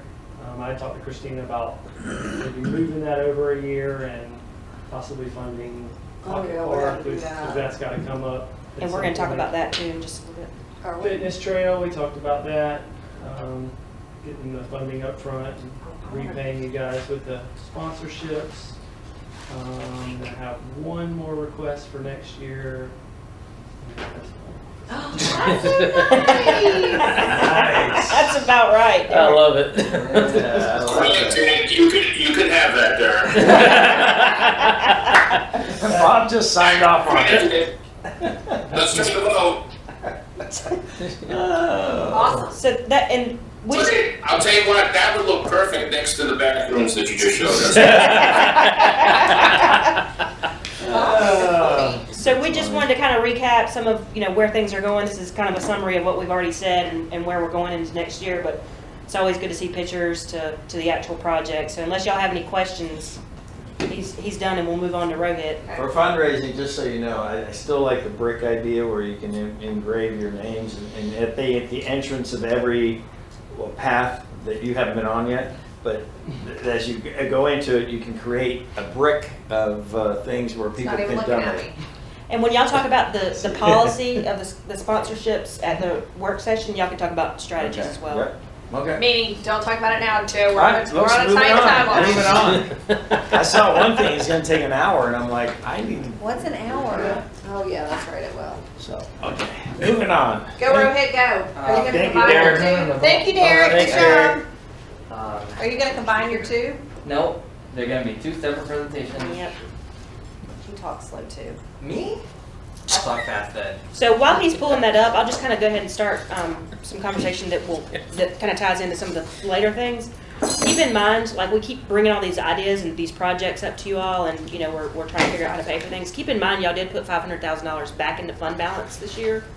Y'all could always use that money as a one-time appropriation if you want to go ahead and get some things done.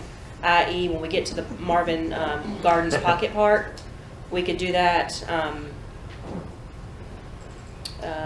Park debt issuance. Also, Rohit's grant project that he will have coming up. We are going to need $700,000 for that. So we've kind of discussed issuing debt on the park to be able to pay that note, to be able to pay for the project if it's awarded with the MHD district, and then pay ourselves back. But we'd still have to find a way to fund that project with the $700,000. So just keep in mind you got all that floating out there. Wait, what? So, what would you, should we probably keep that 500,000 to put towards that 700,000 that we need to front? Wouldn't that make sense? Rather than spending it on something else? you've got the deal with the 700,000 that you have to save up for. Number one, it's going to be all contingent upon the MHD district. So if that doesn't go through, that project's not going to be awarded. Right. Now, if it does go through, you've got 4 years to pay to pay for the project. So we could do it in phases. If we wanted to use a portion of the fund balance and pay for the first phase being, I don't know, I'm just going to throw out some numbers, $250,000 for the planning portion, the right-of-way acquisition, that sort of thing. And the next phase would be construction or additional Next planning. phase is engineering, and then Okay. last phase is construction. But regardless, even if we don't do the whatever, MHD. Marvin Heritage District, even if we don't do that, we're still gonna have to do the sidewalks. Right. Yes. So you have to come up with that, yeah. Still gonna have to come up with more than the 700,000. Yes. So I don't know that we necessarily want to earmark, we may want to earmark some of it to get a couple of smaller things done, but I don't think we want to use all of it and just kind of keep it. I mean, I'd almost move it specifically for that so that we can't use it for other stuff. And we'll talk We about can talk that about whenever we talk about budget, park yeah. debt. That's a big, Giving you that's some a time. good portion of that 700,000 we have to front. We can get it back and then we can appropriate it to other things, but we've got to put it out We're not front. gonna get it Yeah, we're back. not getting the 700 back. And we'll talk about that in the later item. I thought that was, that they And were. 700 is our put-in, but my Oh, plan okay, A I is to raise that from the special taxing district. That's a plan A, of course. And let's We wait found until we get to that point Yeah, and yeah, talk that's about kind of it. the next All presentation. right. Alright. Go, Rohit, go. Okay, great. Hey, I'm Rohit, I'm the planner, and here's the planning and zoning presentation. I mean, come on, you gotta produce yourself, right? It's Good job. presentation every Because day. there are people on that are listening that do not know you. Or That's who absolutely are you right. again? That's absolutely right. Okay, so here's a quick outline of 2020 in review. Obviously, I'll start it off by saying at the end of 2019, the resident survey was distributed and completed. It was like a year and a half of procedure, and it definitely led towards the policies and priorities of 2020. Then we have the land use plan, future land use map, the Parks and Greenways master plan that was mentioned before. We also started a big annexation drive in the areas in the vicinity, and I had a planning intern, Matthew. It was a junior at App State. Great help. And then I've kind of grouped a different set of things that we did in the Village Center realm, which is that in March we went to that conference, myself and John, and then we had that workshop with CP&I. The Marvin Heritage District was named, and the Strategic Plan Committee was formed. And finally, we just wrapped up economic feasibility study. We've been talking about wanting to know how feasible a district such as the low density concept district would be. But I'll talk about more of the Heritage District in the next presentation. So also, I'm the zoning administrator, so I've grouped those two presentations in one. So I'll talk about both the planning and the zoning in this presentation. So in zoning, we got Marvin Gardens. It opened up in the end of 2020. We also have, I'll also talk about just the state of permits for a bit and the code reorganization that was completed last year. We also formed a group called WUMA, the Western Union Municipal Alliance, in order to lobby the county together on various zoning issues, transportation issues, and others. And I'll talk about some subdivisions that closed out, and also some upcoming subdivisions. So 21, looking ahead, we just got another planner on board, a contract planner from Enfocus. His name is Tom Whitenauer, and he's also on the call. He's been listening in. Hi, Tom. Welcome aboard. I'm going to talk about the next steps. Oh, yeah, there he goes. I'll talk about the next steps briefly for the Marvin Heritage District. We'll continue the annexation drive. It's going to be in full force, and the code reorganization that was completed by the consultant last year will be reviewed by the planning board, by Tom, and adopted sometime this year as well. And then I'll also touch on these new subdivisions in the presentation. Okay, so land use planning. Like I said, the resident survey, that was a big part of how we thought about 2020. The residents' input obviously is the most important part of why we do what we do. So that guided a lot of the policy decisions. And the land use plan, here's the future land use map that I was talking about before. This is basically, it reaffirms Marvin's mostly residential makeup. We're planning a village center in the middle, and Marvin Gardens ICD, which is our other commercial district. But again, largely residential. We're talking, other than these two districts, it's everything else is residential in Marvin. But of course, there's an annexation push. We don't know what the land use should be in the blue area, but that is the area that we're aiming to annex in a 5, 10, or 20-year scope. And of course, like I said, Matthew helped with all of these plans, the land use plan, the annexation drive maps and planning, and also the Parks and Greenway maps and other things. So I definitely greatly appreciated his help at the time. After having him on board, the few months of not having help was really tough for me, but now I have another hand with Tom, so again, really appreciate your support. Parks and Greenway Master Plan is also a plan that got adopted, and Derek really did touch on it in his presentation. So I'll just briefly describe that we hired Destination by Design as a consultant to work on this plan, and they came up with, basically, we just reaffirmed most of the network segments that we wanted in the 2013 map, but also identify other funding sources, and talked about the costs of, let's say if we were to do this 10 years in the future, the costs are higher in this plan because they also incorporate whether or not you have to buy the property, whether or not you're doing 10 years from now. So that's why the costs are higher, and if we can do them for cheaper because we get the easements donated, that's great. Also, in the end of 2020, we got a $1 million grant from CRTPO that's going to be, that's already been talked about a couple of times, but basically we had a very competitive application because it would connect the future Marvin Heritage District with many other neighborhoods. And so the Regional Transportation Organization decided to give us $1 million in grant money. It's a 60% of the match, so we have to fund 40%, which is $700,000. Okay, so 40% of what? yeah, we have the total project cost was 1.7 million. Okay. So they're giving us 1 million, and we have to put the other the 0.7 million.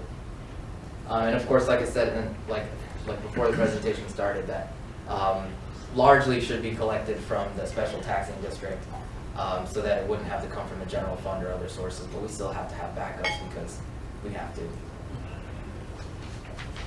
And finally, 2020 review village center planning. We did make a lot of progress in this district, and I would say in the beginning of 2020 it was still just a couple of concepts and ideas. And so we went to the Main Street Conference. There we got a lot of connections. I downloaded all the presentations, and we have a lot of resources, knowledge, people. So much was gained. It was very valuable by myself and John Jones going to that conference in New Bern. It was just before COVID. So those poor people in New Bern, they were out of commission for 18 months because of the hurricanes, and then they had 1 month that they were back in business before COVID. Then, as we went to that conference and met the people from NC Growth, we had that 2-day workshop, which several of you attended, as well as some planning board members, members of the community. It was a really informative workshop, and they worked with us, looked at our context, and gave us a lot of good ideas on what could go in the district, more than things that we had thought about at the time. One of those recommendations, like I said, was to make a strategic plan and form a committee of residents, and that also happened in around September 2020. That committee consists of 3 planning board members, 3 property owners in the district, 1 Parks and Rec board member, and 2 other residents at large that are not on any boards. So far that committee is going really great. They have a lot of good ideas, and they've pitched into the conversations about commercial uses, design factors, and the DFI, like the preliminary scenarios that we gave them. And of course, as you all know now, the district was officially named the Marvin Heritage District. I would say Village Center District is probably it was just a concept name all along. But the Marvin Heritage District really captures what we're trying to accomplish here. And lastly, now catching up to the present, DFI, which is Development Finance Initiative, did an economic feasibility study based on 3 scenarios that we gave them, a low, medium, and high. High is not really that high, but it's just 3 scenarios that we gave them, and they gave their report on the feasibility. So 2020 in review zoning. On October 2020, Publix at Marvin Gardens opened its doors, becoming the Village of Marvin's first commercial establishment since its inception. That's definitely a pat on the back because as far as like the healthiness of a community, there needs to be some commercial, even though people resist it a lot. The vibrancy of the tax base and the ability to not have to drive too far to get to anything. This district will be filling in its other tenants, and I'll talk about that later in the presentation. Also in 2020, I got almost the most number of permits we've had in any calendar year. And I attribute that to people being in their homes and thinking that, oh, I want to build this, I want to improve that. So we received about a time and a half more permits than expected if you look at the trends. And we received 9 conditional use permits where we typically get 0 to 4 in a calendar year. In 2020, we got the zoning code reorganized.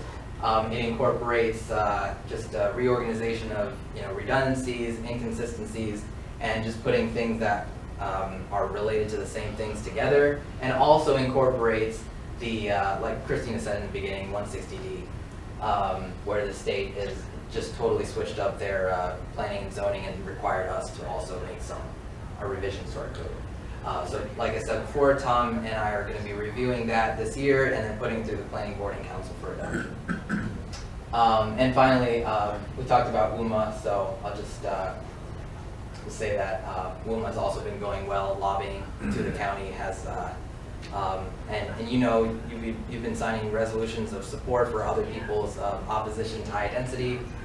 It's just a good partnership to have and to make the county know that there's some unity in the municipalities around here. And this is the trend. This is the chart of zoning permits issued since we started doing zoning permits in 2006. So if you were to look at the trend, I put an orange dot where I thought that's how many permits I would have expected to get, and the blue dot above that is how many permits we actually got in 2020. So you can see that I got a lot more permits than expected, and that was challenging, but we made it through. Like building permits? Yeah, so zoning permits for anything from a deck or a remodel to a pool. So we got over I know we've done a lot of pools. Yeah, we had 225 permits in 2020, and based on that trend line, I would have expected somewhere closer to 150. And you have to touch every single one of those and look at them and approve them and all that stuff. Right. I have to look at them and, depending on what kind of permit they are, look at our ordinances and see if they're compliant. So you have to review all of them in pretty much good detail. Right. And this time it was really helpful that Nancy took on some of the paperwork part of it. Like she helped me put it in the database and handle the payment part of it. So it was definitely, I couldn't have done it without her, for sure. It was very challenging. So 2021, looking forward. Like I said, we hired Tom from Enfocus. He's very experienced. He's been in the field for about 30 years, and he's been a planning director of Greenville, North Carolina. So I really, I'm looking at the scenario like I have a lot to learn from him. He's going to be a great asset for us, and it's basically I have like an extension of 16 more hours of work that can be done every week, and so it's going to be we're going to get a lot done. So the annexation drive also will be in full force. All staff hands on deck, where we have the clerk having to do the paperwork, the tax collector, which we might outsource to the county, but if we don't start that until next year, then there's gonna have to have some staff work done on that front as well. Marvin Gardens, right now, only the Publix is open, but there, if you've been down there, you know that there are some buildings that are built but not filled in, and there are 4 out parcels that will have some drive-through uses. There's 7-Eleven, which is applying for the gas station, and then there can be like a drive-through bank or coffee shop or something like that in one of those other 3 out parcels.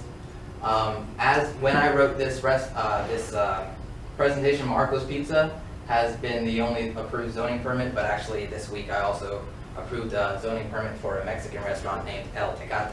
Yes. So we have 2 approved zoning permits now. Yes. Where is the 7-Eleven? It would be on No, I mean, where are we in the process? they are in the reviewing their sketch plan phase. Still? Yeah. Were they okay with what we came back to them Yeah, with? I mean, they have to be. Well, I mean, if they want to come, but they can say, okay, we don't want to come. Right, oh yeah, they're continuing the Okay. process. Is what you're saying. That's, yeah, I just, Yeah. they could be like, okay, we'll Right, go somewhere sorry. else. I guess what you mean is, no, they did not pull out Okay.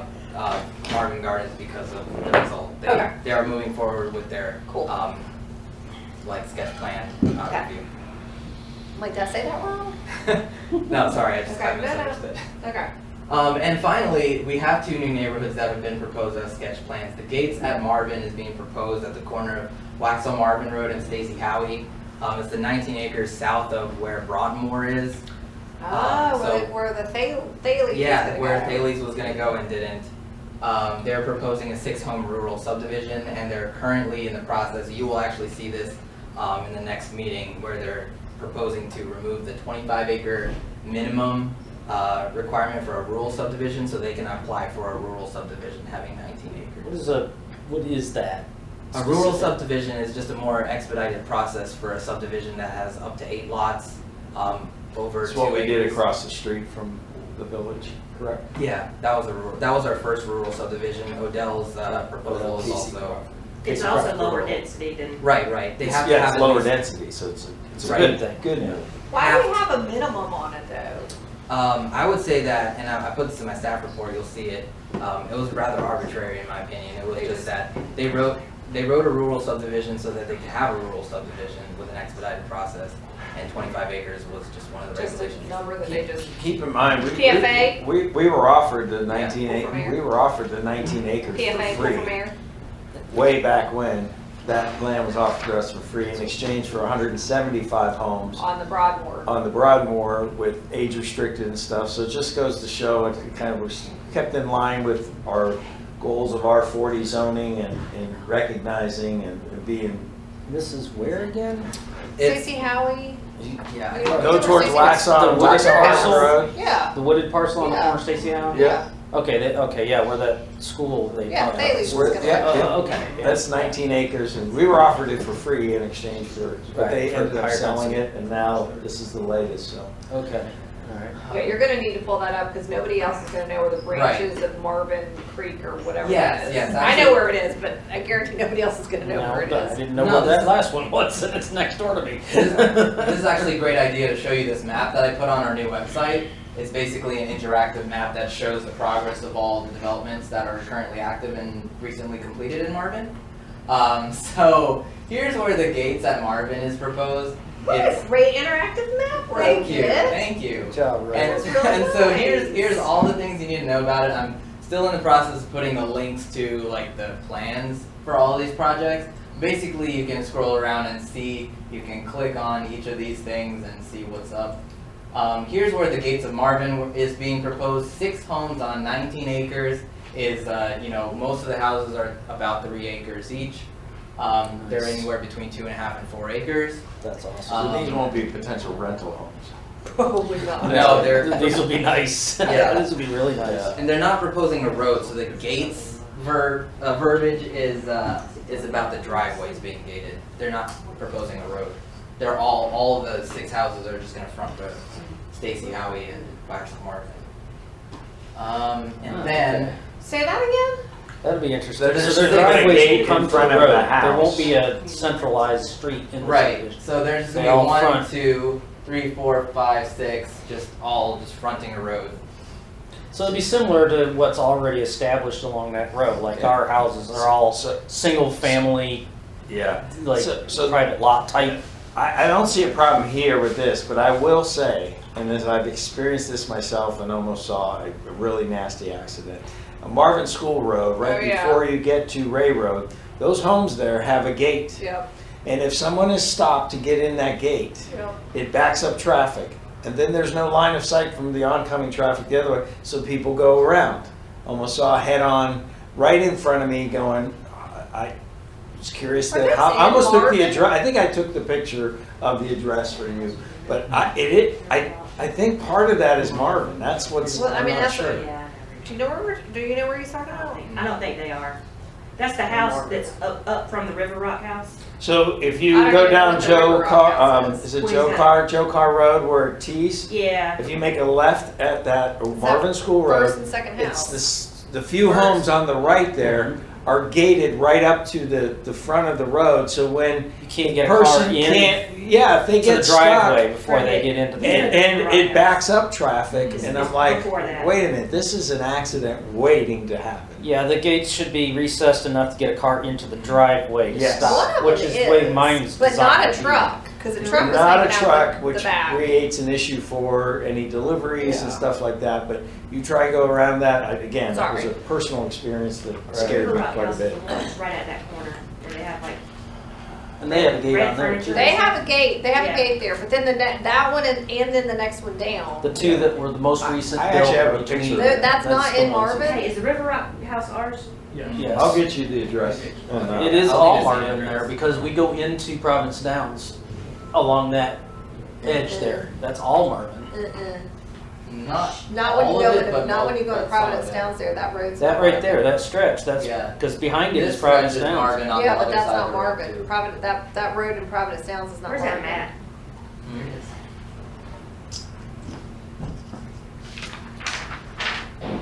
Yeah, good luck seeing that. Yeah, never mind. Alright, so we're looking at this right here, right? So this side of the road is. Can you make that bigger? That is Marvin, Can I yeah. make this bigger? Yeah, that all is Marvin. And it Marvin goes School into Road. those three streets that are in Providence Downs that are in Marvin. Yeah, That backs up to that. Where's Joe? Yeah. that's, Because yeah. Where's we Joe stop Clark? right at the Right now, entrance yeah. to Providence It is, Downs. yeah. Right So there. that is Marvin. Yeah, that is Marvin. I can't believe we approved those gates. Well, We would have had to It's approve pri- those gates, right? No, it's private property. They can put gates. in- I- yeah, it's- they're no it's not a- HOAs. It's not a so subdivision, they're private lots, just like mine is. Doing it on the you have a road gate on your creates house? an issue. I will. It's coming, it's Not planned. now. My driveways will have gates on them, but they're recessed 20 feet Yeah, in so that you you can can get a get- car in Okay. and then stop. But All right, yes. sorry, Rohit, to And, interrupt. I mean, I think they will have to be recessed because we're trying to get a Greenway easement.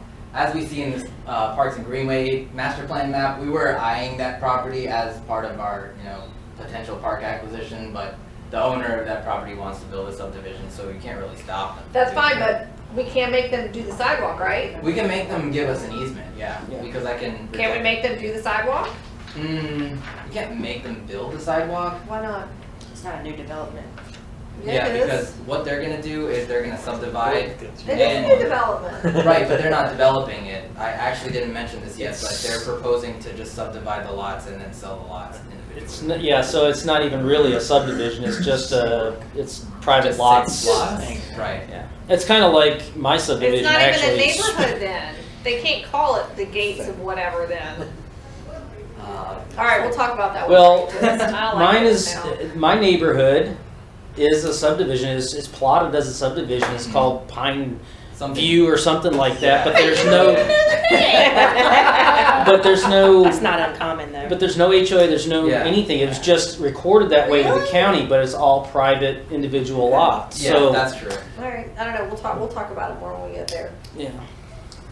Anyway, if I have a Greenway easement, those gates would be. Okay, set but we up. can't get an easement though. Yeah, we can try to get that easement. Not try to. Not try to, because I was gonna tell them I'd reject their sketch plan if they didn't provide Good anything. job, Rohit.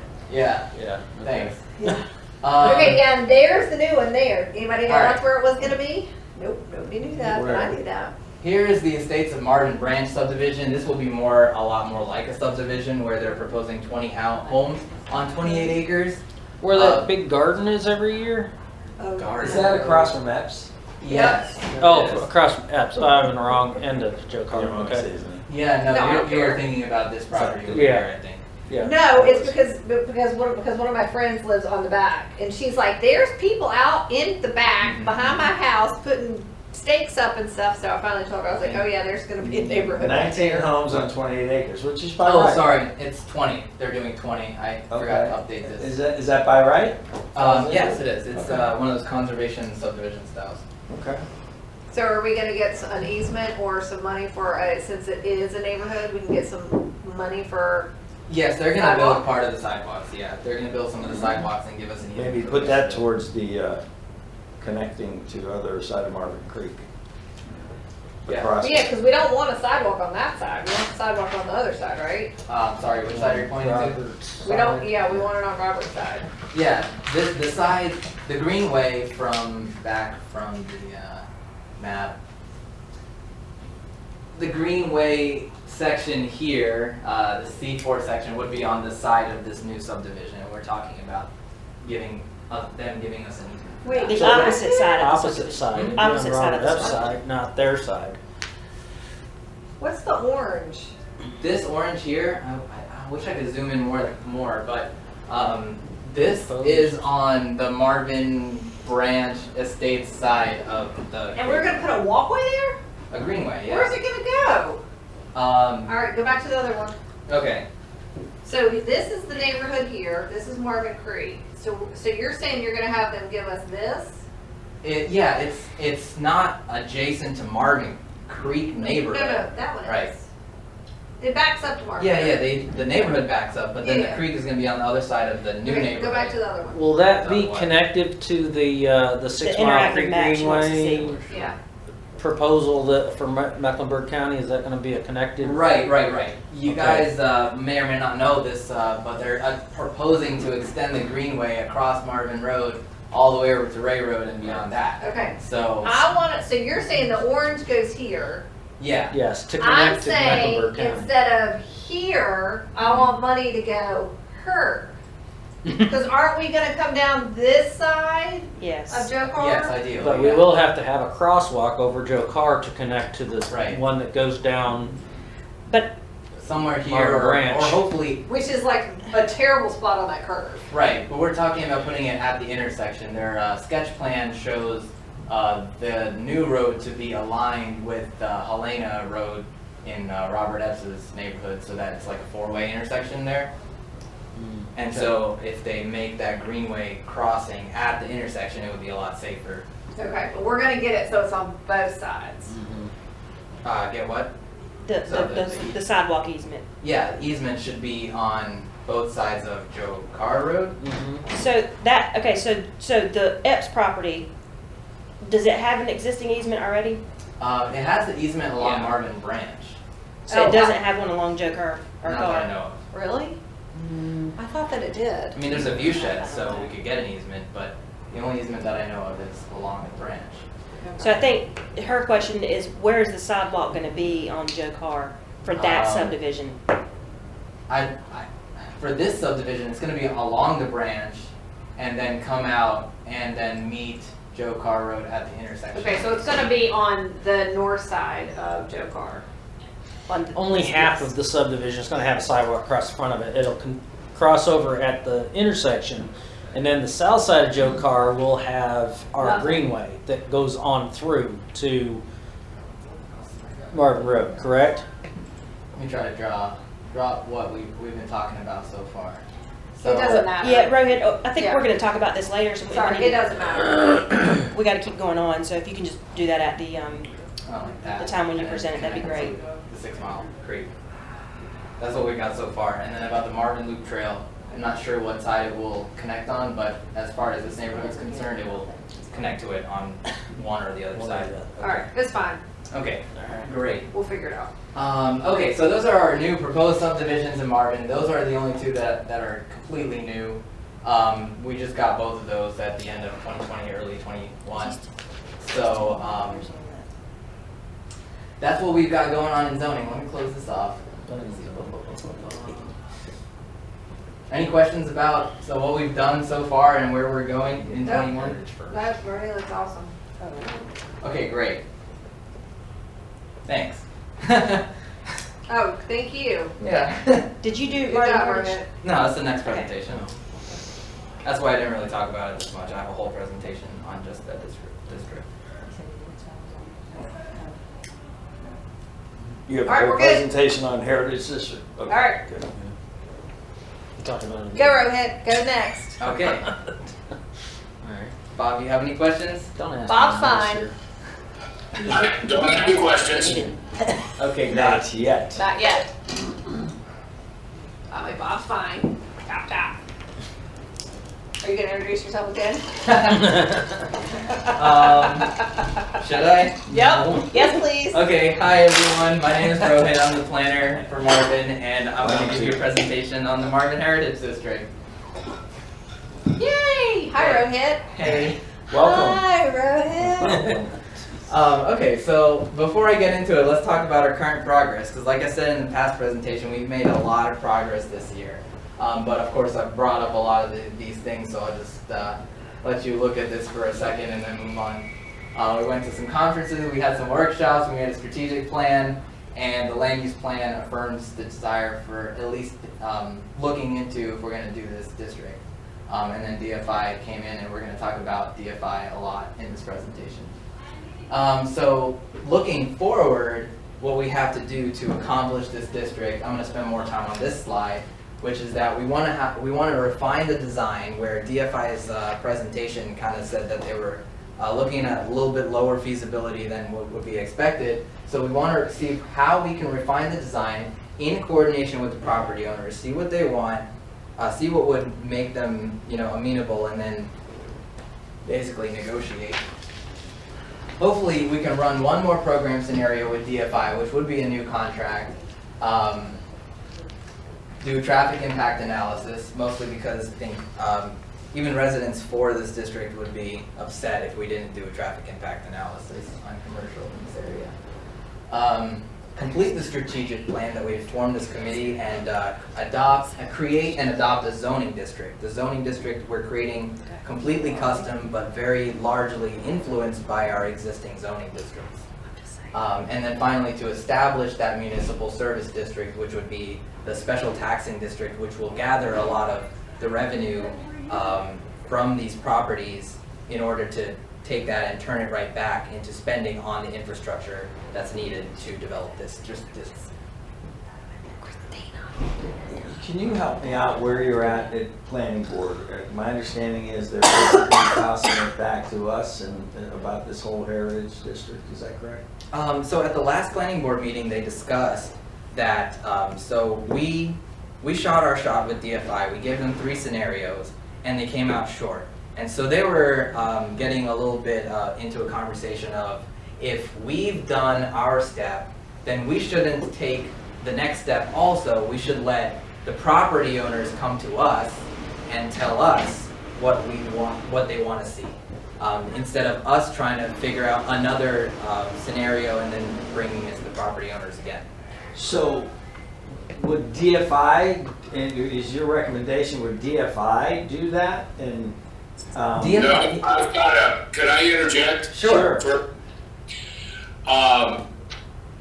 You're getting this scenario perfect, and I spoke to a couple of the planning board members after the meeting that had some real great input, and I have kind of a suggestion that came from them. And if Rohit can, as he remembers, one of the members was talking about Kelly Shook, the architectural firm. Terry Shook. Excuse me, Terry Shook. No, Shook Kelly is the name of the company. Sorry, Terry Shook. But it's Terry Shook. It's Terry Shook. Right. Thank you. Okay. And the comment had come that, these folks that had developed Brookdale Village, that they, maybe Now that we got this scenario from DFI, we can drill down to even more of a micro analysis of the, the Heritage District, pull the property owners together, and as we are a property owner too, pull the property owners together, and because it's been a while since they had a charrette, what was it, 4 years ago? Right. 5 years ago? So pull them all together so that everybody's on the same page. And some of the, because of the feasibility study, it looked in some respects kind of grim. On one side, commercially, it looked grim. It looked better from a residential standpoint. But bring in Terry Shook, and then at that point, maybe what they could do at each of the property owners' combined contribution to whatever the cost would be, that they could actually drill down and say what is feasible, what could happen here to assist the property owners. So in other words, they're doing it for themselves. We would be involved because we're a property owner. And even scenarially, the cost could be, just for fun, the cost, if it was, I'm just coming out with a number, I have no idea what it would cost, but if the number was like $12,000, you would base it off of the acreage that each of the property owners have. And they would contribute, proportionately to this joint effort. Because I think at this point, to Rohit's point, okay, any property owner can dream what would they like to have on their piece of property. But the bottom line of it is we can't guarantee, we don't know. We don't know if that's a good investment or bad investment. We don't know. So that was kind of an idea that I wanted to kind of throw out to you, Rohit, as well as the rest of the council, to kind of think about. I think it's time we pull the property owners together and have another charrette and kind of give them some details as we go forward. I agree with you. I think we need some, if you will, hand-holding in this process, as none of us have been involved in creating a downtown from scratch, even though we've established the area. I think everybody's on board with the area, but where do you get the handhold? That's why my question to Rohit was, is it DFI, are they the kind that are going to do that and, that seem to know the ins and outs of keeping us on the legal track, but have they actually created a downtown? Like, I know the history and the background of Shook and what they've done, but does DFI, are they competitors, basically? I can't confirm that they've ever done a downtown from scratch, but I know that they've done about 100 projects in North Carolina since they established in 2011.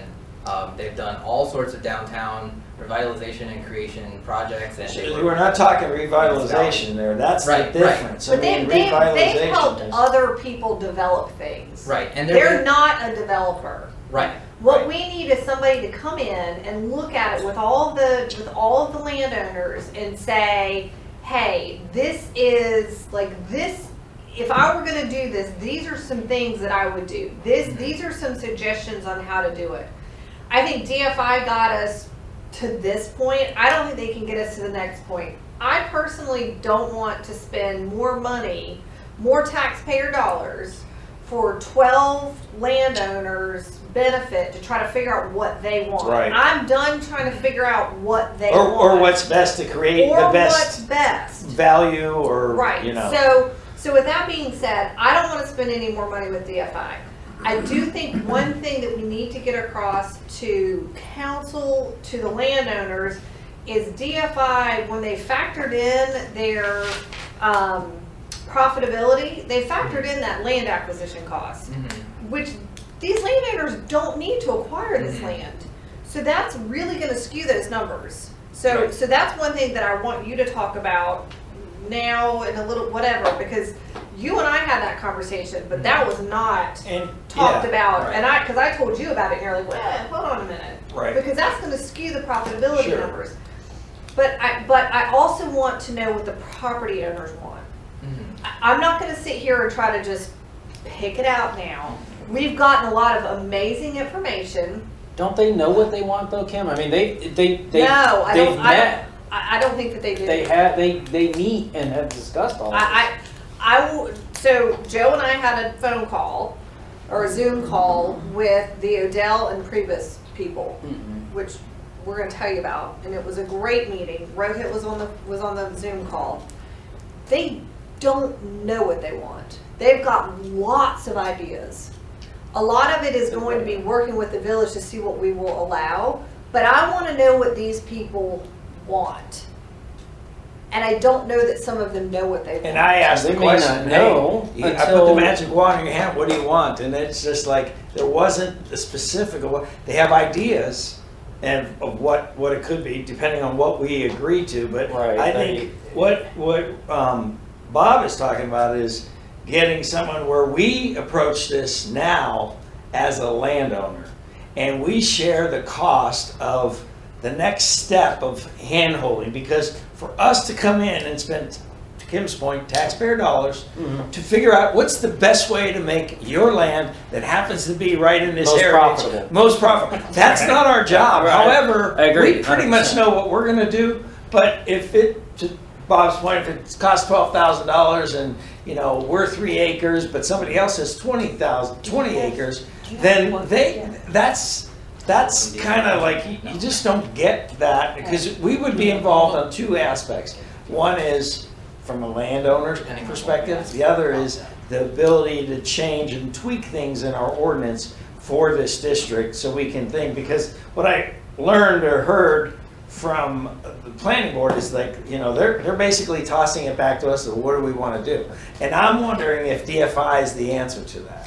So, Bob, are you saying that you think that it would be a good idea to have, like, not necessarily Terry Shook, but somebody like Terry Shook to come in and talk to all the landowners again, especially now that we have council on board, we have additional information that we've gotten from DFI. Is that what you're saying? Yes, and in fact, that was some of the thinking process of some of the planning board members. And I, personally, in my background, where I was a downtown manager for another municipality that was already established. I mean, the downtown was there. Right in the center of the downtown, the property owner that had a 2-story restaurant wanted to put in a convention center. And, you ought to see it when you've got about 60 businesses, owners, that are sitting around in a table, and the person that's putting in the convention center is saying, this is going to bring people to the downtown and revitalize it. But what I want is, we're going to need parking, so the city needs to pony up for the parking, which was $1,800 a parking space. And then turn around and say, we can revitalize the downtown, and then more taxation going towards the property owners. It was an interesting dichotomy where you had 50% of the property owners thinking, wow, this is the biggest thing since white bread. And the other property owners are saying, heck no, we're not going to, no, this is, wait a minute, who's in it for this? And if you don't pull it together where everybody, all the property owners are together, and again, you need an expert that says, okay, how many restaurants do you have around, I'm just using an example, and I don't mean to get off the track, I'm just saying, how many restaurants do you have around this convention center that's going to benefit, and how many clothing stores? Well, some of the business owners, if they could see the dollar signs, they felt like, hey, I would like to improve the front of my store, and I would like to expand out my store and actually get into, other types of clothing or other kind of, hospitality or restaurant, whatever it might be.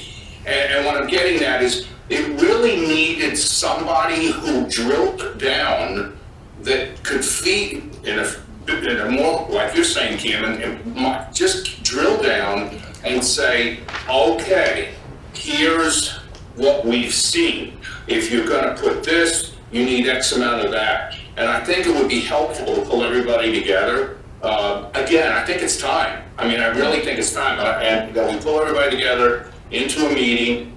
You know, hopefully COVID gets past itself and we all reach herd immunity and everybody could be in person, you know, and actually sit there and talk, you know.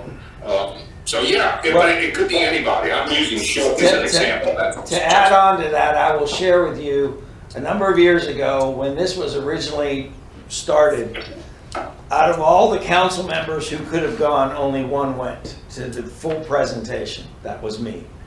I will tell you, at that same meeting, all of planning board showed up where they had to call not that they were having a meeting, but there was obviously a quorum. And two things happened. One, I had from one of the most vocal people who happens to live in Meadowlark. And keep in mind, I've shared with some of you that when this individual, Shook, was presenting in his full presentation, I was sitting in my chair looking for a brake pedal at first because I didn't understand. It was way too much. But then all of a sudden the light went on, and then it went on for the individual in Meadowlark who pulled me aside as we got to continue this message. However, not one council member went to this meeting. Fast forward, they had another meeting that Casey Crawford put together at his place. All the landowners showed up. You know how many council members showed up? One more from me, which was along with an assistant, let's just say. And then after that, I found that was a shortened version. Then it became down to our retreat, which was a couple of years ago, and it was the elevator pitch. That's all they had time for. And I remember going to this elevator pitch where he was able to condense that all down, and on a bathroom break, another councilman looked at me and says, that was impressive. And I'm like, if you could only see the whole thing, but I can't do it. I don't know how to do it. I don't think any of us know how to do it. And I think we need that hand-holding, but I don't think it should be on our nickel. I think it should be understood between the landowners. They're going we'll to share. share it because we're a landowner. Right. So here's my suggestion, because obviously we got stuff, we got to keep going through this, and they still have the RFP to get out for the waste hauling, whatever you like to call it. Village Hall. And for Village Hall, the waste hauling for Village Hall? No, just we have to get Village Hall out. Solid waste will go out. Oh, I thought it was, okay. Anyway, whatever, there's an RFP that's gonna go out.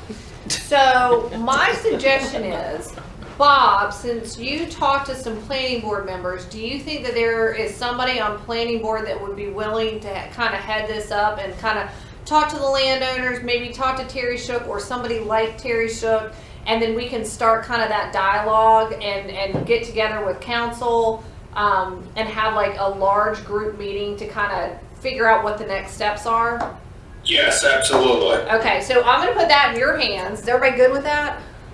Okay. You good with that, Okay. Jamie? Yeah. Andy? Yeah. And in the meantime, Joe? you can try to Yeah. secure a quote from DFI, and then we can have For actual a numbers. similar product, because they did offer to do that. They offered to do the full engagement with all the property owners and then come up with, their final, I wouldn't say that the property owners that we talked to didn't know what they want in terms of they don't know what they want at all, but they came up with 5 bullet points as opposed to we need something more like a site plan. And that's something that. No, I agree with that, but they weren't like, I want this many houses with this much, they had a bunch of different options, and I don't know if you were included on the email that Russ sent the day after. Day after, I don't think so. I don't think Okay. so, no. So I got he it. had more ideas because Joe asked him what his wish list was, which is why I was like, oh, I love that question. And I mean, it's interesting, and I'll show it to you guys. We can I talk think about it. that, and I don't know, I'm just way off base or whatever, but I think these folks would have a better We'll do it in the time work session too. Yeah, sure. narrowing down what they want if they had a little bit more guidance from us as to Parameters, what, maybe. yeah, yeah, exactly, parameters of what they can fit into. I think that would help them really hone in on what they want, but nothing too stringent, but just a little more guidance to where we can meet in the middle so that they can kind of get an idea of where they're going to. But don't you think that next step is in having that meeting so that we can talk about those parameters? Because I don't think we can set the parameters without talking to them to see what they might want and not want. My presentation might answer some of these questions. But I think show you. But what I do think is that as a council, we need to discuss what we are thinking before we even talk to them about that, about parameters. Because if we are not all on the same page when we talk about parameters, then it's going to be chaos. I don't even want to talk what I'm thinking. I want to see what they have. Me to ask. too. I don't wanna Because come- it's I agree it's with not that. my property, it's not my land, and we got the survey. I Right. want to Let's hear see what from Rohit- them. Okay, well, let's see what Rohit has to say. Okay. That's correct. I mean, Joe, what you were just saying, it doesn't make any difference what we think, and what we want. It's the property owners of what they want, and I think if it may take a meeting or two, to pull everybody together, get everybody on the same page and say, are you willing to contribute to this, thing? And then at that point, give the marching orders, I'm using an example, to whoever we choose, whether it be Shook or whoever, and then turn around and then they come back and say, here's what we're thinking, here's what. So by the next work session meeting, if you could reach out to your planning board people that may be interested in putting this together, and we don't have to have a meeting set, but just maybe a contact and find out. But we'll continue on with Rohit where he's at, and then. Okay, sorry, I didn't mean to interject there. No, that's No, good. that's fine. And we're going to add this to the work session again, so I don't know if you just want to put a pin in it or if you want to actually finish it, but we can put this back on the work Right. session. I just want to kind of show you, and again, it's an example. Like the property owners we talked to, like they didn't come to us with this is exactly what we want. So, but basically, the concept is they obviously want their development to be feasible for them, and they're willing to have a little more density. Profitable. Right. Profitable. Right. So here's what I worked out, right? There's the DFI scenarios. I basically extrapolated to show us that 1.6 units per acre on that property would be basically where they would need to be profitable. And so what I did is I rearranged, say this whole district is 125 acres. Let's say if we say no homes are allowed on these 28 acres and then transfer that allowance over to that side. So that would give them that 1.6 acres without increasing the overall density of the district. We say it's 125 homes on 125 acres. And then since they have more homes, they generate more of the municipal service district revenue, which allows us to subsidize the open spaces that we're requiring on the other properties. So it's kind of a balancing game of like how much do you want to give and how can we do it without sacrificing the character and values of Marvin in general. So this is just to say that this is kind of a proof of concept that there is a site plan. I'm sure that there is a site plan that can make this work without changing the program really or sacrificing, like I said, the values of Marvin. Okay, I don't hate this. I mean, I like what you're doing. I like, Yeah, I think this may be what Shook could do for us and give us a Right. big massaging the picture. numbers here. All of the colors, when we get to the point where we rezone it, and we've got the colors, are the colors going to restrict, I know this is not what we're talking about, but I need this question answered. Sure. Are the colors going to restrict what goes there? Yes. Because what I don't want to have happen is that we're like, okay, you're going to have commercial and you're going to have residential, and then we throw all commercial in the front of, or in the middle of Meadowlark, like on Scotland's property. Like, I want to make sure that we are putting the only allowed allowances by these color schemes in the ordinance. Right, that's We would do that doable, in and I figured that we could do those through envelopes, like zoning envelopes. This is Okay. exactly what's allowed here. Okay. That's exactly what's allowed Because there. that's what we were talking about, right? Okay. I just want to make sure that, okay, Right, sorry. that's And, doable. and we'll bring this up at the work session, so this is just a conceptual idea. Right, this is a concept, and this is not even really, the exact site designs isn't even, like I said, what we want to be talking about today. I just wanted to show you that I think it's possible. Okay. To basically boost everyone's numbers without, making the neighborhood go like there goes the neighborhood. Yeah, and again, I don't hate this option. It's great. So Rohit, you'll work on securing the DFI quote. Councilmember Marker Lees will take his marching orders and try to get some Right. meetings. That- And then yeah, we'll put that's- this back on the work session. We'll go through this this highlight again at the work session so we can kind of rehash and not rush through things, because I feel like we're rushing. It's me pushing Are you, you I'm sorry. rushing? But I'm just trying to get No, I've through the already rest of the extended my agenda. timeline. I know that the timeline I presented, some months ago is not going to be viable anymore. And that's okay. And that's okay. And that's Because okay. because it's a great part about this being a government-driven project. We can take the time that we need to iterate and make it the best it can be. Yep. As opposed to a developer project that will just build whatever they want. That's right. Does anyone have any other questions before we? Yeah, I mean, I think we did I come. have so many, but not for Right. me. Yeah, and if there are any other questions, you can have a chat with me. I think we came to the conclusion, without me actually giving the whole presentation, which is that our next step should be to coordinate with the property owners and tell them about the DFI report, and then work with either we all pitch into a consultant or do it at a staff level. And again, we'll put it on the work session. I would encourage y'all, if you have time, to sit down with Rohit and talk about, this in detail before the meeting. But we'll rehash this at the work session that's coming up Thursday. Okay. You good? I'm good. All right, so now we're gonna This move is on for you. to Everyone else is good. I'm good. finance. I think Jamie's actually on the line. If you want to unmute yourself, Jamie, and then Rohit's gonna pull up your presentation. Hey guys. Hey, Jamie. Hi, Jamie.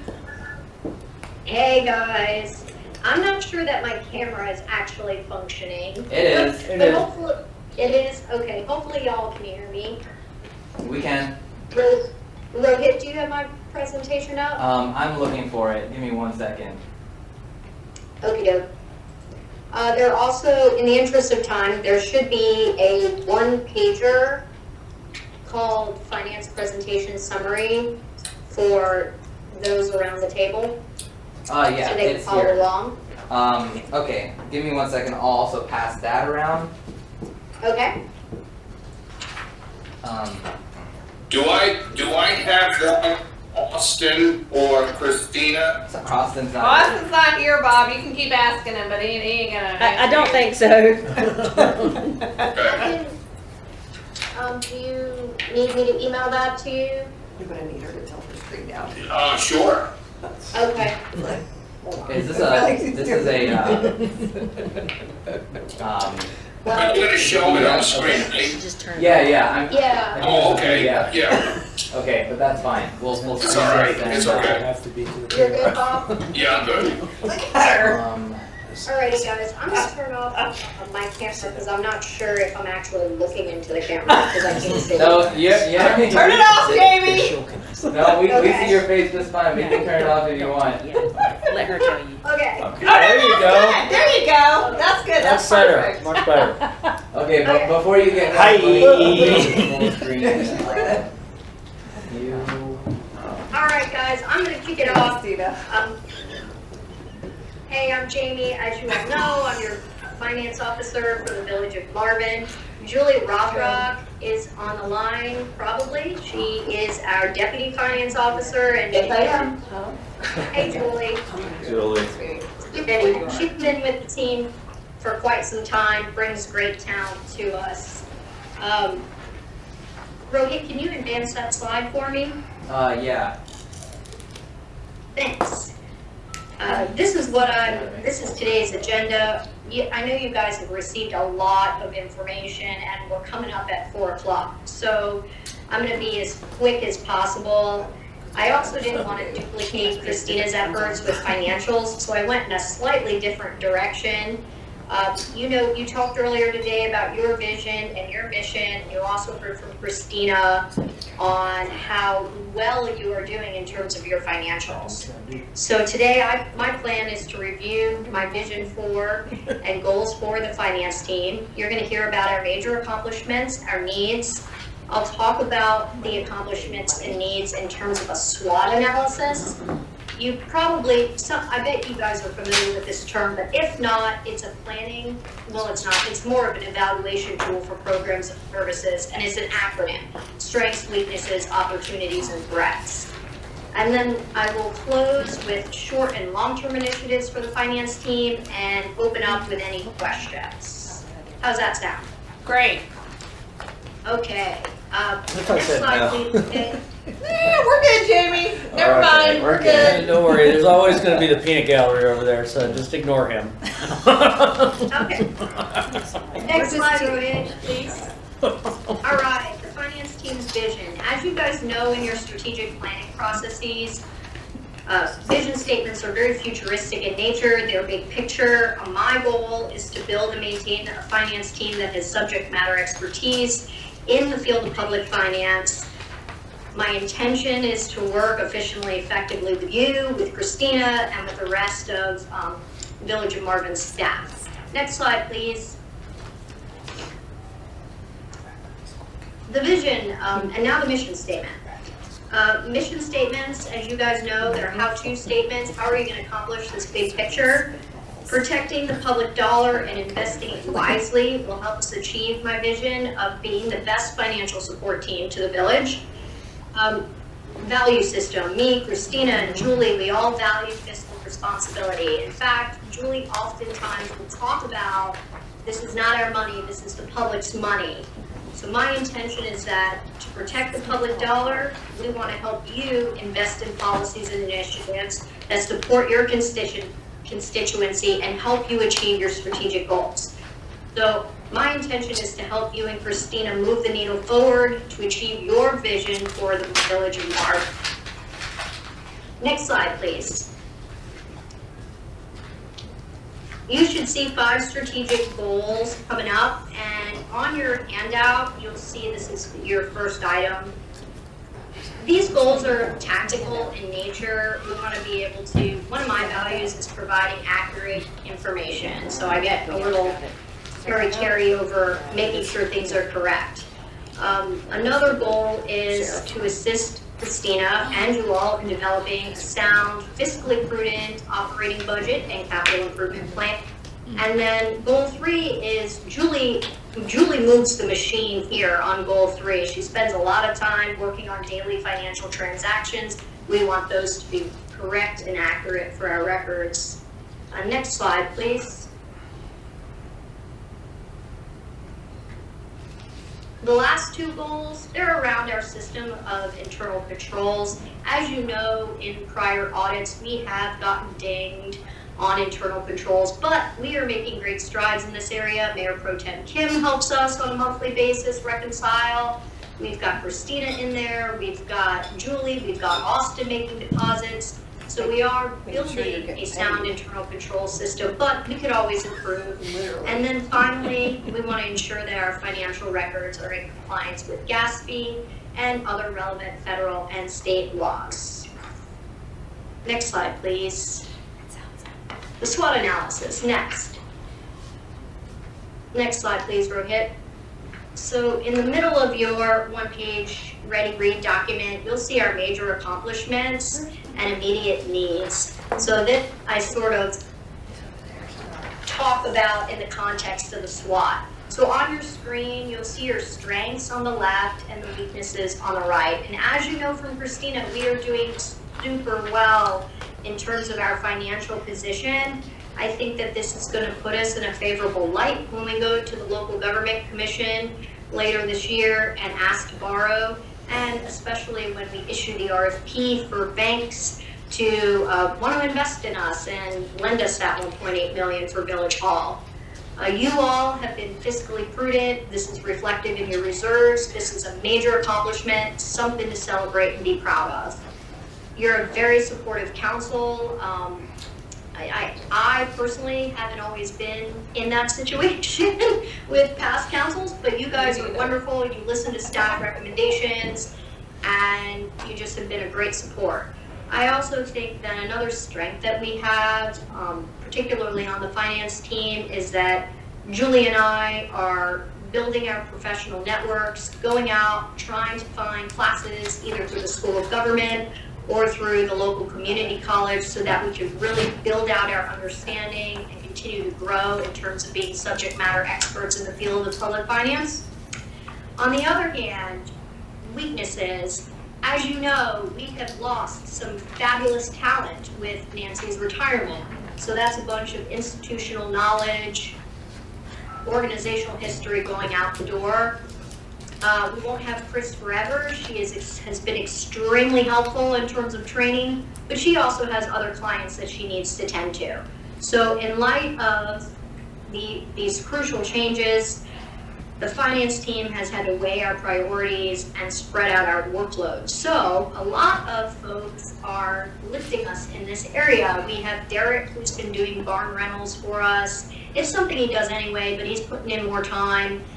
We've got Austin doing some matters for us, and so our tasks are all spread out right now. So the need would be for you to support additional staff support to help take away some of this minutia and frequently asked questions that we tend to get via the telephone.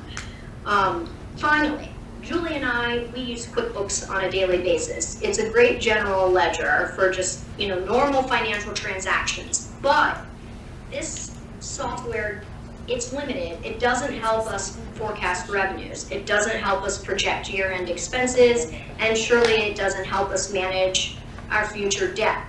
We do this by spreadsheets. It's like a wing and a prayer. So if you would, in the future, consider investing in a budget system which could help us move forward in managing our finances better. There are plenty of systems out there. Questica comes to mind that help us monitor and forecast. There are also budget systems that can help build a budget book for you, which is a key communications tool. So when you're out with your constituency, you can point to the budget book, you can educate folks on where their dollars are going. Opportunities and threats. The next slide, please, Rohit. Sorry. So when you're looking at opportunities and threats, you're really looking outside of your organization. And so on your left-hand column, you see some areas of opportunity that we have, and the right-hand column are some threats. I really feel that, by partnering with an accounting firm, we're just going to continue to build upon our system of internal controls. We have an extra set of eyes, an extra set of hands to kind of look through our documents to prevent in the future any material weakness around our internal controls as part of the financial audit. This also, the transfer to, I missed that one. The transfer of the tax collection services to Union County. Christina has both the transfer and the partnership in her FY22 recommended operating budget for you to consider. We really like your support in funding those because that will just help alleviate some of our tasks and begin to focus on more big ticket items that we have coming up in short and long term. That's not to say that, I do want to say this, because that's not to say that Julie and I will take a back seat and not perform. I think Julie and I both understand where our strengths are and where we can improve professionally. And we continue, like I said, to reach out to our network, to ask questions, and to build our own toolbox as subject matter experts. So when you see internal controls, you see that arrow going back and forth. I really believe that, it's an opportunity for us to improve. It is a positive because we have built out our system, but we do know that since we're spread out so much, particularly at this point with the loss of Nancy, that we are prone to human error, and we're prone to human error. So the support that you could give on continuing to fund an office assistant position would be crucial for us. That turns us into, Rohit, if you could do short-term initiatives. Thank you. Short-term, what's the finance team looking at? We're looking at the next 3 to 6 months. One of my goals is to recruit, hire, and retain an office assistant. I want to back up real quick. We tried to recruit for Nancy's position. We got 2 applicants, and they did not have the talent, just the depth and knowledge that Nancy brought to the table. So in light of that, I think that really pushed the fund to transfer the tax function collection service over to Union. We just couldn't find the talent out there. And then also to repost the position as an office assistant, really to lift some of the frequently asked questions and the minutia off of staff so they could focus on big ticket items. So over the next 3 to 6 months, try to get that person onboarded and hired, and I would like to have a successful transfer of the tax collection function to Union. Long-term initiatives were a hit, if you don't mind. That's the next slide. This I'm looking at the 7 months or longer. One key piece I forgot to put on this slide is to assist the manager in developing a sound annual operating budget recommendation to present to you for consideration. So that's big work over the next 6 months. Another big piece that the finance team is going to be working on is the installment purchase agreement for Village Hall. This is going to happen in March, where we're going to start to go out with an RFP to banks to bid. We're going to look good. We look really good financially, so we're hoping to get a great interest rate, and that's going to be a big discussion that you guys will have in upcoming meetings. And then further down the line, my goal is to research and recommend a budget software solution that can really move the needle on helping us analyze our resources and where we can put money. Finally, recap is the next slide. Thanks, Rohit. So I want to leave you with 3 points. Our financial position is sound. You heard that from Christina. You heard that from Lee, our auditor. We are in a great place. You have your reserves. You've put money into fund balance. It's something that's a major accomplishment. Another piece I want to leave you with is that we've lost some great talent, institutional knowledge, right out the door with Nancy's retirement. So my hope is that you support the office assistant position, which is included in Christina's FY22 annual operating budget recommendation. And then finally, to continue to move forward and invest in me and Julie and our learning to improve as subject matter experts, which will help to improve, it'll just, us knowing what to do will help put us in a great position to inform you.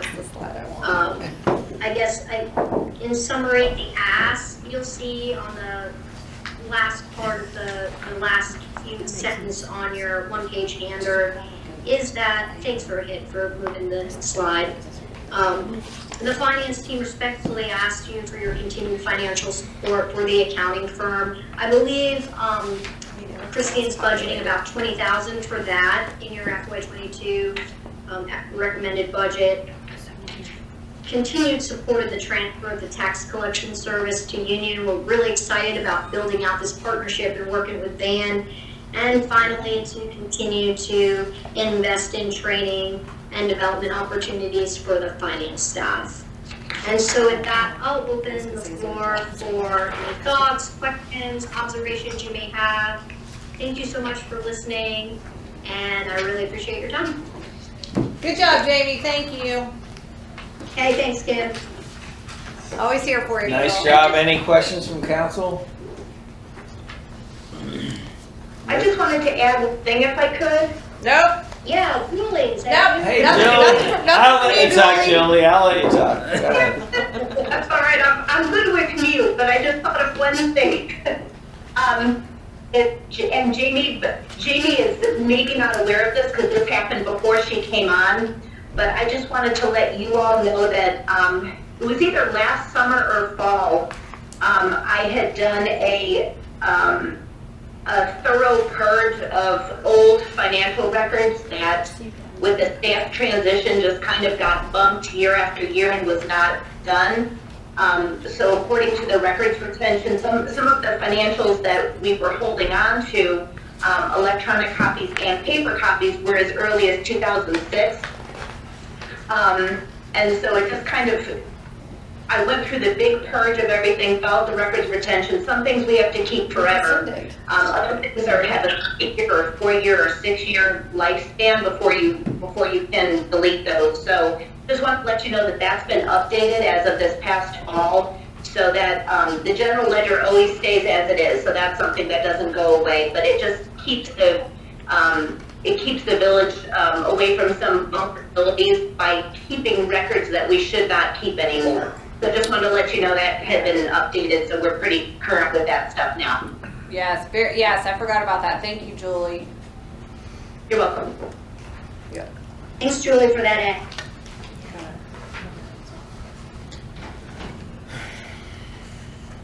With no questions, we'll just kind of, I guess we'll move into the next topic. Yep. Thank you, Julie. And Jamie, if you're still there. Thanks, you're welcome. Thank you. Thank you very much. So we had passed around the Village Hall site plan and the grading plan. We had expected to have the architectural finals by the time of this meeting, but we will have them in about 15 minutes. So we're waiting on that. These are the final documents. These are the actual construction documents for civil. The architectural documents are coming in, and we'll have those here shortly, but not really asking for any approval on anything. This is basically what y'all have seen in the past, and unless there's questions or changes or anything that y'all want, hopefully not changes, but Yeah, I see they made the changes on the questions. plantings, so that's good. What is this? What is this? Is that the grading plan? Pebbles? Talking about that little gravel detail in the middle, or what do you? Yeah. That's the construction driveway overlay. So that's where it's going to be a temporary gravel driveway for access to the site while they're doing the site prep, and then it'll be covered over by asphalt. You are so smart. Thank This you. is what I do. Where's the parking spot? 30? Rohit, do you remember off the top of your head? It would be counted in the site map, wherever that Do is. you have my parking spot right up front with my name on it? Oh, it was like you had 29 or 30 spots. I don't know why you're laughing, Andy. The queen parks here. Everybody else will be towed. So this or has crushed. 29 I count. I counted 29. Just so y'all Yeah, I think know, that's right. this Without document. a handicap. Handicap makes it, There's 2 handicaps. yeah. Well, one, I One's didn't man, count that. one's 30, I not. think it's 30. It's So, right here. The detail is right here. That's gonna be my spot right there. It's 30. In the detail, it says 30. What's that right there? That's the fire truck turnaround. Perfect, I'm gonna park there. I'll So- park Yeah, as there far is away 30. from the front door. yeah. Remember, we That's did what that it says. with the. And then apparently where Rohit will park, because he just parks anywhere apparently up on the side of the walk. I mean, seriously, I know, I can't believe he does You made that. that recommendation, that's on record. Oh yeah, I could park right out front in the roundabout. Yeah. I So these remember that. these plans Yeah, there you go. Park at the roundabout and walk over. these plans have not been approved by DRB. They haven't seen these because we literally just got these yesterday. Okay. And we're going out to bid this afternoon, so we're putting these documents in. DRB does still have to approve things, so hopefully there's not any changes. But they did give Did you- consensus that they have you- wouldn't make any major changes. Yeah. Have you gotten an idea of how many bidders we may have? Sometimes you do, you know, like people I hope interested. nobody's bitter. Bidder. I was trying to. Like companies. Proposers. How many companies that will come in on this? Because How many remember people we are did the gonna road court thing, us? we got 0 or 1 or Yeah, we something. got We've zero. had a lot of interest Well, here okay, recently. that's all, as Yeah. long as Generally there's- speaking, when you're working with a general contractor and they put it out for bid, there's a bid list that you pay for subcontractors, and those people that specialize in this look for things coming up to bid, and they go to the general contractor for that. But we wouldn't work with those subs. We would work with one GC, Right, and they right. would. Right. So Yep. these So- guys will bid their bid, and the general contractors will pick the subcontractors based on what their bids come in at. So I do want to kind of mention a couple things because at the last time we RFP'd, when we came back, we had a lot of questions. You know, why are we requiring people to submit financials and you know all this other stuff? A lot of the things that we ask for in our project manual and in the bid itself, they're required per statute, and we do a lot of things within there like requesting financials because we would like to see that they have the financial ability to fund this project and that Right. they haven't They're been not gonna sued. quit and in the that's- middle. Exactly. Or fold. So there's a lot of reasons that we do. In the event that they don't want some of those items to be disclosed, they just have to mark it as that. So I think some of the conception is if I submit it, it's a public document. I don't want people seeing my you know. Well, it is a public document. But they can mark it not for disclosure, and we will not do that legally. That is something that they can do. Okay. Is this packet everything that DRB needs? This is everything they need minus the architectural, which is not. Which is what's coming in. Yes. 20 minutes or whatever. Yes, and they also will have to approve the sign permits, which are the signs, but we don't have any of that done yet, so we'll have to do that. They recognized that that would come later, Yes, the yes, sign stuff. yes. And I do want to reiterate that none of this has any AV in it, so none of the architectural stuff will have AV. That'll be a separate bid that we'll have to do for that, as far as audiovisual and technology and stuff like that, You so. mean Rohit's not gonna do that for us This anymore? is, we're just doing. Are we doing- Okay, I'm good with all that. So I don't need anything from y'all further. We can talk about it again. I'll show you the architectural when we go to the work session, and then we also need to start having some committee meetings for interior design. That's all I have on that. Okay. Any questions, Bob? All right. All right, moving on. Solid waste and recycling. So, Jamie, can you grab these? Here, have a few more. Throw 'em at him. Here's one right there. It's probably- Cut down a few more trees so that we can. All right, so this is not the entire document, obviously. This is the We're RP moving on. for solid waste. So, our solid waste RFP, we've literally been working on for 2 weeks. And this is the final document here thus far, and it's very colorful, and we still got things that we're working on. Colorful, it's got colors? Well, not y'all's, mine does. We're not so rich. Well, they're color coded. Color. And I'm not gonna go through all of this, but what I wanna do is again reiterate some of the same things, because there's been a lot of questions about specifics in this contract that we're gonna have, and if we don't put it in the RFP, we can't go back and do it later. I mean, the What's terms, CPI stand for? Consumer Price Index. So, just to kind of highlight a couple of things, we are doing this project with Weddington, and if you look at how I've structured the forms for the bids, it is very specific as to what it's going to cost Weddington, what it's going to cost Marvin, and what they're going to be combined. Column 1 would be one municipality, column 2 would be the other, and then column 3 would be them combined with their separate subtotals. And the reason I did it like this is because obviously we expect an economies of scale savings with doing them together. And we need to know how to discount those for each respective municipality. So how is that number gonna be different than that number? Because we were hoping to get economies of scale savings. Okay, so if, I'm not gonna use obviously right numbers, so let's just say that the Village of Marvin is $10. If we do it together, it would be $8. That's right. Okay. Yeah, yeah. Whereas with that example, let's say Weddington is $12. Marvin comes in at $15 because we have a little bit lower density. And then when they come in, the combined Happy is birthday, Joe. 11 and 12 for whatever reason. Then if we go together with the contract with Weddington, then we would have to work out some type of interlocal agreement with us, where either we pay them or they pay us, or however we work that out. But that's, I mean, that's once if we decide that it Yeah. makes more sense to go together. And that's why I did it, I've done it like this, because if we decide we want to do it and they decide they don't want to do it, then we would just go with that middle column, Got or it. vice versa. Got it. That makes sense. I only did one base bid, which is trash. So Okay. you have to do, like, if you select one, trash is the base. The second pages are, you don't have to do it, I mean, it's if you select it, that would be your base. The second, the options that we've got after the base are gonna be everything that we talked about where y'all wanted to see numbers for. So, no, I'm gonna ask. So, it's base bid, and then it's base bid plus option 1, Yeah. plus option 2, plus option 3, plus option 6. So we could say we want option 1, 3, 5, and 7. Yes. And not the rest, or we can say we want all options 1 through 7. Yes. Okay. Yep. Sorry, while you're explaining it, I just need Yeah, no, that's fine. So yeah, I want to make sure y'all understand this, because again, once we go to this RFP, there's no turning back as far as like we can't add things on.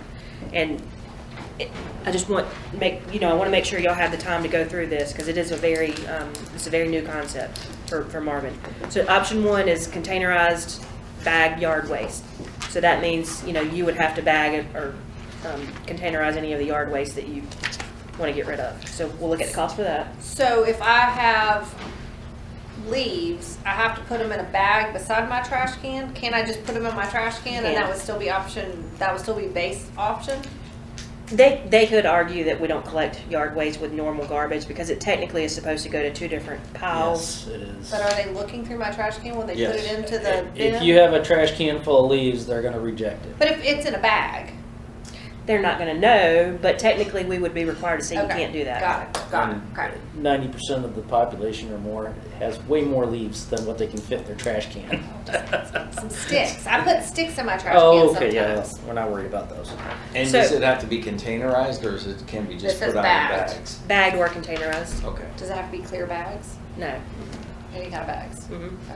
Yeah. Because you know, sometimes they have, we got to be clear bags so I can see what's in there. That's just New York. So They're the special. Charlotte does that? Yes, they used to. The next option would be the Christmas tree pickup. Yes. However, That has to happen. Oh, however, if we do not, that's only if we don't award the yard waste. So if we award yard waste, we wouldn't need the Christmas tree because the Christmas tree would be considered yard Comes with waste. it anyway. Yes. Got it. But we can't put it in a bag. Do you know how hard it would be to put a Christmas Well, tree in a bag?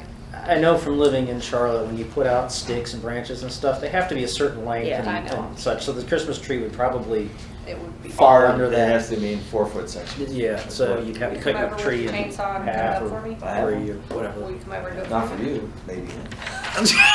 I have artificial. I deserve that. I'll cut that He has too. to drive too far to get to you, I deserve, Kim. no, I deserve Go ahead, that. Christine. So I know we were on a time option frame. 3 would be bi-weekly recycling. So that would be every other week recycling. Option 4 would be weekly recycling. So y'all can pick one or the two. But you'll see the price difference on the two. Option 3 is one seasonal household hazardous waste event, Just one time a year? one time a year. What's a household hazardous waste? Batteries, paint, anything that you're not supposed to throw in the trash. I will say that Union County, their transfer station is going to have a hazardous household center, so they could take stuff. People could take stuff there year round if they didn't want to wait. But how for far it. is that away? That's one of the problems of location. It's just so far away. Parkwood, it's way. So we it's really 75 need to be miles. mindful of that, and not everyone wants to take old paint and batteries and stuff in their car. But you So can do do the y'all- foxhole if you pay your $75 a year. No, I put it in a bag. 75. That's what it's up to now. The you need option- mine. $75 dump fee? It's $75 a year to use the Oh, foxhole a year. for Union It's County actually residents. not bad. It's not bad. Option 6 is seasonal curbside white goods collection. Again, this is a one-time event. This is like your freezers, microwaves, refrigerators. You really don't throw that in trash cans? Option 7 is going to be your seasonal electronics, TVs. TV. But wouldn't a microwave be an electronic, or is that a white good? I would consider it a white good, but It's a white not good. If you white, go to the though. foxhole, it's an appliance. It's a white good. The only thing you can do But with it's that is also computer electronic. monitors, computers, TVs, those types of electronics. And they Phones. actually recycle those. That's why they're separated. You guys are so smart. I go to the foxhole every week. Do you really? option 8 is going I'll call you to next time I gotta get some ready. be weekly curbside bulk collection. This is going to be like your boxes that are broken down that don't fit in your recycling. Maybe a cabinet that you pulled out of your house that you're remodeling. Dang, weekly? Wow. The next one Whoa. is bi-weekly of that Monthly. same, and then monthly. So y'all can look at all three options for that. Can we do like twice a year? Like a seasonal? Yeah.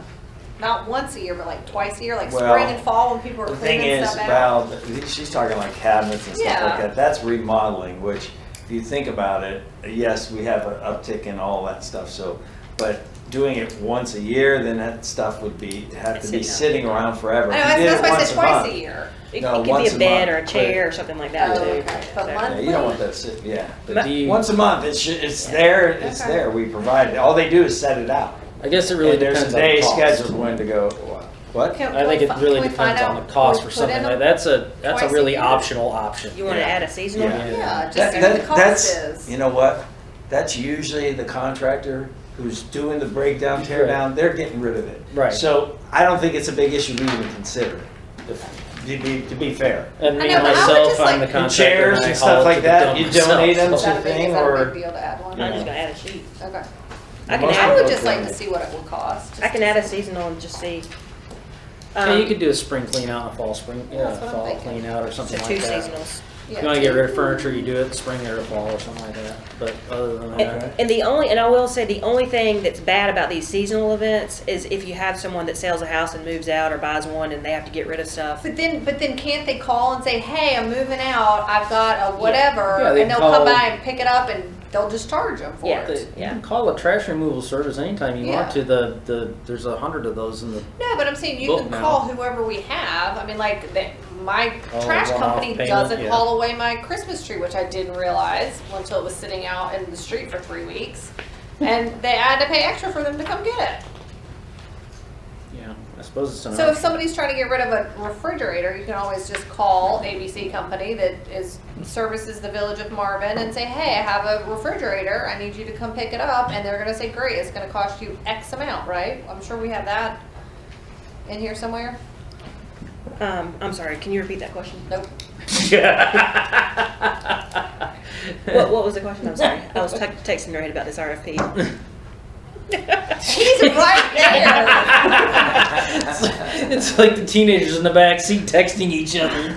He's working on RFP stuff. If I have a refrigerator and I need to get rid of it, I can call our Yes. ABC company Yes. that services Marvin and say, hey, I have a refrigerator to get rid of, and they're gonna say, great, it's gonna be $50. That's gonna be an option Yes. in here, right? It So is. that any of our Yes. customers, residents can call them and say, or call us and say, hey, I need my refrigerator taken away. So then we're gonna get billed from the ABC company, which then we No. bill them? No. That's what I wanna make sure is in there. There's an option in the language here where I basically, and I'll get to that. When it's like one-offs, they get charged directly. So Yeah. it's basically like, give me your credit card number, Right. and then I'll come pick up your refrigerator.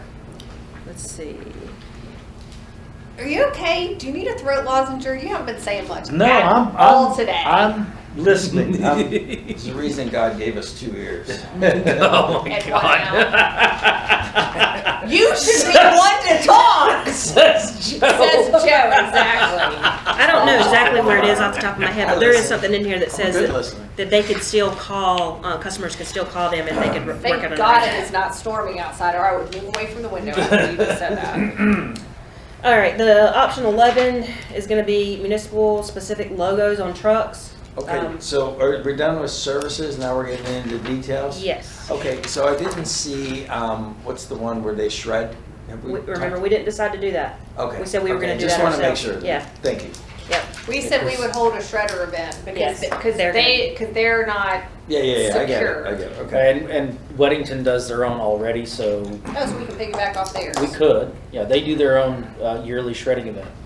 We'll send everyone there. Do you remember them discussing that in the WUMA meeting? Yeah, That they do their own He probably wasn't yearly listening. sponsor? No, he No, was no, there. no, He was at the table. I was in the audience. Are there any other services that y'all didn't see that we've discussed that you'd like to see, or?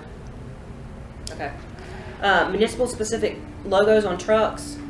Again, they're probably going to be using the same equipment for each municipality, so I'll be curious to see how much this comes back at. 'Cause Well, they could put Marvin Magnets. / Weddington trash pickup. I think it's, we talk about branding.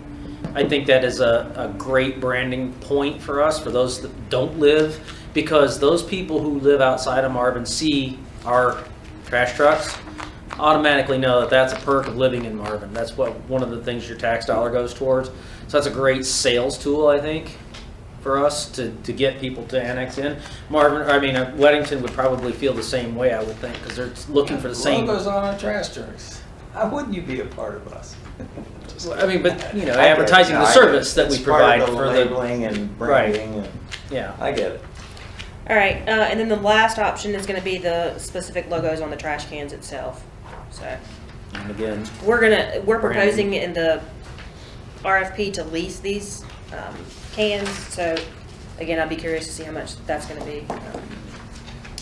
The next couple of topics that you have here, and I'm not going to go over all this. This is the actual terms and conditions. So I wanted y'all to really spend some time looking at this before the work session. This has not been reviewed by our attorney, which is why it's all highlighted and colored, because we're still working on this language. We have not made this specific to either one of the municipalities. We pulled this from a couple different model towns, and we're trying to incorporate that into ours. So just majorly looking at the liquidated damages in this. There's some definitions in here. The routes have to be approved. Equipment. Wait, we have to approve the routes? Yeah. Just mainly wanted y'all to really look at the liquidated damages, which is going to be close to the end. Do you have, wait, did I miss something about what kind of truck? I'll get to that in just, it's in here, but I'm not sure if it's consistent with what I've got in the actual RFP itself, which is why I hadn't finalized this. Liquidated damages starts on section 22. And these are really just like the penalties. So just make sure y'all spend some time looking at that before we go out to bid. We're going to talk about this again at the work session. So if y'all can just really spend time over that over the weekend. Yeah. Okay. Other than that, that's really all I have on the forms. Now I'm just going to go through the actual RFP itself and just highlight some of the things that stick out to me. Can we change stuff in some of the, you said this wasn't. That has not been reviewed, has not been changed or anything. So it can definitely be changed. All right, we are scheduled to go out to bid in March. We will have bids due back in April 15th, and they will be selected. And y'all don't have this. I'm just going through some of the main things. After the bid goes out, everyone that is a staff member or council member is prohibited from talking to any of the proposers. Okay, say that again. Say that again. So after the RFP goes out, which is on March 22nd, everyone will be prohibited from talking with any contractors that are proposing to the project. Because I don't know about you guys, but I've gotten an email from somebody that wants to sit down and talk about waste collection from a company. I got the same one. Okay. Are you gonna do that? Can you do it after March 22nd? Do it before. I'm busy. No, okay. So we go into a lot of description about the base and I didn't know if we should or not. I mean, that's a fair question. I mean, I don't know what benefit it serves. I mean, anything she has a question on, she should be able to go to.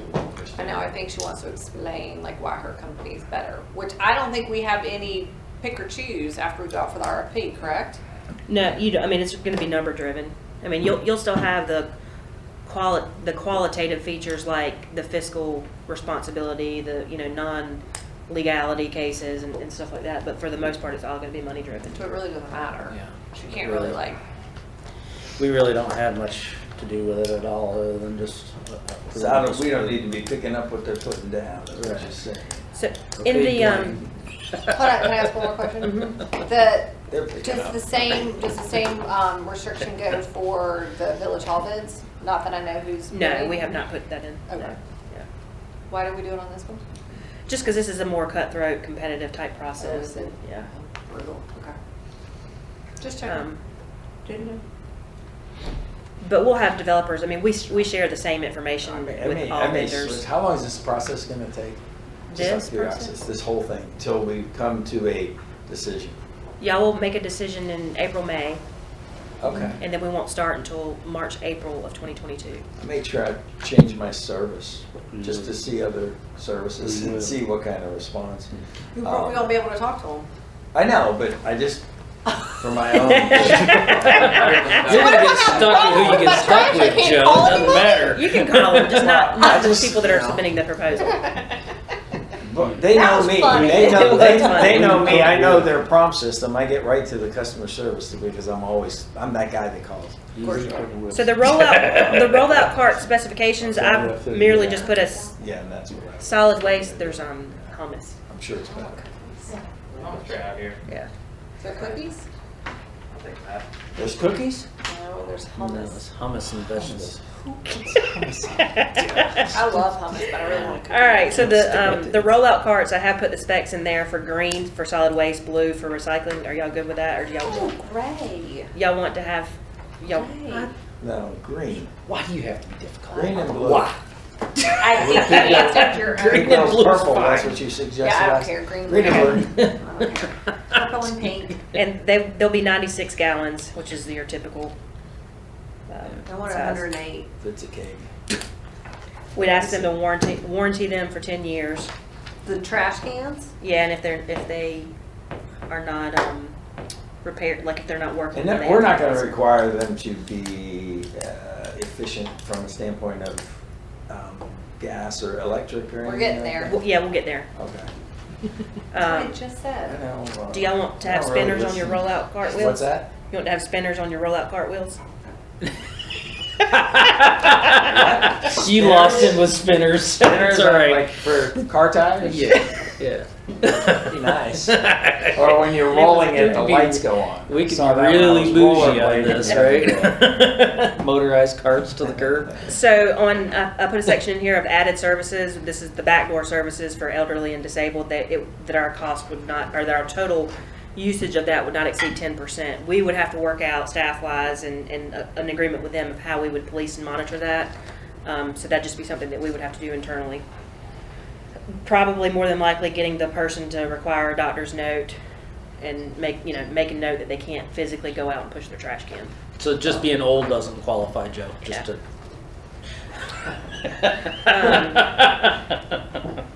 Another service that I put in here was that they Over 60. would be required to have a work order management system that's real time and would route like pictures and or videos, so that when we have complaints, we can actually see what's going on and if they've been reconciled. In addition to that, they would need to have a like an asset management system where they would keep track of, who had how many trash cans and that sort of thing. Really, it doesn't really concern us that much. Just knowing that X trash can was dumped on X day is really what that boils down to. And we give them until June 1st to get that implemented, so we would give them some time. They would also need to have GPS tracking on their trucks as well. Most commonly, you'll see trucks will bypass like cul-de-sacs, and so we'll be able to see if that's happening if we get complaints on a cul-de-sac.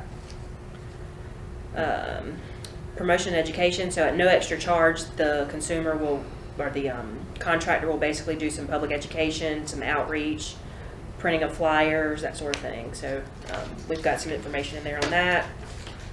We have, we've got some real clear stuff about what they would be required to do public education wise, like putting things in the newspaper, sending out inserts, that sort of thing.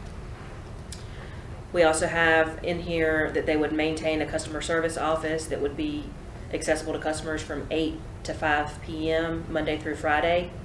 I will say, even if they have that, we still are going to need someone to be the point person at Village Hall, because we will still get complaints. There's still reporting and various things like backdoor verifications that would have to be coordinated by someone. So is this something that we can share with Weddington? Yeah. Okay, and is this something that we can build into the cost of what we're charging the residents? Yes. Yep. They would have a computerized list, like I said, of all the consumers and number of carts, their service days. And this would just be a across the board tax increase. Is that what how we would fund it? No,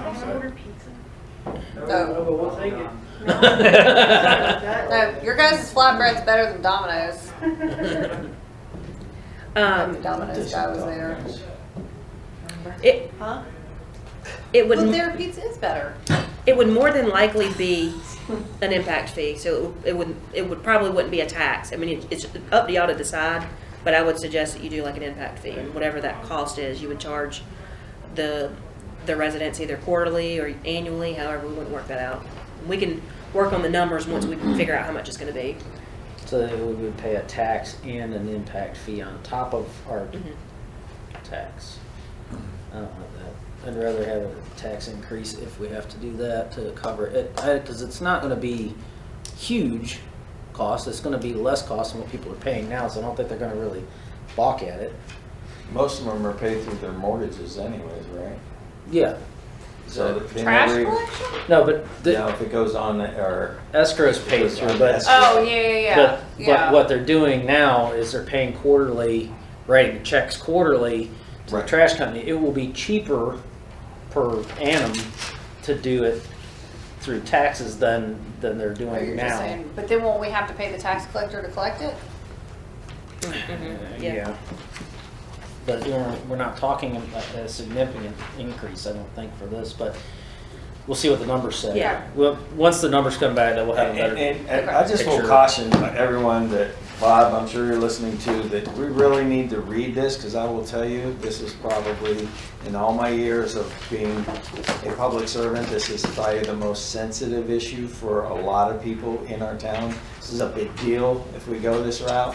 So, you know, do your homework on it so you can at least respond somewhat educated about why we're doing what we're doing and all those things, and be ready for the next. I mean, we go out to bid, we still don't have to take one. Correct. Right, but still, I mean, it's, if we do go that direction, I mean, you're gonna get a lot, I mean, it's amazing how people are just. Man, everybody I've talked to is like pumped about it. They're like, that is such a great idea. To that point, you know, the number one driver to this is obviously not the cost. I mean, if we want to pay a higher cost, we want to pay a higher cost for a better quality service. So the cost is just an added benefit. So we're really looking to standardize the service itself, reduce the impact on the roads, increase safety in our subdivisions, but also to increase the quality service that we have from the service provider. And so in order to do that, we really have to make sure that we have teeth to our agreement. And those liquidated damages are really what the teeth are. You can have a golden agreement and it'd be great, but if you don't have teeth on it, then you're not really gonna get that force same the level of service. contractor to perform well. You can't punish them for not performing. Yep. So, And I'll tell you, the liquidated damage part is really, really important, because when I was in Albemarle, I managed the solid waste there, and we had problem after problem after problem, but the agreement didn't have any teeth. They would miss houses, and the way the agreement was written there was that you would be charged $50 per missed house if it happened 3 days in a row or something like that. And you have to question, well, how do you quantify that? Like, who goes out and actually counts how many houses, and then how do you prove it? Yeah. And then is it at $50? Yeah, so they could effectively miss 50% of the route every week.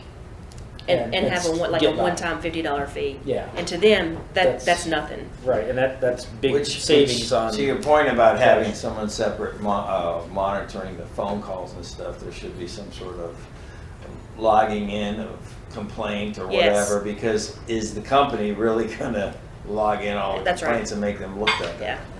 Yeah. So yeah, we would have to funnel it through municipality, then to them for complaints. So, and again, we will obviously try to get the fielded questions from the customer service center, but people are going to call us. That's just how it's going to work. Rate modifications. So in any agreement, any contract, you're always going to have an increase in rates, just like any other cost of service, staff, whatever it should be.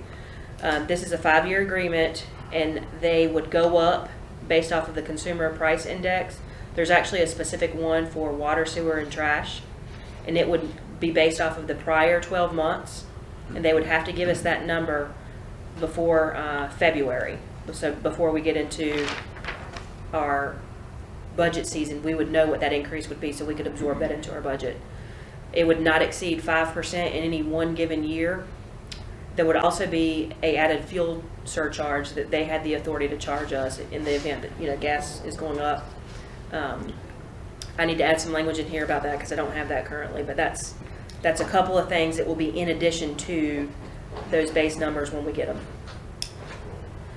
Oh, here's the question. Residential units may have additional services that exceed our services at pricing, structure, and rates that we get. So currently, like, let's say that you want to have an extra container.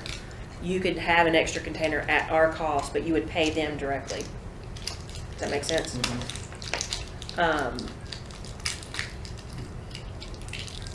Liquidated damages, security. Collection days for all of items would be spread over 3 different days within each municipality. Keep in mind, every type of service is going to have a different truck. You can't mix your bulk and your household garbage together. You can't mix your recycling and your garbage together. So you will more than likely see 3 different trucks from the same vendor, but they're all going to have different purposes. And it's still better than having Yeah. 6 different companies with 6 different trucks. Yeah, because they still all have to follow the same guidelines. They have to have different trucks, so you're still reducing. Goes out. Hours of collection would be 7 to 7, 7 a.m. to 7 p.m. And I need to confirm that with our noise ordinance. I think it's 7 to 7 is within our noise ordinance. How do I get out? Hey, guys, You. take it down. Go that way. Just for the record, Kim shoot off little kids running around outside. Good job, Kim. I know them. I know both of them. So again, They're friends.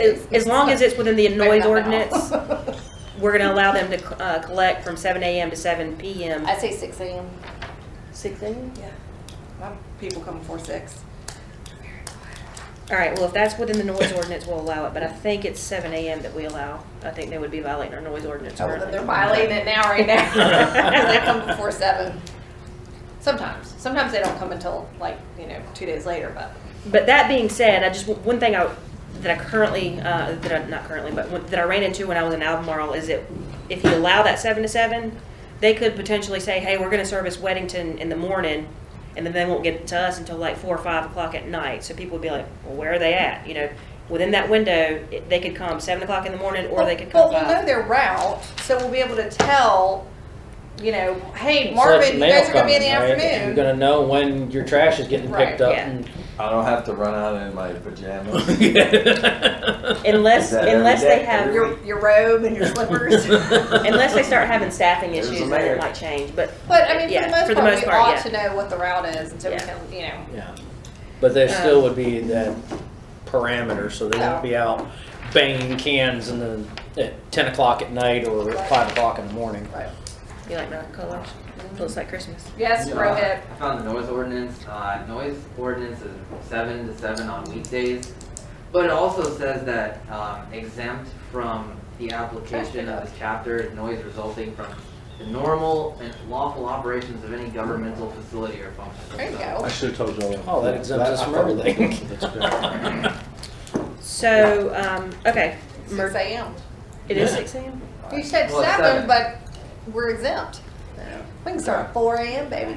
Yes. It's not early. And blow the horn at every stop. All right, we've got Just some kidding, everybody emergency calm down, contacts. whoever's listening. Normal operations. So not- Bob, it's okay. Don't get all twisted up. It's going to be all right. They're coming to you first, Bob, 4 a.m. on the dot. It would be so boring to sit there and not ever talk. Bob, aren't you bored? How far it'll go with this. I'm listening, just listening. All right, so moving on to equipment.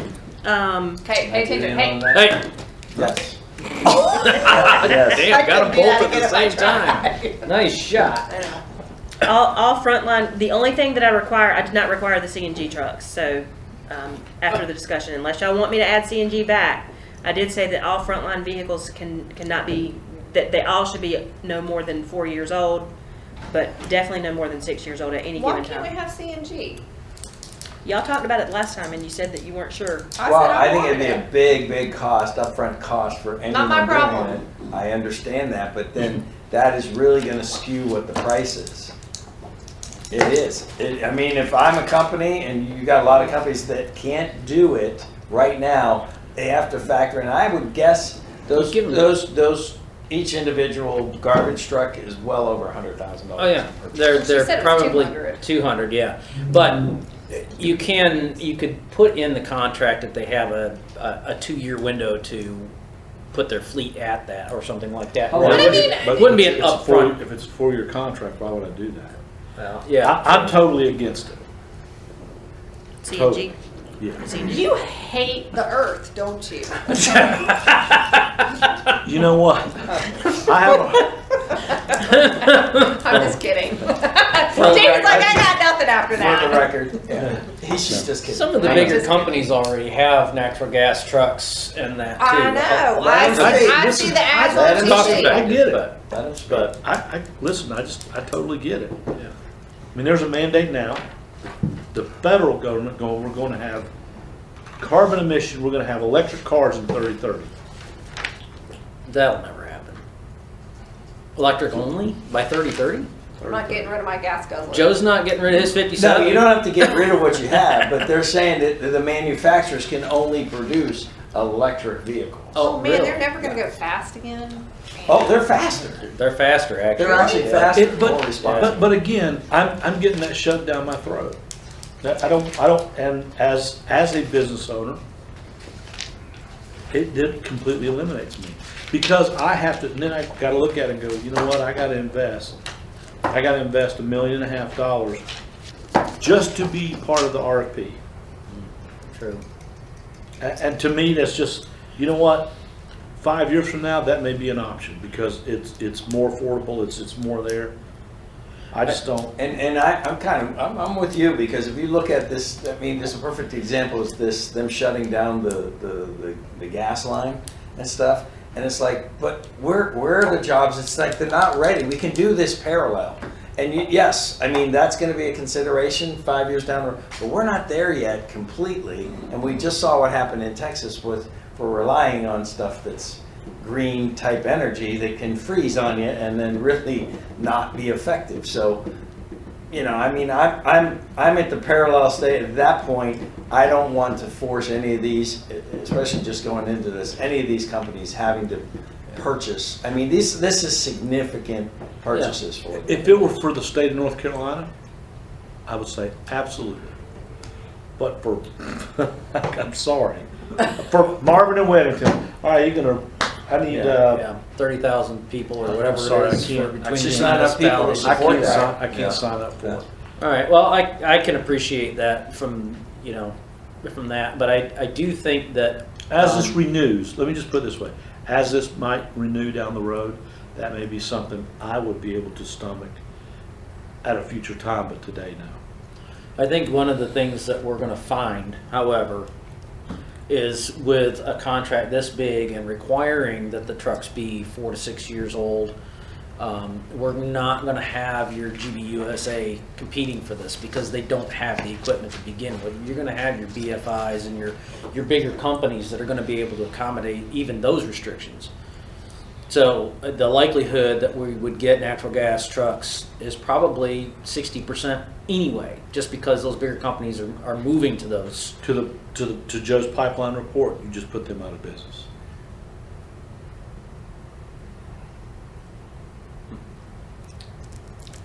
So currently have it I in there couldn't- I as, couldn't go to sleep at night knowing, we put a stipulation in that just made it unfair. I'm not saying that, unfair I'm not saying play. put it the stipulation, I'm saying that by default, I know. most likely, because we're gonna be probably entertaining the larger companies, they're already going to that anyway. Yeah. So that's why I'm saying a 60% likelihood that we'll probably just get it by default anyway. So not requiring it to keep that open is, it's fine with me, it's just by that. And we can talk about thinking. that at the work session, correct? Yeah, yeah. Okay, yeah, so let's just keep going, because I know Jamie has he didn't mention, but he has a hard stop at 3:35? 3:30. No, 3:30. Really? Yeah. Like, Now, 327. I've got another 10 minutes probably. Okay, so CNG is not in here, but again, if y'all want it in here, we can talk about it on Thursday and we can add it. I did put in here that noise decibel levels could not exceed 75. Rohit will go out and check that if that complaint comes in. Sorry, what was the? Rohit's going out to check it. It is a joke. Oh. Emergency unloading, there's some procedures about emergency unloading if It's not COVID friendly. if a route catches fire and they have to unload it on the street. They're responsible for all the cleanup, spills, and all that stuff, and there's a definitive timeline in there. They're required to keep a bunch of paperwork and submit reports to us as we need to submit them to the state annually. Go into a lot of detail about the selection process, and that we would have the ability The to. spills, are they going to be, such as that paint on the street that we had to address Yeah. recently? Yes, that would be. That's part of that. Yep, and then we would have the ability to put together a selection committee based off of, just various community leaders with us in Weddington to review the bids to make a recommendation. Other than that, really the main sticklers is going to be in those attachments that you have that I have not finalized any detail, so I really need y'all to make sure you look through the liquidated damages and the terms of the contract. That's something that our attorney will review when I'm ready to submit it to him. It has not been reviewed by the attorney. It has not been reviewed by me in its entirety or modified, so you're probably gonna see a lot of issues with the language there, but for the most part, just make sure you're okay with the solid, liquidated damages numbers. Okay. And it, make sure that it addresses anything that you could possibly think of that you would wanna penalize for. And when does this go out? March, In March. Okay. beginning of March. Okay. That is all I have, on solid waste. Terrific. Moving on, we'll move on to discussion of park debt issuance. All right, so this real quick, we kind of touched on this earlier. Rohit did secure this grant for, I don't remember the number, but we have to come up with $700,000 as a match, regardless of the whole fronting the money or not. We do have to front the entire grant before we can get reimbursed, but we can put it into phases. What is it, 1.2? The whole project's 1.7. 1.7. So if we wanted to build the project on day one, we literally have to have $1.7 million in our hand to pay for the project, then we turn around and get reimbursed. More realistically, what's going to happen is we're going to have to phase it. So we would essentially take that 1.7, divide it into 4 or whatever phases it's going to be, and we would have to have that much money on hand to pay, and then we would get reimbursed. But do we only get reimbursed per portion, or once the whole project's done? Per portion. So let's say That's easier to stomach Yeah. then. Yeah, there's 3 phases, and once we give CRTPO the receipt, they'll give us the money. So there's, okay, so 3 phases. So we can roll that money to the next phase once Yeah. they So we can do reimburse 3 it. phases of $550 a piece That's or right, something like yeah. that. So if we did that, so phase 1 is $550. We pay it out up front. CRTPO gives us the money, and we turn around and we give it back to whoever's building it. And then they give it back to us, and we turn around and we give it back. No, you do the project, we have the money in hand, we pay for that project, show the receipts, CRTPO reimburses us, we take that money, pay for the next project, Yeah. phase 2, let them finish it, send the receipts in, get reimbursed, and do that one more time. Yeah, So that's we what do I it just 3 said. times, what I I'm just- guessing. We I'm- recycle the money twice, and the third phase we absorb. So Yeah. instead of having to take out 1.7 million, we only have to take out 550,000, which we don't even really If we have divide it by 3, Yeah. yeah. But we don't have to do Not that. 3 times. Yeah, it's only 550,000 once. Well, 1.7 Yeah, million. once. If that's what the Then right you number is. recycle yeah, the 550. money. You're borrowing the 566. 700,000 overall that we have to expend, but you do it one time and then you recycle the money through the Each phases. time, yeah. You just have So to really, pay- we don't we just even, we have wouldn't to- even have to. Stomach 700. And Total. that money, 1.7 once million. we provide those receipts, the turnaround time to receive that money is how long? I don't know the answer to that. Okay, we It need to should be get the pretty answer. quick. Should be, but Yeah, I'd we like need to to find know out. if We're it is. just These thinking. grants, I don't know how they work. The main thing is, we need to find out what the highest phase is, and that's the maximum amount of money we need to come up with. I'll just quickly do this. Let's just say phase 1 is 600. I don't know what that phase is. Let's just say it's 600. That's the maximum amount of money that we're gonna have at one given time to pay Yes. for it. Yep. So whatever that number is, whatever that maximum is, that's the number that we have to have secured. And so the issue has been, where are we gonna come up with the money? If we use fund balance, we're pretty much gonna deplete all of it. So we've got the 345 or whatever it was in land acquisition that we could use to have this rolling fund, so to say. But some of the discussion has been had about using the existing equity that we have in our park to finance that and basically get money out. So we're financing the project. We would finance the sidewalks based off of the equity we have in the park. Yeah. So I don't know if that's something y'all want to talk about and you But want we to stomach. but we wouldn't even have to do. I mean, yeah, because it's going to be a relatively small amount considering I thought we were going to have to do the whole 1.7. So that's, I mean, And keep that in mind makes that the sense. Do you think we can find the 700,000 that money? we have to You spend just talked out about 500 comes just coming from back the in, Heritage plus the Special reserves. Tax. She's saying So we're that'll gonna all have to come finance back it. in, Right. So in we're the gonna have end to either anyway. put finance it. we're either gonna have to put up the park as collateral and Oh, finance okay. it against the park or Yeah. Village Hall. Which we're not gonna be able to do Village Hall because we're gonna have a mortgage on it, so we're not Yeah. gonna have any Right. equity there, so we're gonna have to do it Right. on park. Park. Either that or we finance the entire Village Hall and take that Keep the money, 800,000. this 800,000 and roll it into this But we project. don't know that we're gonna do. Yeah, we don't know if we're there yet because So we might as well because of just- this whole yeah. heritage thing. So Right, well, It's that's, not gonna be that's the timely. thing, so the then options it's the are what park. they are. The Yeah. park is probably the best. the Heritage District Special Tax District is going to reimburse us the 700,000. We have to come out of pocket in the end of it. Yeah, but that's like But 20 that's- years, like, yeah. Yeah, is it 20-year amortization on that? Yeah, that's what we're aiming for. Okay. So what we need to do at a staff level is come up with what the highest year is, and we can do that by looking at the phases, and we can present some more options to you. Again, it's all gonna be contingent upon this village center district, so we can have this discussion again at the work session when we make some more decisions. Yeah. Or even I don't know. subsequent I don't work even sessions. think we need to have this discussion We pitched this to until, the like, community is, this 2 is months. pretty Okay, much 3 months down the road, yeah. you know, we're getting all this done at 50% off. All right, well, we'll add it to subsequent work sessions Almost when we get some more 50% information. Yeah. It's That's a not, nice But I estimate. would like to know how quickly we get paid back Sure. and what the most expensive phase is and where that phase starts. Yep. But Right. I mean, I think like 2 or 3 months down the road, because then we're not gonna be ready to finance anything until get debt on that. And a little more awareness to the community would be good too, pushing that out, that narrative out that here's what we're thinking. We've got awarded this, so here's why we're we'll putting do it. that once we figure out how we're gonna do it, as So far as paying for it. this all sounds good, just go and get financing, but can we get finance for Yes. this amount? Yeah. Are we good for that? Okay, because this is a When lot you're of putting money. that park up for, yeah. I mean, but it's a lot of money. That's why I get I'm it. just, And, but we're talking millions of dollars. Our so- financials look so good right now. Okay. And, yeah, the league is very happy with, and they're the ones that have to approve it, right? The LGC. LGC, Yeah. yeah, the Yeah. league. The League is- LGC is the local government. Oh. Okay. All right. Any other With the state treasurer's office. issues, comments on that? I do not. Okay, questions? Nope.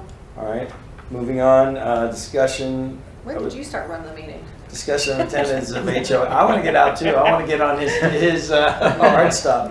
Discussion attendance of HOA meetings. I'll open this up and just say that there is a gentleman I'm working with for Province Downs South in that gated community and stuff. And I said, hey, get with your people and stuff. And I don't have a problem, getting out. But if it's probably better if we at least have one other person go with us, whether it's a staff member or a councilman. But just food for thought. I don't have a problem kind of pitching that, but I prefer it be before all of us. So. I prefer it be before all of us. That's easier. Would Yeah, you agree? I totally agree with you. What do you say? Having at least one other person going to the HOA meetings, because unfortunately, it's just unfortunate, but there are not nice people out there that are asking questions to get an answer. They're pushing questions to get an inaccuracy or something that they can do. Gotcha, Mom. Manipulation Gotcha, of some Mom. sort. No, and I 100% agree with that. What I would say is, think about it if we did not all get along and did not work well together, and Joe and you two are think what we are talking about is a bunch of Looney Tunes business, and Joe and I start going into HOA meetings without you guys, and we start talking whatever our agenda is. How are you guys going to feel about that? Well, yeah, it's a valid point because we've been there before with previous councils where it's completely divided, and two could go one direction, two could go the other, and the third one is, guessing. And I just don't want there to be, I've tried to have a conversation with, constituents, and I'm like, well, let me give you, like the unbiased opinion. Well, you're biased. You're going to have. I am biased, but I'm going to tell you what the facts are, what has happened, what has transpired, what the process has been. But there have been, and there are people that are not going to do that. It is going to be purely whatever, my agenda is, when I want it, how I want it. That is one reason that I want to make sure that we really think about this.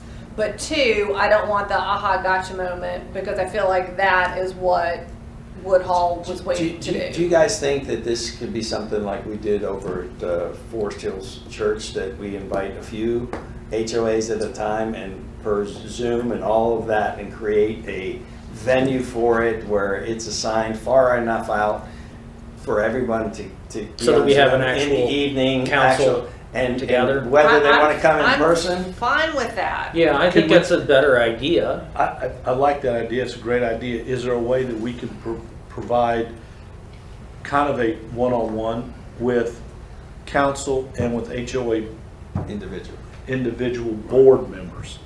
Whether it's the president or, some of the board members, get your questions, bring them in, and let us answer.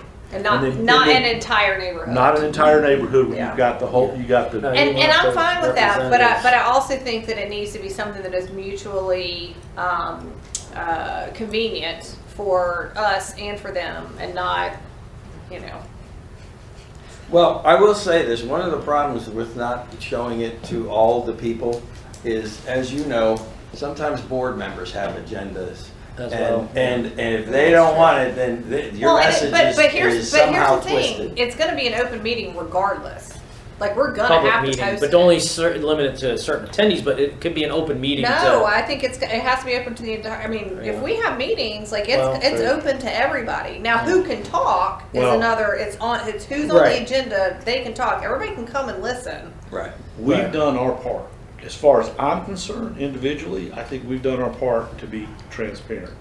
Between Coffee with Council, now 2 times a year doing town hall meetings, and just, I think we've done our part. So, I would be more in line of having the HOA representatives come to us, and we just do it as a small group as opposed to do it, because the large group can be done at a town hall. Yeah, we I just could don't do want the that. gotcha moment, because I know there are people out there Great, today. I've given this some thought. I agree with, Oh, wait, hold on, Bob, hang on. What's that, Sorry, Bob? Jamie's gotta leave. I make a motion, not that we're voting on anything, but I make a motion to Okay, dismiss Jamie Lyon at 3:40. So moved. All's in favor? Aye.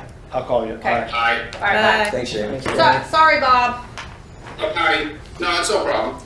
No, I was gonna say, I agree with Jamie. A lot of times, as transparent as we are trying to be, and, I see Austin's on here right now, so thank goodness for Austin that he has helped us with the website, getting the communication out to the people. I think what we're trying to do is maybe borrow a problem that we don't need to solve. And that being said, I first off liked hearing the idea that we were gonna address HOAs to get out to the people. But I guess is I'm gonna ask this right now, how many people have wanted us? Right now, are we in demand with any HOA? I think we've had like 3 or 4 asked. Requests? Yeah, I think that's right. No? Providence Down South, Weddington Chase, Woodhall, Wyndham Hall, that's 4. And all we're doing is trying to establish a kind of a policy, if you will. I gave my neighborhood a State of the Union because they asked me to do it. Yeah. But The reason I bring this up is, I didn't realize it was that many that have requested us. But then again, as Jamie said, well, that's the reason for the town hall. Bring up. Now, I will say put this, it out there. that there may be, where it's justified, is that if it's a HOA community issue that they're wanting our help with, okay? For example, I forgot the subdivision by Bonsboro in Providence. Courtyards. Yeah, the courtyards of Martin, right? Is that what it is? Yeah, that's right. That there's a specific issue, whatever it may be, and they want us to tend to help address their issue. But if it's looking for, a press conference, they want us to come and they're gonna give them a lot of questions, that's what the town meetings are for. So I would think, Well, Bob, it's our fault. We put it out there, right? We said, hey, if you want us to come, and 2 of the neighborhoods want us to come and talk about annexation. So we again put that out there, and we have done this to ourselves. So now we need to figure out, in retrospect, maybe not.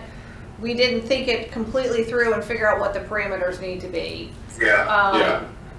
So we just, I mean, I like the idea of taking 2 people because right now everything's hunky-dory, but you get, you know, not hunky-dory, you know, then. So what if you go with a minimum 1 council person and 1 staff person that can kind of. That staff person should be Christina every time. Well, but just so that it can't get skewed, because you've got a staff person that's supposed to be neutral, right? Yeah, but I was going to say that to Kim's point, I think the lucky thing here is that we all kind of sing out the same hymn. We already know what's going on. We all agree with one another. So if we had 2 council people and maybe even a staff person to refer to there. Okay, but then, so we'll just go back to, we will go back to real life situation, right? So when I got on, you know, Ron Salameo and I did not agree on everything, and Ron Salameo and Robert did not agree on everything, and they were not about to let me and Joe go with our acting administrator, Chris, to any neighborhood to have a conversation with them. Gotcha. They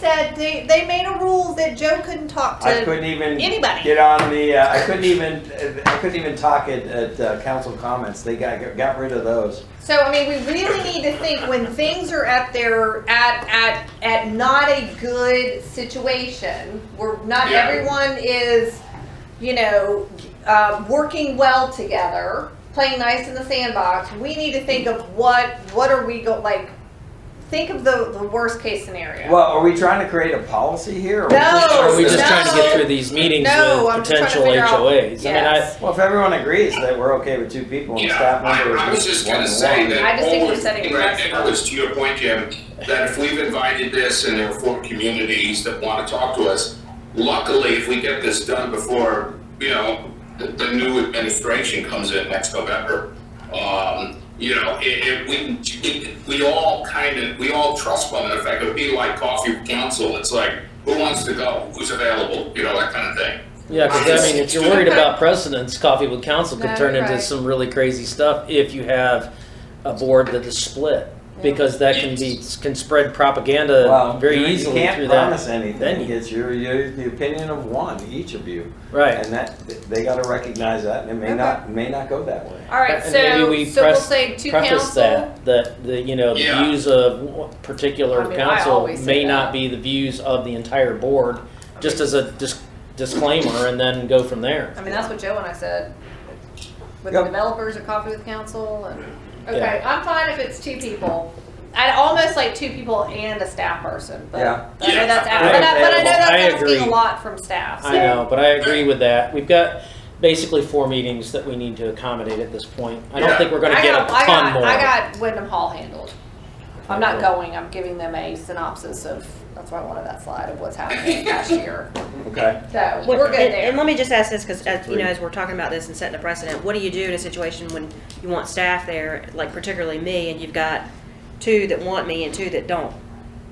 Oh, like- everybody wants you, Christine. I mean, the 2 It's that not want to go. that, I'm saying right now, there's not that kind of issue. You know, this isn't a policy. I'm just trying to. And the other thing is there's been many precedents set, previous That have councils changed. that have changed because those precedents were crap. You know, but you know, All right. we're worried Okay. about what's Well, happening in the good. next I'm couple good of with that. months. So you can handle all your peeps that you need to handle.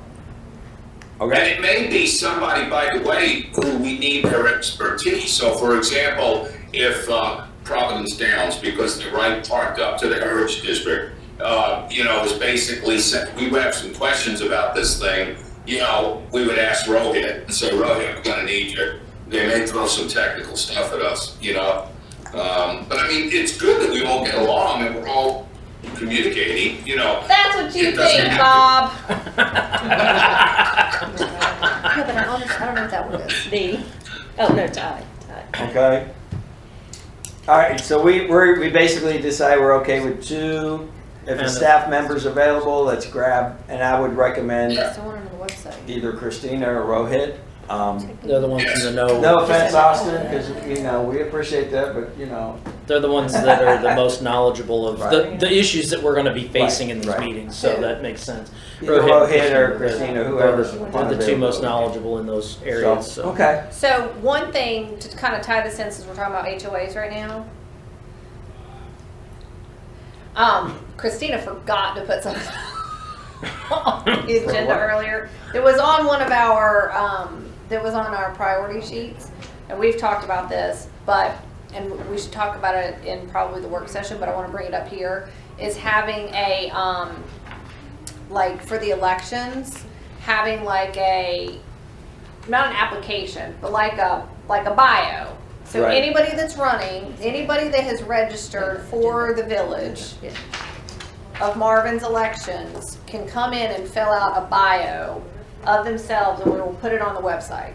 We're not endorsing anybody. And it'll all go at the same time. But Yeah, it's not a so bias. You have a deadline. You'll we have a create. deadline, so you and- have a deadline to register, so Yeah. then if you are, and if you want the Village of Marvin to put your information up, you have by this date to Right. fill out the same form Right. that everybody else has, and then the Village of Marvin will put it up, All and we then do you is can look copy and at it. paste it to it, so it's their Correct, words. and then that will literally take away the people that think that they are, news reporters and trying to put information out that's not accurate. Right. Right. Or I'm looking at Austin's face and I'm thinking, Austin, that means flat out endorsement. I don't know what.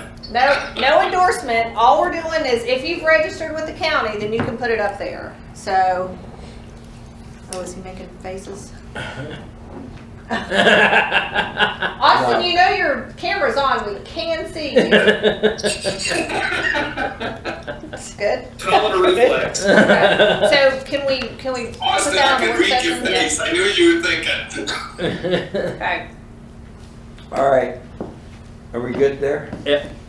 Good place. We can move on. Yep. Next up, discussion of pocket park. Pocket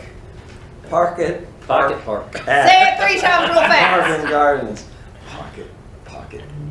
So Rohit's pulling up the kind of preliminary sketch plan, and then Derek and his crew have put together a nice drawing. It is a nice drawing. It is actually pretty good. Christina did that. So, Christina called from. yeah, I didn't do it. I can't Oh, okay. Yeah. Yeah. Mine Say would be- you did it. I said mine would be Christina much did worse it. than that. Okay, so all the parking is on that side. Oh, Providence. I see. Okay, got it. So conceptually, if everyone's okay with this, he needs to move forward with getting a quote to see how much it's gonna cost. Okay. I love it. This is not something that we budgeted, so, not something we budgeted in this year's budget or next year, so it would be something we appropriate So- for fund balance. It just, I go way back with this, with PRG, the very first proposals of this, of Marvin Gardens. This was supposed to be constructed by the developer way back in the day. How did that get dropped? They said they were gonna dedicate that to us and just leave it because it's a liability. As a Open's Yeah. Okay, because originally in the plans that I remember reviewing with PRG, the developer was actually going to develop the park. They were responsible for the development. So somewhere along well, this goes back before Right. you. I'm I not mean, saying this that goes you're wrong, back I'm just saying that I 6 personally years haven't seen or it. whatever. Development and not just. Yeah, they were going That to. would have been in the final plat, wouldn't I it? could have sworn they were going to develop the park. In the original zoning, it just says it's gonna be a park. It doesn't say who's gonna develop it. It seems to me they were going to develop it, but I don't know. It may even gone back when you were on PRG. It's been a while. I could be wrong. Them developing it. I remember them giving us the land. Yeah, and the only thing I remember is them offering an access for like golf carts or access for a road to get over to Weddington Chase. Okay, well, I may be wrong. And Weddington Chase shot that It's down. happened before, so. Yeah. Once. Not often. I wasn't here, so I can't. I got nothing for you. I mean, Rohit, can you look at the final plat and see if there are? I mean, that's the final plat. Yeah, So- I'm just, that's why I was asking you if it got dropped, 1.5 acre how it park to got be dropped dedicated along to the the way, village but if it wasn't before, That then it means didn't on get us. dropped. That means it's on us to do what we want. Right, and they built a parking lot in the trail, Right. which is on the final plat. But Okay. it doesn't say anything about them developing the park. So, and So do we there's, like that? is there, let me ask you this, is there any real need to have this done in this upcoming year, or are we putting this on What's it ourselves? look like? Is it graded dirt or is it? I mean, No. it's natural. It's It natural, is then there is no big hurry then. woodsy. Yeah, Yeah, there's no Yeah. big they hurry. haven't taken a tractor to it. I don't yet. know. I'd like to see how much it costs and see if we can start moving it forward. I hate talking about It stuff. doesn't hurt to get a bid, we can I get know. a bid on it, you know, I mean, that's Derek's what showing Derek us wants, that we're, I have a cost landscaper centers. that's putting us a rough quote, together, just so we can have a number to reference, and then we can go get. I mean, we're not we can gonna- budget off of that. Yeah, because we're not going to plan anything now. I'm thinking now everything's like dead or dormant, so now would be the time to kind of clear everything up, right, Andy?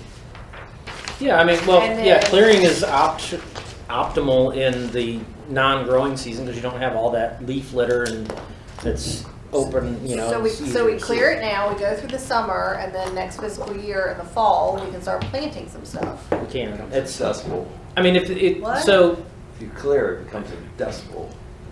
well, no, you don't clear the grass, you clear the weeds and, Yeah, the and weeds. stuff, but you leave the grass to hold the soil. I see what she's saying, like if there's briars and different things of Yeah, that there's sort, some crazy- you what's wanna in cut there? those What's down, in just there? keep it mowed Here. through the summertime, so that it stays, Yeah, Yeah. privets in there. Yeah. Andy. those kinds of things you can cut down now and just keep it mowed through the summer, and then in the fall, then you can till the ground, plant your plants, do your thing, but that, And I think that's what that she's getting to. Publix. Sorry, I think Publix said that they would continue to cut the grass that's around that area. So yeah, and it probably would look better if it's maintained through the summer anyway. So I agree. But we're all okay with this design, right? Yeah, I like it. Okay, so can we ask him to go ahead and at least start the process of Yeah. getting Yeah, some bids? absolutely. PRG approved this, right? Yes. Yeah. And then we'll Yeah, just, they sent it to council. we'll figure out what we do from there. If we do a little clearing, or maybe we may not have the funds to do it. And maybe, So I feel and like maybe when Derek hasn't got anything to do, he can go do it. Sounds like fun. But I think there are certain things that have more of a priority than this. Would you guys agree? Yeah, and and the The only other thing thing we're is, working on is that and the preserve. That's it. The bathrooms at the picnic shelter.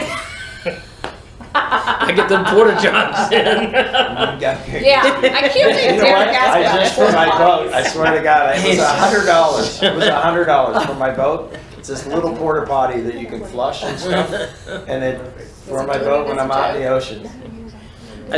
But we did maybe find some funding with the decrease in the amount of money for trails Yes. that we have to spend out. Well, So there may be enough, a this- few $1,000s in there to This do goes on that. the trails, and I'd like to see that, make sure that issues that we're having where flooding is occurring, that we take care of that, That's kind of a vague, it's a great rendition, but it's kind of vague as far as what plants and, No, they're up top. We got them. oh, We well, never okay, got- I can't see that, sorry. Christina gave us a plant list. It's top. not up there. Where is the plant list there? Look at the top. It's not there. It just says Bird box. shrub.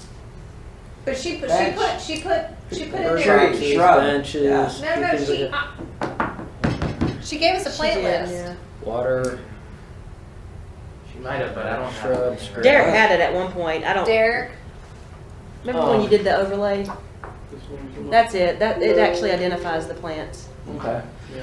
Trees, grass. I think that That's this it. It has- I problem, know, but it's how not big is trees, this grass, park? shrubs. It's like an acre. An acre? We have like 3/4 of an acre to like.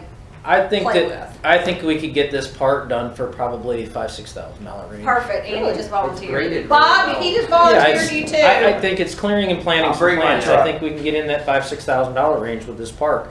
I don't think it's going to be anything too extravagant because the It's lot not. itself isn't bad. He said Right. He said $3,000 for clearing, getting it down to bare dirt. Who said that? The landscaper. I I asked see a him Boy Scout project. $3,000 to clear. Project. How thick is it? I heard it's pretty thick. It's pretty thick. There's some part. It's pretty thick. Is that anything that your department can handle in-house clearing? We don't Okay. have bobcats and You wanna all give us those some brush cutting- monsters and stuff. You do that, Cutting don't you? brush and stuff like that. I used to, but I'm a It's all mechanical that engineer now. Bob, Andy just volunteered you again. All right. That's grub. Okay, so- I can't hear you, you're going over, what, go ahead, Kim, say it again. Andy just volunteered you to clean out the park, the pocket park. Pasadena. So, okay, so add the 3,000 for clearing, so we're at $9,000 still. Under That's 10 nothing. for the whole park, I think is attainable. And I don't bet think he it's that comes in crazy. cheaper because he's the guy that did the roundabouts. Yep, so I bet he comes in cheaper. So, yeah, I think we can get in under 10 then. If And it's that that was heavily. really nice there. Yeah. What about like lighting, which is one of the main concerns right now? I'll tell you what, if, Ooh, can we if do the some village uplighting? pays for the lighting, I'll install it free of charge. How's that? Pretty uplighting, Yes. solar lights. Not solar, but Oh. low voltage. Where are you gonna put them? Where are you gonna clip into it? I don't know. We'll have to look at that. If not, we'll have to come up with a larger solar system than I had designed for Village Hall, which I had to get that. Only lights up controller when in. the sun's out. I had a bad charge controller. I got it. I just got to get time to get down there and put it in. I'll try to get there this weekend. Where? Village Hall for the flag. And I'll volunteer to fussed help about you with that. How about that? I'll volunteer. You gotta do the Greenway I too. do a service project. I'm sure. Look at the flooding. Yeah, I'm we giving got- out Community Well, I'm service? putting your Parole? what I was parole, attic what lamp I in what I there was on convicted Sunday. for. Lord. Just I happen to have an extra for the one laying record. around Oh, I want to get rid of, so I'm donating it to the village. Oh, we've been needing that bad. And, well, you're getting it Sunday, so Monday when you go to work, you'll have. It's gonna rain on Sunday. No, I'm just kidding. No, I'm talking about the attic stair at Village Hall. Oh. All right, Replacing that. so, Church won't do it. T minus I know. 4 o'clock. They It's don't have 4 to o'clock. do Thank you, it. Bob. They can't get to that. Gotcha. All right, so moving on, we're at 4 o'clock right now. We're gonna close this up by moving into closed session. Yeah, real quick. Motion Yeah, so I'm gonna make a motion to. with the GSA staff. Yeah, I got it. extension. I got it. Hang on one second, I'm sorry. And then are we cleaning up this? Are we getting off? Yeah, we're gonna get Call off. them Get then? off this and call. Yeah, we'll call off. off. All right, so I'd like to make a motion to move into closed session pursuant to NCGS 143-318.11A5 to negotiate the price and other material terms of a contract or proposed contract for the acquisition of real property by purchase, option, exchange, or lease. Do you have to list the address? No. No. All right. Further discussion? Nope. All's in favor? Aye. Aye. Okay. Okay, I'm gonna make a motion to go out of closed session and back into closed, out of closed session, back into open session. All's in favor? Aye. Aye. Motion passes. I need a motion to adjourn this retreat 4:28 PM. at 4:28 PM. Not bad. Not bad, so moved. All those in favor? Aye. Aye. Motion passes. You got any more council comments? Thanks, Bob. Bye, Bob. Bye, Bob. No comments, Joe. You don't get comments. No comments So, for you. in general, you think You guys, that's a... can you stop the recording? And now Christine.